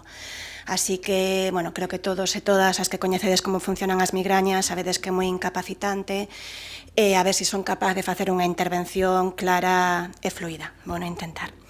A moción presentada polo Partido Socialista ten como dúas partes, ou dividiría en dúas fases, non en dous apartados. A primeira, que se centra no apoio á Asociación de Dano Cerebral, e a segunda, que ten cuestións máis xenéricas dende o ámbito social ou se pode considerar dende unha visión de accesibilidade. Vou comezar pola primeira das partes, pola que se refire á Asociación do Dano Cerebral de Santiago, dicindo que comparto absolutamente a exposición de motivos desta moción. Creo que moitos e moitas de nós que estivemos fai unhas semanas nese día de celebración do Día do Dano Cerebral Adquirido, nesa marcha na que a asociación reivindicaba e exixía tamén as administracións públicas que unha vida salvada merece ser vivida con dignidade, non? E unha vida vivida con dignidade é a que garante un maior grado de autonomía posible para as persoas con dano cerebral adquirido. E niso traballa a asociación desde fai 25 anos, facendo un traballo que eu sempre digo, que deberían facer as administracións públicas, neste caso o noso sistema de saúde, pero non chega como non se chega a moitas outras cuestións que acaban asumindo o tecido asociativo. Entón, nese sentido, estou totalmente de acordo coa moción presentada. No que ten que ver ca primeira das demandas, o incremento da subvención nominativa, eu teño que recordar que esa subvención nominativa atende un convenio específico, non financia gastos estruturais da asociación como ningunha outra subvención nominativa que ten o Concello de Santiago, aínda que moitas veces existen dúbidas ou isto non está claro dentro do tecido asociativo. Esta en concreto, o convenio financia o tratamento da acuaterapia para veciños e veciñas de Santiago. O ano pasado ese convenio foi incrementado en 2.000 euros, agora mesmo son 5.000 euros, é unha cantidade humilde, tamén hai que dicilo, non? Pero non deixa de ser unha competencia, tamén hai que dicilo, que non é municipal, pero o ano pasado ese convenio incrementouse a 5.000 euros, 2.000 euros, e a vez anterior que se incrementara foi no mandato 2015-2019. Creo que a vontade de apoio e de quen manifesta o apoio a esta entidade, a Asociación de Dano Cerebral, queda claro con quen nas súas responsabilidades de goberno decidiu incrementar esa subvención nominativa. Volverémolo a facer para o 2025. Non é a única colaboración que temos con esta asociación. Decíase antes, unha das cuestións polas que se van a ver nunha situación económica máis delicada é que están facendo obras para ampliación das súas instalacións. Obras que son posibles porque o pasado mes de agosto este Concello, este Goberno Municipal, cedeu unha parcela para que se poderan ampliar esas instalacións, recoñecendo que fan un gran labor e moi necesario na nosa cidade. Quería explicar as enmendas, que dei mesas en tempo, restemo da segunda quenda, que non creo que vai a intervir. Quería explicar o motivo das enmendas. A primeira das enmendas viña pois un pouco polo que acabo de comentar, non? Que a subvención nominativa que recibe a asociación non é tanto vinculada ás súas cuestións económicas ou á situación que poda ter de determinados gastos que se ven incrementados, senón un servizo concreto e determinado que presta a cidade de Santiago. En concreto, neste caso, o convenio de acuaterapia. De todas formas, pois era solo por matizar mellor esa redacción, non?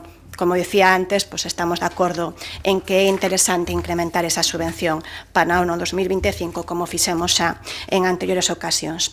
E a segunda das enmendas é porque se pide unha bonificación que non está contemplada na ordenanza fiscal, que eu creo que debería pois contemplarse este tipo de bonificacións, pero na ordenanza fiscal de ocupación e vía pública, que é a que rise pois estas cuestións, non hai contemplada ningunha bonificación vinculada a cando se fai ocupación de beiras rúas por entidades ou por obras que se poden considerar de interese social. Por ese motivo decíamos estudar, modificar esa ordenanza, porque tal e como está agora mismo, pois non sería posible establecer ningunha bonificación. De todas formas, adianto que o noso voto vai a ser a favor. Gracias. Grazas, señora Rozas. Ten a palabra o señor Ben, cando queira. Gracias, alcaldesa. Buenos días, compañeras y compañeros de corporación. Bueno, a riesgo de ser repetitivo, yo creo que coincido plenamente con la exposición de motivos y con la moción que ha presentado el Partido Socialista. Nuestro grupo coincide. Creo que todos aquí, el Gobierno incluido, reconoce la labor de esta asociación a lo largo de estos 25 años, las personas que han dado su tiempo, gran parte de sus recursos y han dejado de lado a veces su vida para sacar adelante esta asociación por los familiares que estaban afectados y, bueno, realmente el reconocimiento absoluto a la labor que han desempeñado y la que espero que sigan desempeñando. Nosotros vamos a apoyar la moción. Yo simplemente quería aprovechar para sugerirle a la alcaldesa. Y lo digo porque mañana tenemos pleno la Diputación y mañana llevamos un punto a la Diputación de un convenio de 600.000 euros para la ampliación y construcción de un centro de FEAFES en Aspontes. Yo reconozco y apoyo la labor que hace FEAFES, por supuesto que lo reconozco y por supuesto mañana votaremos a favor de ese convenio, pero yo le pido a la alcaldesa que eche una mano, que se siente con su excompañero en la Diputación, actual presidente, señor Formoso, con sus compañeros allí y que también procure, porque es un caso muy similar, la construcción y ampliación de un centro, y yo creo que entre todos, apoyando y animando, podemos conseguir que la Diputación, teniendo los recursos que tiene, recordando esos 313 millones de euros que sigue teniendo en el banco, estoy convencido que si hay voluntad política, por nuestra parte no va a quedar, que puede dar una aportación y una ayuda para que sea más liviana o más llevadera con las dificultades que están teniendo para la ampliación de este centro, 1,5 millones de euros que está construyendo Sarela, 1,5 millones de euros. La Xunta aporta una cantidad, yo creo que la Diputación puede hacerlo y entre todos le podemos ayudar a que sea más llevadero. No lo hago como una enmienda, lo hago como una sugerencia que espero que la señora alcaldesa acepte y por supuesto nuestro voto a favor, coincidiendo plenamente con esta moción. Nada más y gracias. Gracias, señor Ben. Señora Álvarez, ¿se quiere comentar algo? Bueno, agradecer o esforzo de María por estar aquí nestas circunstancias, agradecer o apoio ao que acabas de comentar, simplemente clarificar que o motivo desa subida, ¿no?, que estamos a pedir dese 50% non ten nada que ver cos cambios estruturais da entidade, senón porque isto vai supor un incremento a medio e largo plazo, un incremento na atención que se vai realizar, posto que se vai ver incrementado só no centro de día, incrementase o 50% dos pacientes que van a acudir a centro de día, así por suposto como aquellos pacientes que van a precisar rehabilitación para a súa recuperación. Que moitas grazas, que te recuperes pronto. Grazas a todos. Non sei se queres comentar algo, tes 30 segundos. Sí, de forma moi rápida, porque non contestei as dúas cuestións xenéricas que tamén estaban na moción sobre as cláusulas sociais. Por suposto, estamos desde o Goberno totalmente comprometidos con esta cuestión. Cando fun concellera de Facenda e Contratación, aprobouse por primeira vez, antes da actual lei de contratos do 2018, aprobouse por primeira vez unha instrucción para introducir cláusulas sociais nos diferentes licitacións. Sobre a outra cuestión, teñense dado indicacións, sei que a Concellería de Deportes ten esa sensibilidade, teñense dado indicacións para que se mude a sinalética daquelas instalacións deportivas que están en obras. Señor Ben. No, nada más reiterar el apoyo y creo que este tipo de iniciativas que aplaudo al Partido Socialista por traer al Pleno esta iniciativa, creo que son las típicas iniciativas que deberían ser casi una declaración institucional por parte de todos, porque creo que hay una coincidencia absoluta respecto a esta cuestión. Nada más y gracias. Grazas, señor Ben. Eu creo que xa desde Sarela se puxeron en contacto coa Deputación por algunha vez que falara con eles, pero pode ser que non tivesen resposta. Desde logo, pola miña parte, ningún problema en actuar de maneira proactiva para intentar conseguir que a Deputación da Coruña faga unha chega para isto, así que retomo a palabra, falarei con Sarela e falaremos ca Deputación tamén deste tema. Cando queira, señor secretario, procedemos á votación. Antes de proceder á votación, non sei se acepta a transacción proposta polo... Acéptase a transacción, sí, que ao final o punto número 1 quedaría tal cal está na moción e o punto número 2 sería sustituído pola emenda presentada por BNG e Compostela Aberta. É así, verdade? Sí. Pois entón, moción presentada polo PSDG-PSOE para o apoio á Asociación de Dano Cerebral de Santiago de Compostela e fomento da plena inclusión. Votos a favor? Próbase por unanimidade. Pasamos daquela seguinte moción do Partido Popular para a reparación, limpeza, sustitución de elementos e posta en funcionamento do Parque Infantil e Pista Deportiva de Cornes. Señor de la Fuente, cando queira. Na rúa Manuel Beiras, no barrio de Cornes, hai un parque infantil e unha pista deportiva nun estado actualmente lamentable, consecuencia dun abandono e falta de mantemento evidente que non permite o seu uso ordinario ou polo menos non permite o uso para o que foi concebido. Os elementos de xogo están nun estado incluso perigoso, desconchados de pintura que deixan ver xa corrosión incipiente en elementos metálicos, roturas de madeiras con esquinas e astillas infectas e perigosas, tornillería, tensores e anclaxes á vista sin protección que os preserve un deterioro que cuestione a súa funcionalidade, un banco de area conquistado por vegetación e por restos orgánicos e excrementos animais, elementos en xeral invadidos por verdín que converte en perigosas superficies esvaradizas as que deberían ser seguras plataformas de tránsito e de xogo de nenos e nenas. Ningún tipo de elemento mobiliario ou infraestructura deportiva que converta a que debería ser unha pista de xogo, esparcemento e deporte nunha simple esplanada sin contido. Perdón. Non se preocupe, non lle puxera o tempo tamén, pídolle que non utilice os 4 minutos porque un por aí va consumido, pero vamos, vaya, si continúe. Non o farei, non se preocupe.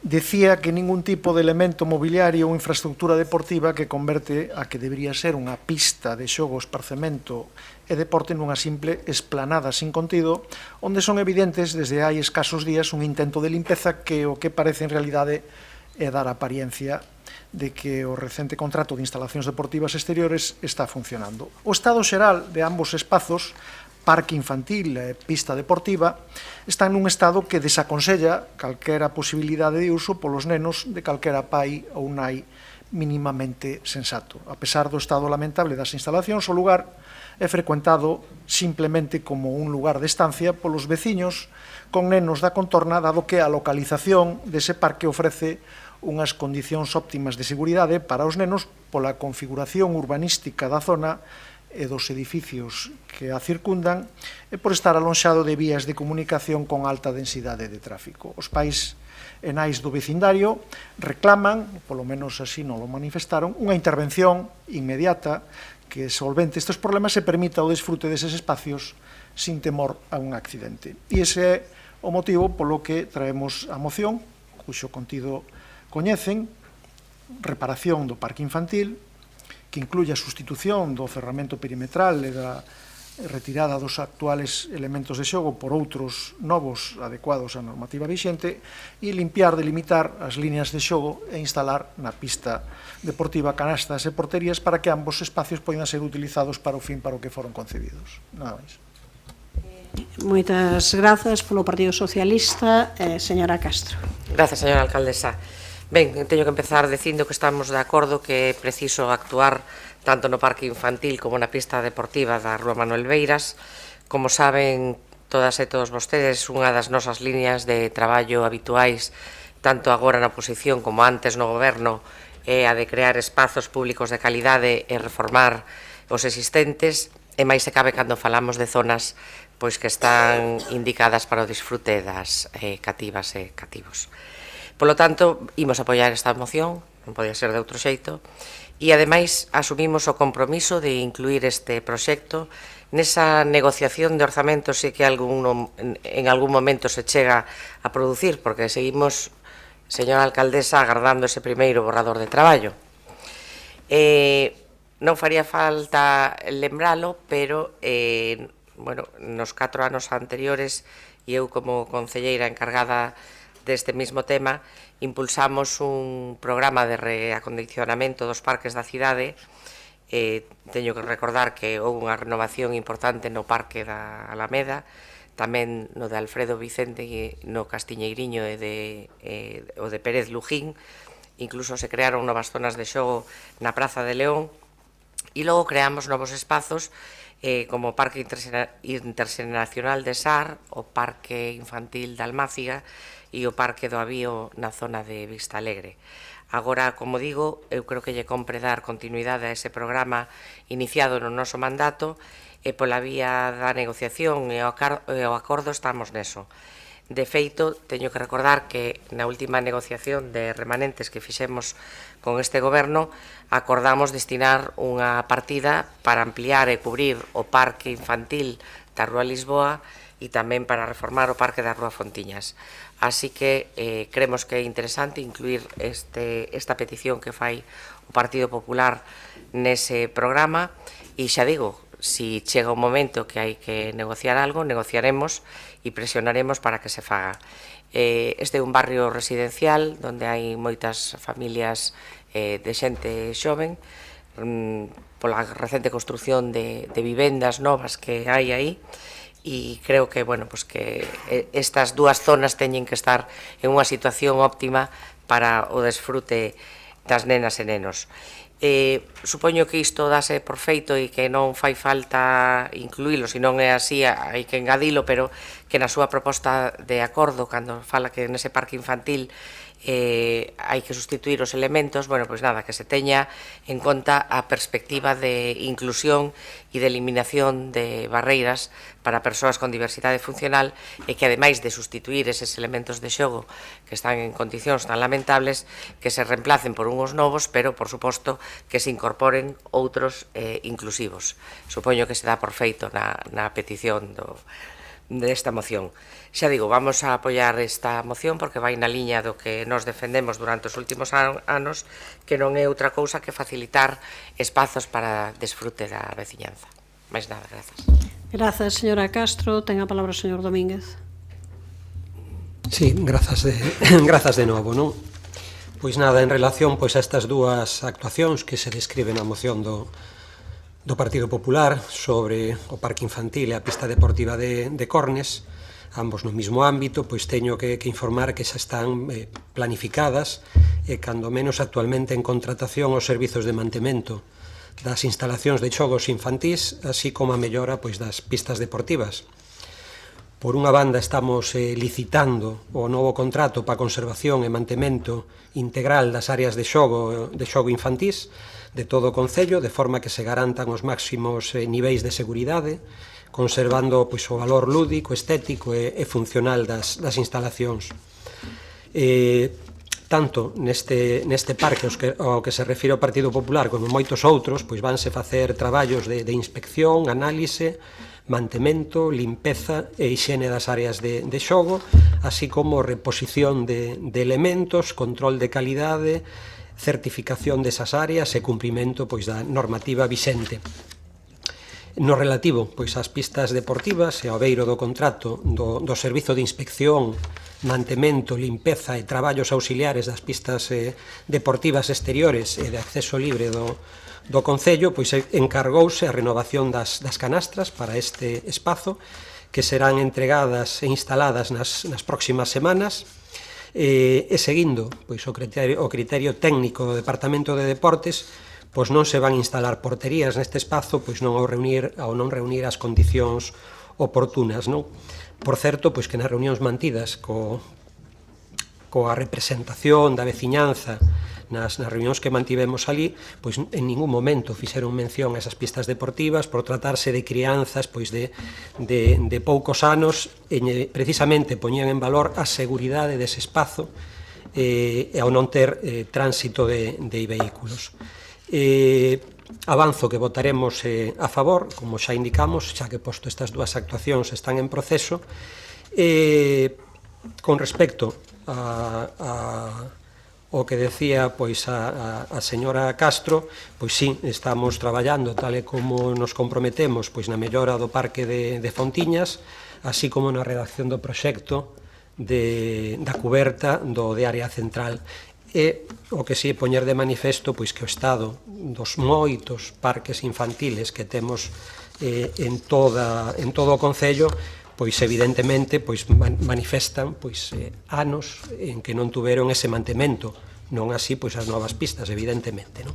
Nada máis. Grazas, señor Domínguez. Señor de la Fuente. Sí, efectivamente, non quería facer unha parte dispositiva demasiado longa, daba por feito que na inclusión, a cumplimento da normativa vixente, iba incluído calquer tipo de aspecto de carácter que menciona a señora Castro para que se incluíran. Bueno, agradezo a postura de ambos os dous ou tres grupos para votar a favor. Simplemente chama a atención, segundo as manifestacións do señor Domínguez, que recoñece os anos sin mantemento que levan moitas destas instalacións sin recibir un mantemento adecuado. O podemos ver desde o inicio da legislatura. Tuvemos ocasión de denunciar neste mesmo pleno a situación na que estaba algún parque infantil, bueno, a demora ou a lentitude con que se toman a necesidade de licitar un contrato que anuncia, pero que todavía non está en fase de licitación, precisamente para facer o mantemento destas infraestructuras. En todo caso, bueno, lles apuramos na medida que corresponda en que fagan esa licitación de forma rápida e dilixente para que este canto antes en execución ese contrato que recoñecen que é imprescindible. Grazas, señora Castro. Non, señor Domínguez. Tampouco. Pasamos á votación, señor secretario.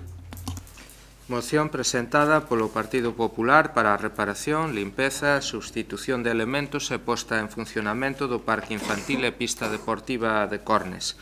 Votos a favor. Apróbase por unanimidade. Pasamos á seguinte moción do Partido Popular para a elaboración dunha estrategia municipal de discapacidade. Señora Otero, cando queira. Bo día a todos e a todas. Desde 1992, o 3 de decembro, conmemórase o Día Internacional das Persoas con Discapacidade. Así, pois, estando moi próxima a esta data, traemos hoxe a este pleno esta moción. Pois Santiago de Compostela construíse desde o respeto por veciños e veciñas socialmente iguais e humanamente diferentes, incluindo as 25 concelleiras e concelleiros que hoxe estamos aquí sentados. Segundo o censo das persoas con discapacidade de Galicia, o noso Concello contaba a 31 de decembro de 2023 cun total de 9.946 persoas con discapacidade recoñecida, incluindo a discapacidade intelectual, sensorial e física. Casi un ano despois, aventúrome a decir que Santiago conta con máis de 10.000 persoas con discapacidade recoñecida. Neste contexto, traemos aquí hoxe esta moción, contribuindo así a dar unha maior visualización e protagonismo social do colectivo das persoas con discapacidade. Neste ano, 2024, celebrouse en Zaragoza o primer Congreso Estatal de Xuventude con Discapacidade. Convídovos a ler as conclusións deste congreso, pois son moi interesantes, onde destaca unha frase: sin nosotros y nosotras no hay cambio. De ahí que la juventud con discapacidad hagamos un llamamiento desde el plural a la acción y exijamos participación. Noutro extremo do proceso vital, as persoas maiores, destaca tamén unha frase do manifesto lido por o Fermi con ocasión do 1 de outubro. La vulneración de los derechos de las personas con discapacidad mayores la seguimos encontrando en cualquier ámbito social. Polo tanto, a necesidade de traballar con e para as persoas con discapacidade é manifesta. Ámbito de discapacidade que se viu tremendamente sacudida no ano 2021 coa aprobación dunha lei que reformou a legislación civil e procesal para o apoio ás persoas con discapacidade no seu ámbito da súa capacidade xurídica. En todo caso, partimos sempre dun mesmo punto, as cidades, espazos onde desenvolvemos as nosas vidas cotiás. Así, dentro do ámbito local, débense garantir, entre outros, o pleno exercicio dos dereitos de todas as persoas en igualdade de condicións, persoas con discapacidade, igual en condicións de igualdade co resto da cidadanía. Garantir unha cidade inclusiva para toda a cidadanía supón un concello con maior calidade de vida e accesibilidade. Este é o propósito desta moción que hoxe propoñemos. Avanzar cara a un Santiago de Compostela amable coa veciñanza, cunha inclusión plena mediante actuacións nos distintos ámbitos de competencia municipal, o impulso á accesibilidade e a consecución dunha maior coordinación intermunicipal no ámbito da discapacidade. Polo tanto, traballemos todos xuntos, rememos todos cara a mesma dirección. Formulo unha serie de preguntas para que cada unha de nós e nós fagamos un repaso mental ao estado de cidade. Primeira pregunta, Santiago de Compostela conta cun Consello Municipal de Discapacidade? Segunda pregunta, esta casa consistorial é accesible física conectivamente? Terceiro, todos os actos organizados polo Concello de Santiago contan coa presenza de intérpretes de lingua de signos, gaiteiros e pandeireteiras? Sí. Intérpretes de lingua de signos? Non. 4. O transporte público en Santiago é accesible? Lembremos que pasado 22 de outubro, Santiago foi escenario dunha protesta por parte de persoas con discapacidade, que rematou coa lectura dun manifesto, no que a reivindicación foi simplemente o dereito á mobilidade, a poder coller un autobús sin barreiras simplemente para ir ao supermercado ou ao médico. Quinta pregunta. Os edificios e espazos públicos municipais están sinalizados cos sistemas aumentativos e alternativos de comunicación, é dicir, os comumente coñecidos pictogramas. Compañeros do Goberno Municipal, non esquezan ter presente a disposición final sexta do Real Decreto 1993-2023. Non vos vai a coller o toro. Sexta pregunta. Está editada en lectura fácil a documentación e información das distintas actividades, programas e recursos municipais? Sétimo. Todas as rúas da cidade contan con prazas de estacionamento reservadas a persoas con discapacidade ou mobilidade reducida? Octava. Santiago conta con todos os baños públicos accesibles, etcétera, etcétera, etcétera. Acabo esta intervención facendo referencia á declaración da Federación Española de Municipios e Provincias do 3 de maio de 2024, con ocasión do Día Nacional da Convención Internacional sobre os Dereitos das Persoas con Discapacidade. Descónteme la siguiente, por favor. Este 3 de mayo renovemos nuestra llamada a todos los sectores de la sociedad para que se unan en este compromiso común. Trabajando juntos podemos construir una comunidad más inclusiva y resiliente, que reconozca y celebre la diversidad humana en todas sus formas, asegurando que nadie queda atrás. Por lo tanto, traballemos todos juntos para que ninguén quede atrás. Moitas gracias. Grazas, señor Otero. Ten a palabra a señora Rozas. Moi bo día a todos e a todas de novo. Tiña pensado facer a intervención desde unha óptica que agora, despois de escoitar a señora Otero, vou cambiar. Pensei que viñamos a debater unha moción e despois de escoitar todas esas preguntas que vostede acaba de facer, que non estaba pois na moción presentada, non sei se isto é máis ben unha interpelación ou unha dúcia de interpelacións. Non me dou tempo a anotar todas esas preguntas que lanzou, seguro que vostede máis pasa despois noutro momento, son cuestións moi transversais, pero si unha me dou tempo a anotar que ya vou a contestar. É accesible esta casa do Concello na que estamos agora mesmo? Pois grazas ao Partido Popular non o sería, porque o seu partido, que se está a queixar aquí agora de que este pazo non é accesible, votou en contra do orzamento que permite esa accesibilidade, que permite instalar un ascensor accesible. Non me interrumpa, señor Villa, teña a educación que temos os demais cando vostedes falan. Eu non lles interrumpo, por favor. Por favor. Entón, bueno, creo que a súa pregunta quedou contestada unha delas e nótase quen ten interese en que Santiago avance. Eu non me vou repetir na miña intervención lembrando a longa lista de plans e estrategias que nos pido o Partido Popular, parece que só no eido social, porque despois queixanse precisamente de cando se fan plans ou estrategias pois noutros eidos, pero está claro que no eido social sí que gostan dos plans e as estrategias. Eu creo que aspiran a que nos pasemos o mandato redactando plans para servizos sociais que poden ser de moita utilidade, pero eu recoñezolles, como xa lles recoñecín en outras intervencións, que son máis de ver pasos adiante e de facer cambios reais, mudanzas reais, máis que declaracións de boas intencións. Declaracións de boas intencións como quedou esa estrategia de discapacidade da Xunta de Galicia, que, por certo, está caducada do ano 2020. Esa sei, señora Yolanda, xa sei que non lle gusta que fale da Xunta de Galicia, pero é que falar de que o Concello ten que aprobar unha estrategia de discapacidade, e normalmente, vostede o sabe, os municipios funcionamos e seguimos de guía as estrategias que se aproban nas comunidades autónomas, e que a Xunta de Galicia teña a súa caducada cando algo terá que decir a Xunta de Galicia en temas de atención á discapacidade, pois a min pareceme un pouco desubicado, por decirlo de alguna forma. Fala vostede de coordinación intermunicipal, totalmente de acordo.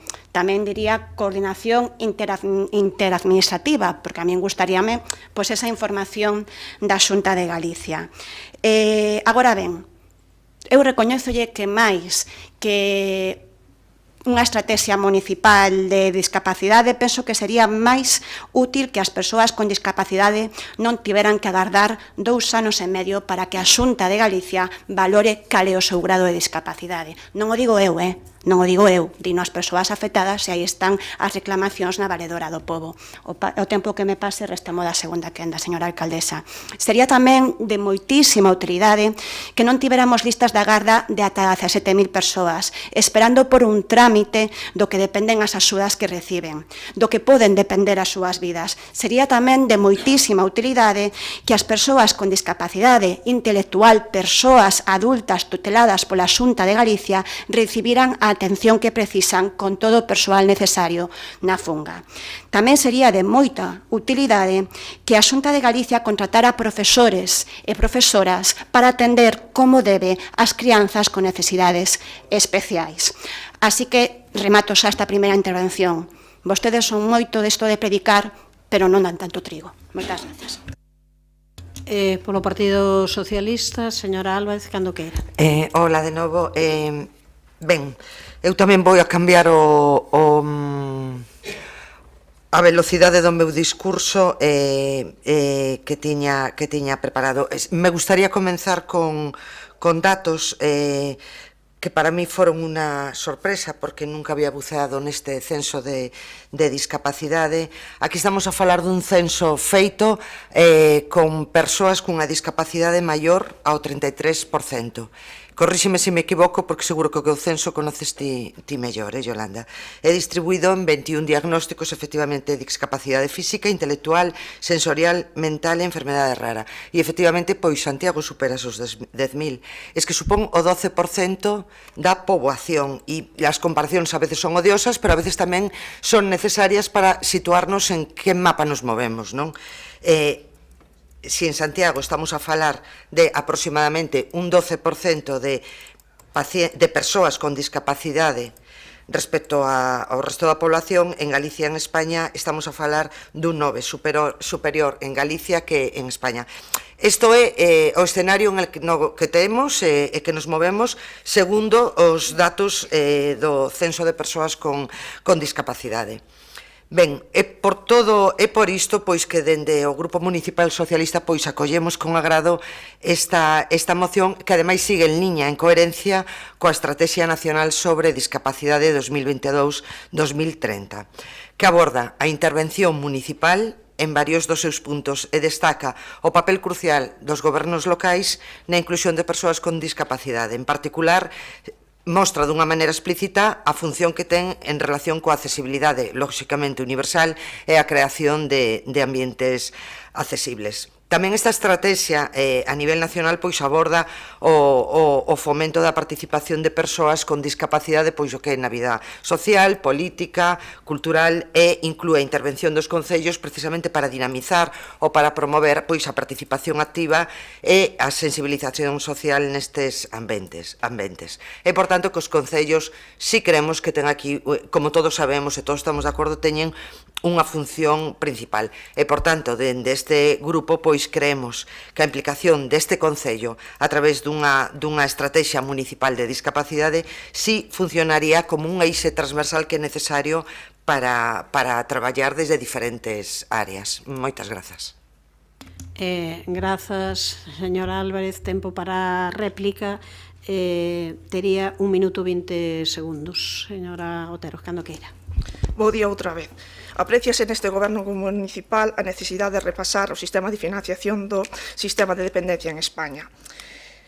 Sabemos que é difícil chegar ao nivel de excelencia, pero al menos traballar por chegar ao nivel mínimo. Quero aproveitar que volver ao tema da transparencia. Na outra intervención, a señora Rozas dixo que Sarela recibía unha subvención de 5.000 euros. Repase, botille un ollo á web municipal. O importe da subvención non está ben.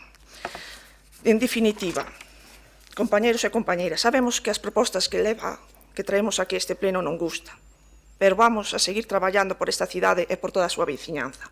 Compañeros e compañeiras, recomendación persoal, non política, dende o respeto democrático. Neste Concello, a coñecida expresión Café para Todos muda por bicarbonato para todos, en honor e recoñecemento ás verbas dun compañeiro fai unhas horas. Seguiremos traballando por a nosa veciñanza, posto que todos somos iguais e todos debemos de ter as mesmas oportunidades. Está visto que aquí é costume desviar a atención hacia a Xunta, cando no RUEPS, señora Rozas, o Concello de Santiago está acreditado como entidade no ámbito da discapacidade. Fai uns meses vostede dixo aquí que o Concello non tiña competencias en materia de discapacidade. Repítolle, repase o RUEPS. Remato agora a súa intervención.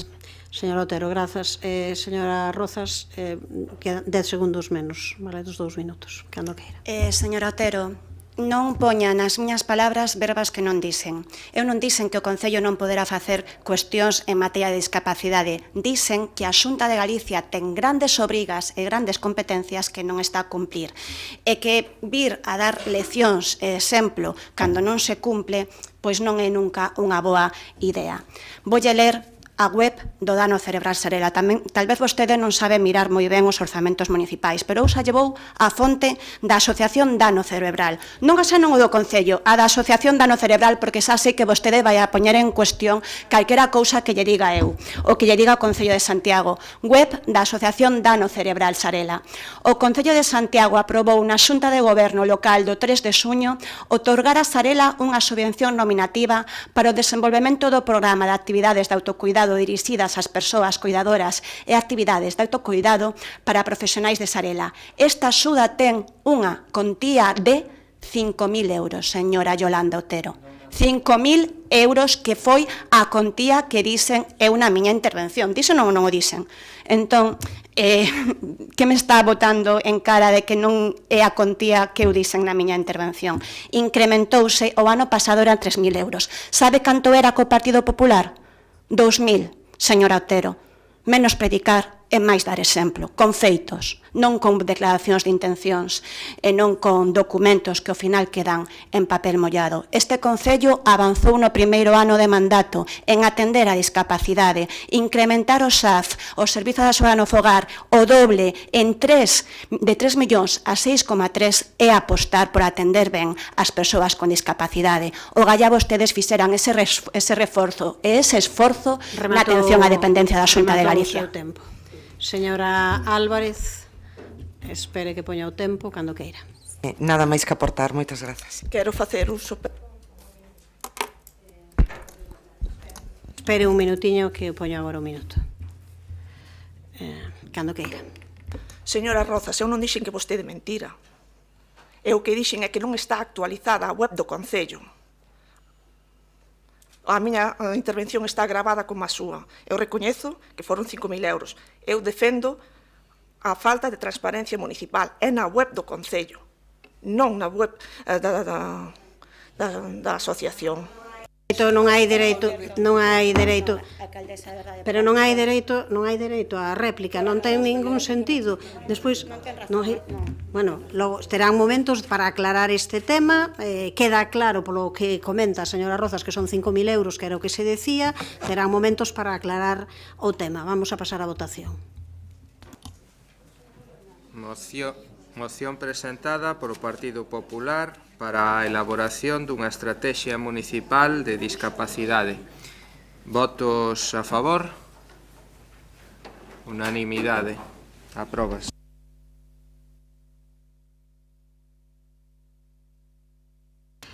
Pasamos á seguinte das mocións do Partido Popular para a creación dun programa de voluntariado municipal para potenciar as entidades que traballan con persoas voluntarias.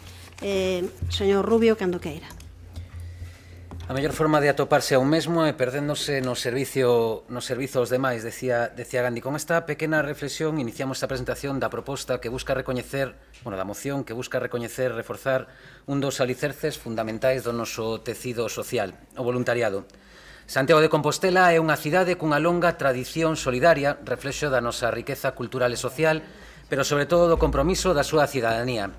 Segundo o estudo máis recente sobre o voluntariado en Galicia, alrededor do 14% da poboación galega participa activamente en accións solidarias e na nosa cidade contamos cun grande número de entidades que se poderían marcar de acción social ou que traballan con persoas voluntarias. Entidades como Ítaca, Don Bosco, Cruz Vermella, Cáritas, Igaxes, etc. e un longo etcétera delas. Entidades que desenvolven proxectos en ámbitos tan diversos como a inclusión social, o medio ambiente, a cultura ou o deporte. Embargantes destas entidades enfróntanse a grandes retos: captar novas persoas voluntarias, obter recursos para levar a cabo os seus proxectos e aumentar a visibilidade da súa labor. Por exemplo, moitas destas entidades sinalan que a falla de información e coordinación dificulta en moitas ocasións que a cidadanía as coñeza e que teña oportunidades de colaborar. Con esta moción, o que propoñemos é algo tan sinxelo como a creación dun programa municipal de voluntariado que teña como obxectivo reforzar esta labor tan valiosa. Un programa que ofreza dende formación, visibilidade e apoio ás entidades que traballan con persoas voluntarias. E, ademais, gustaríanos tamén poder plantexar melloras como organización de feiras de voluntariado, xornadas de portas abertas ou campañas de sensibilización que poñan en contacto directo as entidades coas persoas interesadas en colaborar nas súas accións. Outro piar fundamental, poderíamos entender, deste programa de voluntariado podría ser o de ter unha plataforma digital, como xa existen algunhas, onde se puxera en contacto as entidades de acción voluntaria ou entidades que traballan con voluntariados, as súas necesidades de persoas voluntarias para que as persoas de Compostela puideran ser conscientes delas e poder apuntarse. Coido que se logramos poñer en marcha este programa, o impacto será claro: reforzaremos o noso tecido asociativo, fomentaremos unha sociedade máis cohesionada e solidaria e contribuiremos a mellorar a calidade de vida de todos os veciños e veciñas. Estamos a falar dun investimento, ao final, en valores, en humanidade e no futuro da nosa cidade. Moitas grazas. Grazas, señor Rubio. Señora Rozas, cando queira. Moi bo día ou boa tarde de novo. Só unha cuestión por aclarar o punto anterior. Na web do Concello están subidos os orzamentos do 2024, é que non podo falar.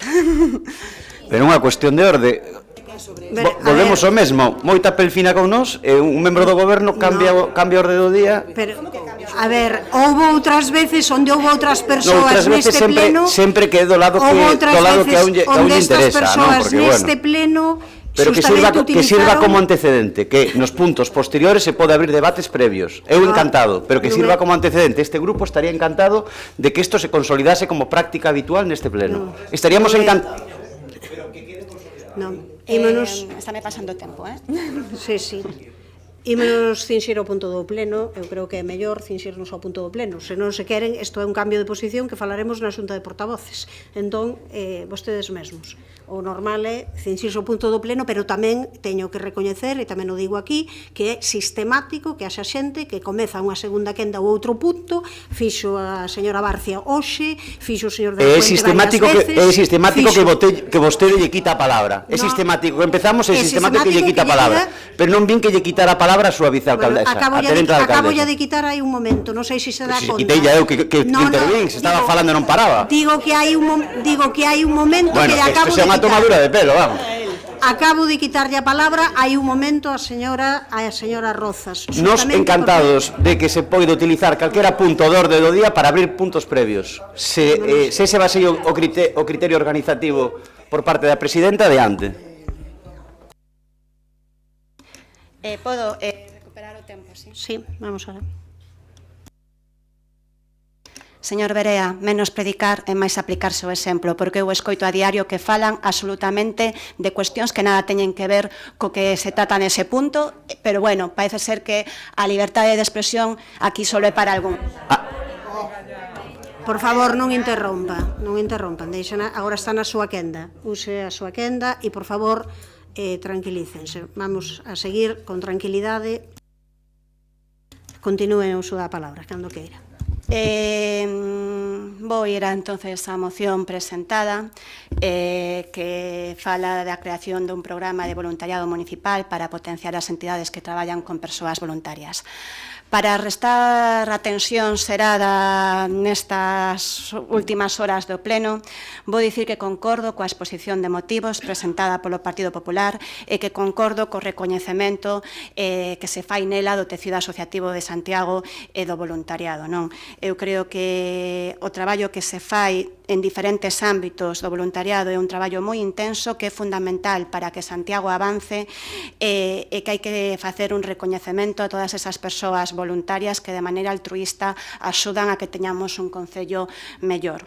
De feito, quero aproveitar a miña intervención tamén para facer ese recoñecemento público o traballo voluntario feito recentemente por mor da traxedia da Dana. Moitas grazas ao voluntariado de Protección Civil do Concello de Santiago por esa recollida de produtos de primeira necesidade que estiveron durante días moi longos dando todo e que se desplazaron ademais a Valencia para facer entrega desas toneladas de alimentos e de material donado pola veciñanza de Santiago. Tamén o Servizo de Extinción de Incendios. Dito isto, eu recoñezo que o Concello de Santiago aínda ten moitísimo que facer, senón case todo por facer, en materia de voluntariado. E recoñezo que os pasos dados pois aínda non son os suficientes, polo que comparto a moción presentada. Non é por falta de vontade, ás veces pois as diferentes cuestións urxentes ou retos non nos permiten poñernos ou dedicarlle o tempo suficiente a outras cuestións que non son tan urxentes, pero que sí que son igual de necesarias, en eso estaremos traballando máis adiante. Piden na moción que poñamos en marcha unha programación específica para celebrar o Día Internacional das Persoas Voluntarias. Claro, o Día Internacional das Persoas Voluntarias é o próximo 5 de decembro. Despois, non sei se mo di para este 5 de decembro ou pois como obxectivo de ter unha programación vinculada ao voluntariado para máis adiante. A ver se me pode aclarar isto, señor Borja Rubio, porque en función de eso tamén explicarei o sentido do voto na segunda quenda. Solo unha cuestión. Este ano sí que iniciamos unha formación moi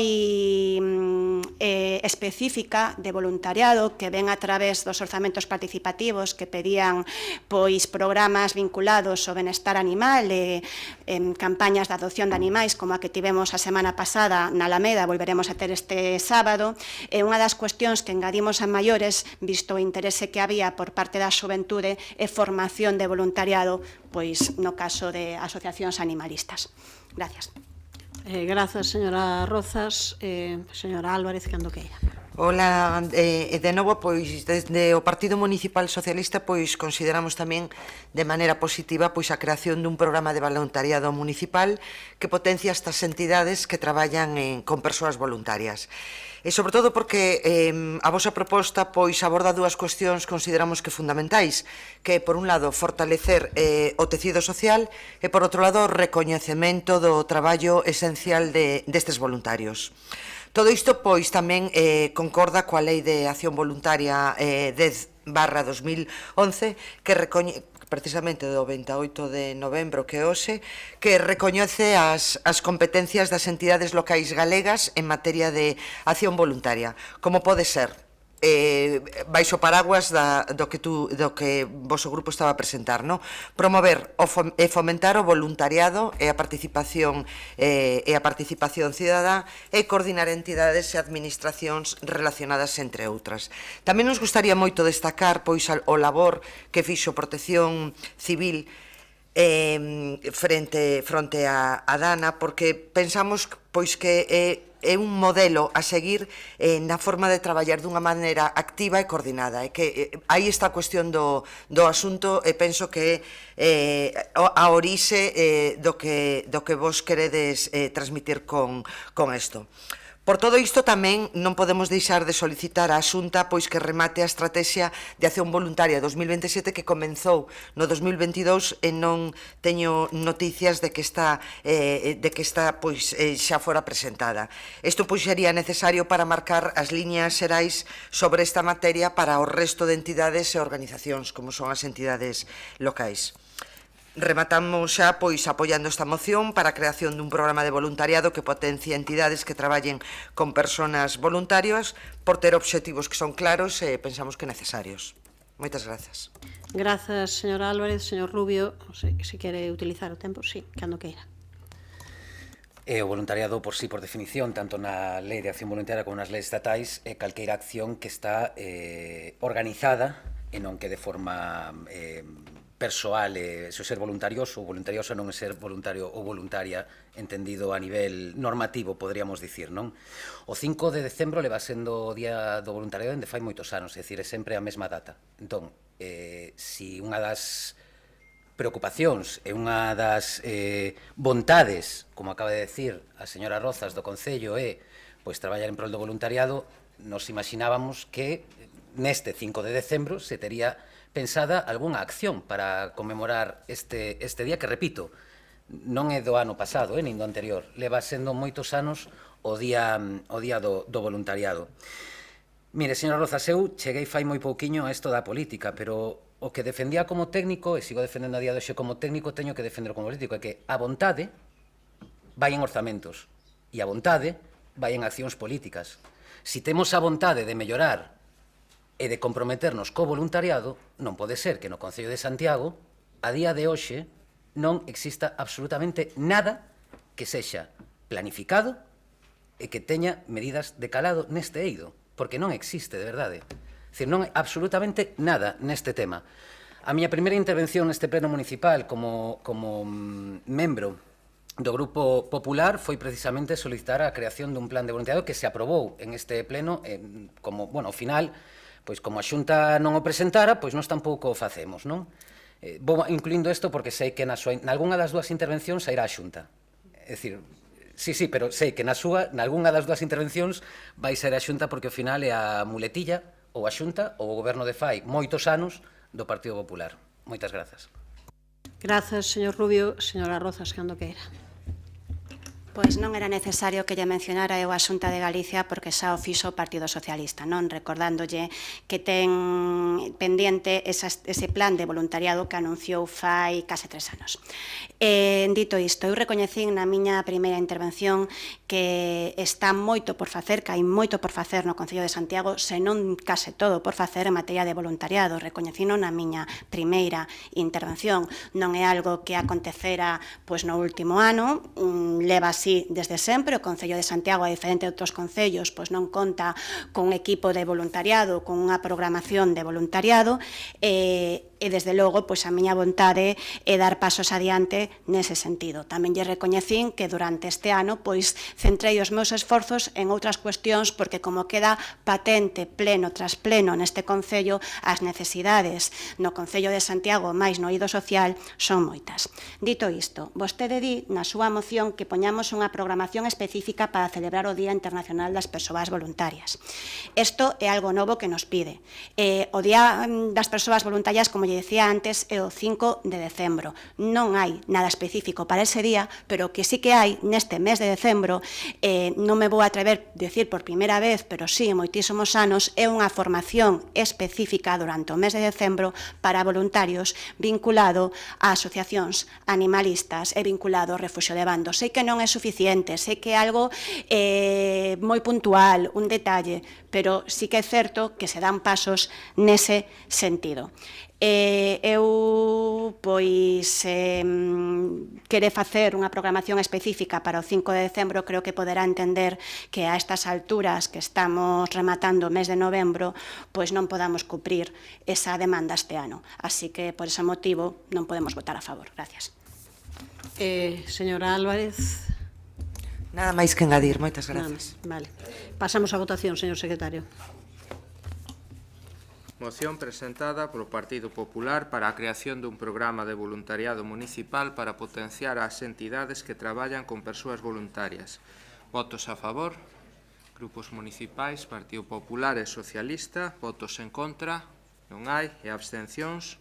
Grupos municipais, BNG e Compostela Aberta. Apróbase a moción. Pasamos á derradeira moción do día, moción do Partido Popular para a restitución dos colectores e servizo de recollido de lixo na Costa do Vedor. Señor Villas, cando queira. Bo día de novo. Pois no mes de setembro traía efectivamente o Partido Grupo Socialista un rogo referido pois ao mesmo motivo que esta moción, a recollida de lixo na Costa do Vedor. Evidentemente, isto foi motivado por unha chamada dos veciños, tanto ao Grupo Socialista como ao Grupo Popular, tamén unha chamada ao Goberno, ao Bloque Nacionalista e a Compostela Aberta, solo que eles pois non tiveron a amabilidade de pasarse por ali a falar cos veciños e veciñas, pero bueno. Polo tanto, traemos esta moción coa vontade, ademais, de que, como isto foi no mes de setembro, pois xa pasou un prazo prudencial, concretamente 63 días, para que o concelleiro do bloque pois xa teña unha solución enriba da mesa, porque revisando ese pleno, cito textualmente, dixo o señor Domínguez, estamos traballando en atopar unha alternativa. Eu entendo que 63 días despois pode traer hoxe aquí unha alternativa, e se non a ten, pois, bueno, ten o que me queda de intervención para ir traballando, para non facer o ridículo cando me resposte. Contextualizo, a Costa do Vedor, no mes de maio, de repente viu como non había servizo de recollida de lixo. Os contenedores salía o lixo dos contenedores, estaba na rúa e por ali non pasaba ninguén. Diso pasouse a todo o contrario, nin lixo nin contenedores, retiraron todo, entón así xa non hai lixo, evidentemente. A Costa do Vedor é certo que ten unha pendente complicada, non? Falamos dun 13%, son 228 metros de rúa, eso é unha realidade, pero, bueno, eu tamén, nunha labor persoal, pois pensei noutras rúas, como pode ser a Costa da Pastoriza, Batalla de Clavijo, As Trompas, Os Pejigos, Castrondouro, eu creo que son rúas con pendentes similares, polas que puiden comprobar que hai contenedores de lixo, e se non os hai, transita o camión do lixo por ali, ou sube ou baixa a costa. Polo tanto, pois resulta sorprendente que se hai un problema de seguridade, porque os camións do lixo non poden subir ou baixar unha rúa, porque ten unha inclinación moi pronunciada, pois por que non se fixo un estudio e por que se suprimiu o servicio directamente só nunha desas rúas que é a Costa do Vedor. Nunha rúa que, ademais, se vostedes houvesen tido a amabilidade de pasar por ali, houvesen comprobado que a xente que vive ali é unha poboación moi envellecida. Polo tanto, decirlles que suban ou baixen a Costa do Vedor, tanto a Quiroga Palacios como a Corredoira das Fraguas a depositar o lixo, home, pois eu, a miña idade, non sei que é máis perigoso nesa costa, si subila ou baixala. porque realmente é moi complicada, como ben dicía. Por lo tanto, exixirlo a unha persoa de avanzada idade pareceme lamentable. Vostedes, nese pleno de setembro, dixeron que iban a enviar unha comunicación, que había un número de teléfono a disposición. O teléfono non o colle ninguén e a segunda comunicación que anunciaron non chegou. Por lo tanto, insisto que parece que todavía non teñen unha resposta para darlle aos veciños que, por suposto, siguen pagando o seu recibo, siguen pagando a súa taxa de recollida sen estar dando o servizo, repito, a todos os veciños que ali viven ou comerciantes. Polo tanto, e aquí vou empregar tamén palabras textuais dos veciños, se vostedes non teñen capacidade nin de poñer un contenedor ou buscar unha solución para que un camión pase a recoller o lixo, eu creo que de verdade é mellor que marchen á súa casa. Polo Partido Socialista, señora Castro, cando queira. Grazas, señora alcaldesa.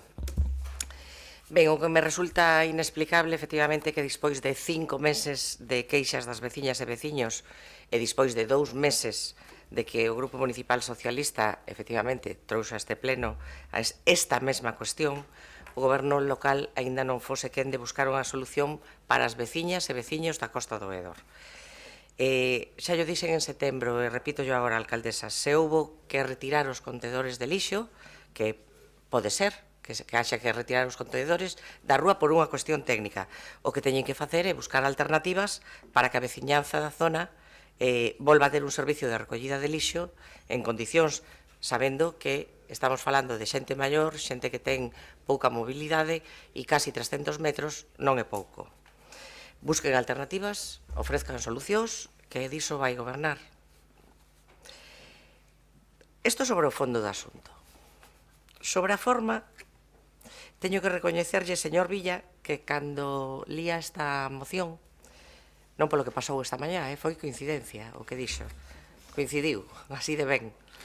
Cando lía esta moción, soaban na miña cabeza aquelas palabras dunha canción que ten as fillas de Casandra, que se titula Eco, e dice: condenada sempre a repetir as últimas verbas dos demais, era eco.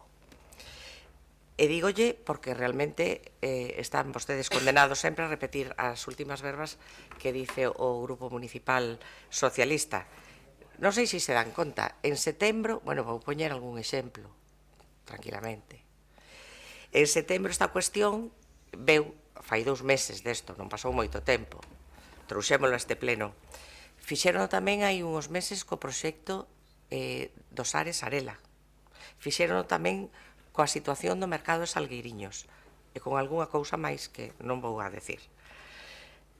E, por suposto, eu non vou ser quen poña, primeiro, ningunha obxección a que escoiten as veciñas e os veciños, faltaría máis, nin a que traigan a este pleno as propostas que queiran traer. Xa digo, faltaría máis que alguén, que algunha das 25 personas lle dixéramos a outra que pode falar ou non pode falar neste salón de pleno. Eso que quede claro. Claro, pero vostedes chegaron a dicir deste goberno do que eu formaba parte que éramos un goberno esgotado, sin ideas. Fíxese vostede que os que estábamos esgotados e sin ideas resulta que agora é unha referencia para algunhas cousas do Partido Popular, porque e tamén para o BNG, que non me despisto, quero decir, agora porque tocou así, pero para o BNG tampouco tal, porque se ora sei que as miñas palabras fan eco no despacho do Partido Popular, que parece que sí, eu pediríalle á alcaldesa que revisase o seu despacho, porque aí non hai tanta reverberación, e claro, nesa mesma canción que me sirve a mí para dicirlle algo, é que o que predixeron as fillas de Casandra nesa mesma canción dicían eso de fixo dunha cova o seu fogar. Aí non fai eco o que se di neste salón de plenos, nin parece que escoitan, e isto digo yo seriamente, as demandas da veciñanza. É verdade que xa o temos dito aquí moitas veces, parece ser que desde que o grupo do BNG subiu de planta desde abaixo á alcaldía, pois as cousas que reclamaba aquí mes tras mes, pleno tras pleno, pois esqueceuselle. Polo tanto, e ironías aparte, xa non vou facer máis ironía desto, eu quero que ese eco se faga voz, que se busquen solucións, e cando traemos unha cousa aquí na que o único que pretendemos todos e todas os 25 que estamos aquí é mellorar a vida das veciñas e veciños de Compostela, que nos poñamos a traballar. Nada máis. Grazas. Grazas. 30 segundos que se pasou, que non a quixen interromper para despois. Ten a palabra o señor Domínguez cando queira. Grazas de novo. Pois sí, foi en setembro cando xa expliquei pois a situación da Costa do Vedor a un rogo, como contestación a un rogo do partido do Grupo Municipal Socialista, non? Pero volveremos pois a explicalo. É certo que estamos pois traballando en buscar a mellor forma de prestar o servizo de recollida no lixo na Costa do Vedor. Os cambios que se produciron foron por razóns de seguridade da veciñanza e das propias persoas, dos traballadores do servizo de recollida e tamén dos vehículos que podían subir no momento da recollida. A pendente, como ben decía o señor Villa, de máis do 13%, dato significativo. A recollida en sentido ascendente implica un risco importante para a seguridade das persoas que deben colocar os colectores no peine do camión por detrás e que se lle poden escurrir no peine elevador, non? Co risco de desplazamento cara atrás, costa abaixo, collendo un coche por ali, que algo que non permiten as normas de seguridade e saúde laboral. En sentido descendente, a circulación está prohibida, tamén para os vehículos de servizos municipais, xa que a baixada dos camións en sentido contrario ao resto dos vehículos, nunha rúa tan estreita e en costa, provoca incidencias e xera un grave perigo. Por estas evidentes razóns, a Policía Local e o Departamento de Mobilidade eliminaron a opción que había, que era dirección prohibida a gas servizos municipais. Isto foiñe comunicado á veciñanza no seu momento, indicando que ante a imposibilidade de que o camión de recollida percorrera a rúa, a posición dos colectores sería ao inicio e ao final. E a costa do Vedor, como ben decía, 228 metros de longitude. É unha gran distancia pola costa para as persoas maiores, evidentemente, pero cumpre coa ordenanza de residuos de convivencia que temos, non? Eso quere decir que existe un colector a menos de 115 metros das vivendas máis afastadas, mais comprendemos a situación destas persoas maiores, que non é a situación máis óptima, e si teñen, sobre todo, problemas de mobilidade. En calqueira caso, cumprimos coa ordenanza en canto a distancia, eso por suposto. Temporalmente, como xa dixen, hai un operario que está recollendo os casos puntuais de bolsas, de bolseo, que a veciñanza deposita, incluso fora de horario, pasan ás 8 da mañán, e se hai bolsas ao longo da mañán, volven a pasar en algunhas ocasións, e si pasamos por ali, pois en moitas ocasións para comprobalo, e realmente pois a colaboración da veciñanza pois tamén é importante. En calqueira caso, estamos estudando unha solución técnica que non é poñer un contedor no medio da rúa, e temos outros casos semellantes.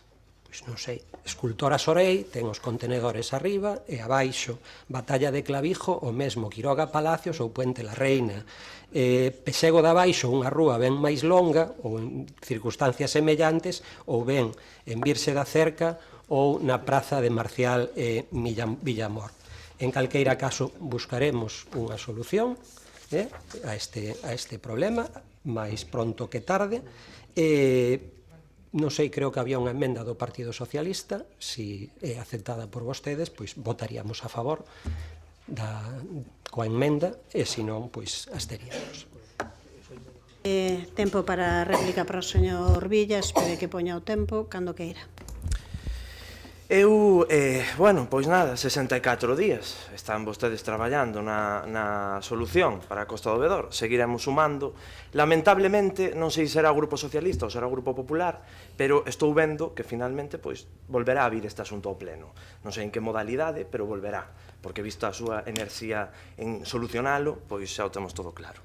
Respecto do eco, señora Castro, deixeme recoller o balón. Home, é que a min o que me sorprende todo isto é que agora mesmo suprimiuse o servizo de recollida e non hai contenedores de lixo. Isto fai o goberno nacionalista. Pero o goberno nacionalista empeza a actuar cun contrato que foi elaborado polo Grupo Socialista durante o seu mandato. Polo tanto, a pregunta é fácil. Durante 15 anos ali houbo contenedores e houbo camións de recollida de lixo. Que pasou neste ano e medio? Inclinouse máis a costa. E ora é inseguro. Ganou inclinación a costa, gañou. Non o sei, que a min pareceme un pouco surrealista. Eso debería estar contemplado. Podemos responder. Entón, ese eco que lle vai a de volta. Eu tamén entendo que vostede durante 4 anos estivo no despacho, estiveron gobernando comodamente, pero claro, acostúmbrese a que agora vai haber aquí dous grupos, evidentemente os veciños, xa que o Bloque Nacionalista non lles fai caso en nada, pois van chamar a porta ou do Grupo Socialista ou do Grupo Popular. Así que sí, vamos a coincidir en visitas, igual que a da do Pedroso, igual que Costa do Vedor e todas as que nos quedan, nunha cuestión de competición que, por suposto, non a vai haber. Pouco máis que dicir, a min a verdade é que o preocupante é explicarlle aos veciños e veciñas cando saiamos deste pleno se van a ter servizo de recollida, porque non hai unha resposta por parte do goberno. En canto a... xa me olvidaba, agora vou un pouco pillado. En canto a emenda, claro, eu que traio aquí na moción pon o pleno insta a que de forma urxente restitúa aos colectores e o servizo de recollida de lixo na Costa do Vedor.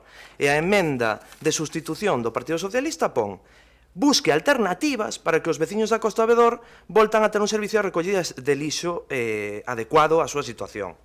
Eu non entendo moi ben, se me pode explicar cal é a diferencia, porque o que quero son os contenedores e a recollida. Xa pasou o tempo, porque estaba explicando a emenda, non interrompen. Agora mesmo, para a súa tranquilidade.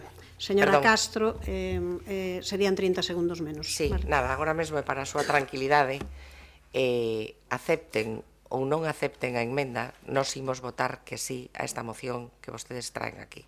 Acepten ou non acepten. O que non pode ser é que, cando a un lle toca levar de volta, non vale eso de fai o que eu digo, pero non fagas o que eu fago. Entonces, un ten que ser e estar expectante das cousas que di, que lle poden contestar outras. Con respecto á pregunta que me fai, efectivamente, eso estuvo sempre ali. Eu entendo que, aínda que ese servizo se licitou co goberno socialista, a verdade é que tuvemos pouco tempo de comprobación cando viñeron os novos camións. Eu entendo que se hai algún impedimento técnico, que haxa que buscar algunha solución, pero algunha solución hai que buscala. Claro, non podo respostar eu desde aquí. Se eu estuvera gobernando, o millor xa o tería feito. E nada máis, que hai que ter cintura para unhas cousas e para outras. Veña, grazas. Grazas, señora Castro. Tempo de resposta para o señor Domínguez. Sí, moi brevemente, simplemente por deixar constancia que non só que a recollida do lixo se fai a diario, como corresponde a esa rúa, e non só nos colectores que temos arriba e abaixo, para toda a veciñanza que debe depositar, cumplindo a propia ordenanza de convivencia dentro dos colectores e dentro duns horarios, non só os que o fan nos colectores, senón tamén a diario aquelas persoas que, incumprindo a ordenanza de convivencia, polas razóns que sexan, entendo que por falta de mobilidade ou por outras, que depositan o bolseo fora de colector ou fora de horario, tamén estamos recollendo esas bolsas a diario.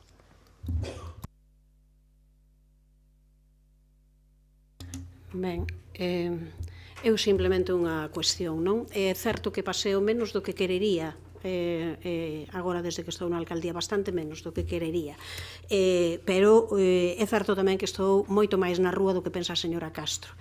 Tanto estou que, por suposto que falei, bueno, deixeme acabar que eu non a interrompín.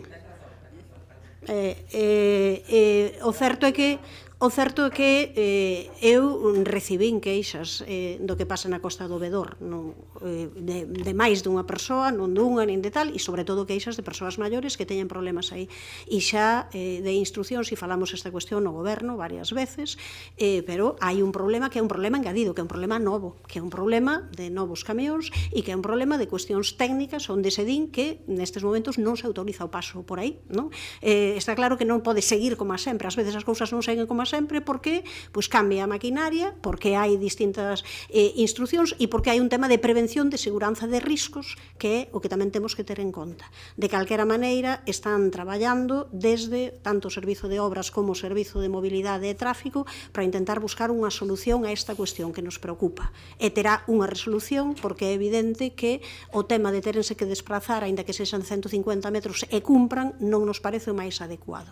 Así que, insisto, que buscaremos unha solución, unha alternativa para esta cuestión. Falta por definir se aceptan a emenda ou non.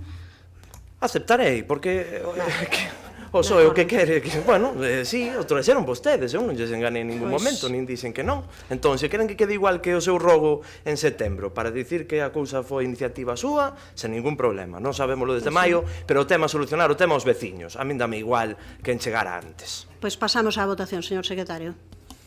Moción presentada polo Partido Popular para a restitución dos colectores e servizo de recollida de lixo na Costa do Vedor. Votos a favor, grupos unanimidade, apróbase. Levantamos a sesión, boa tarde.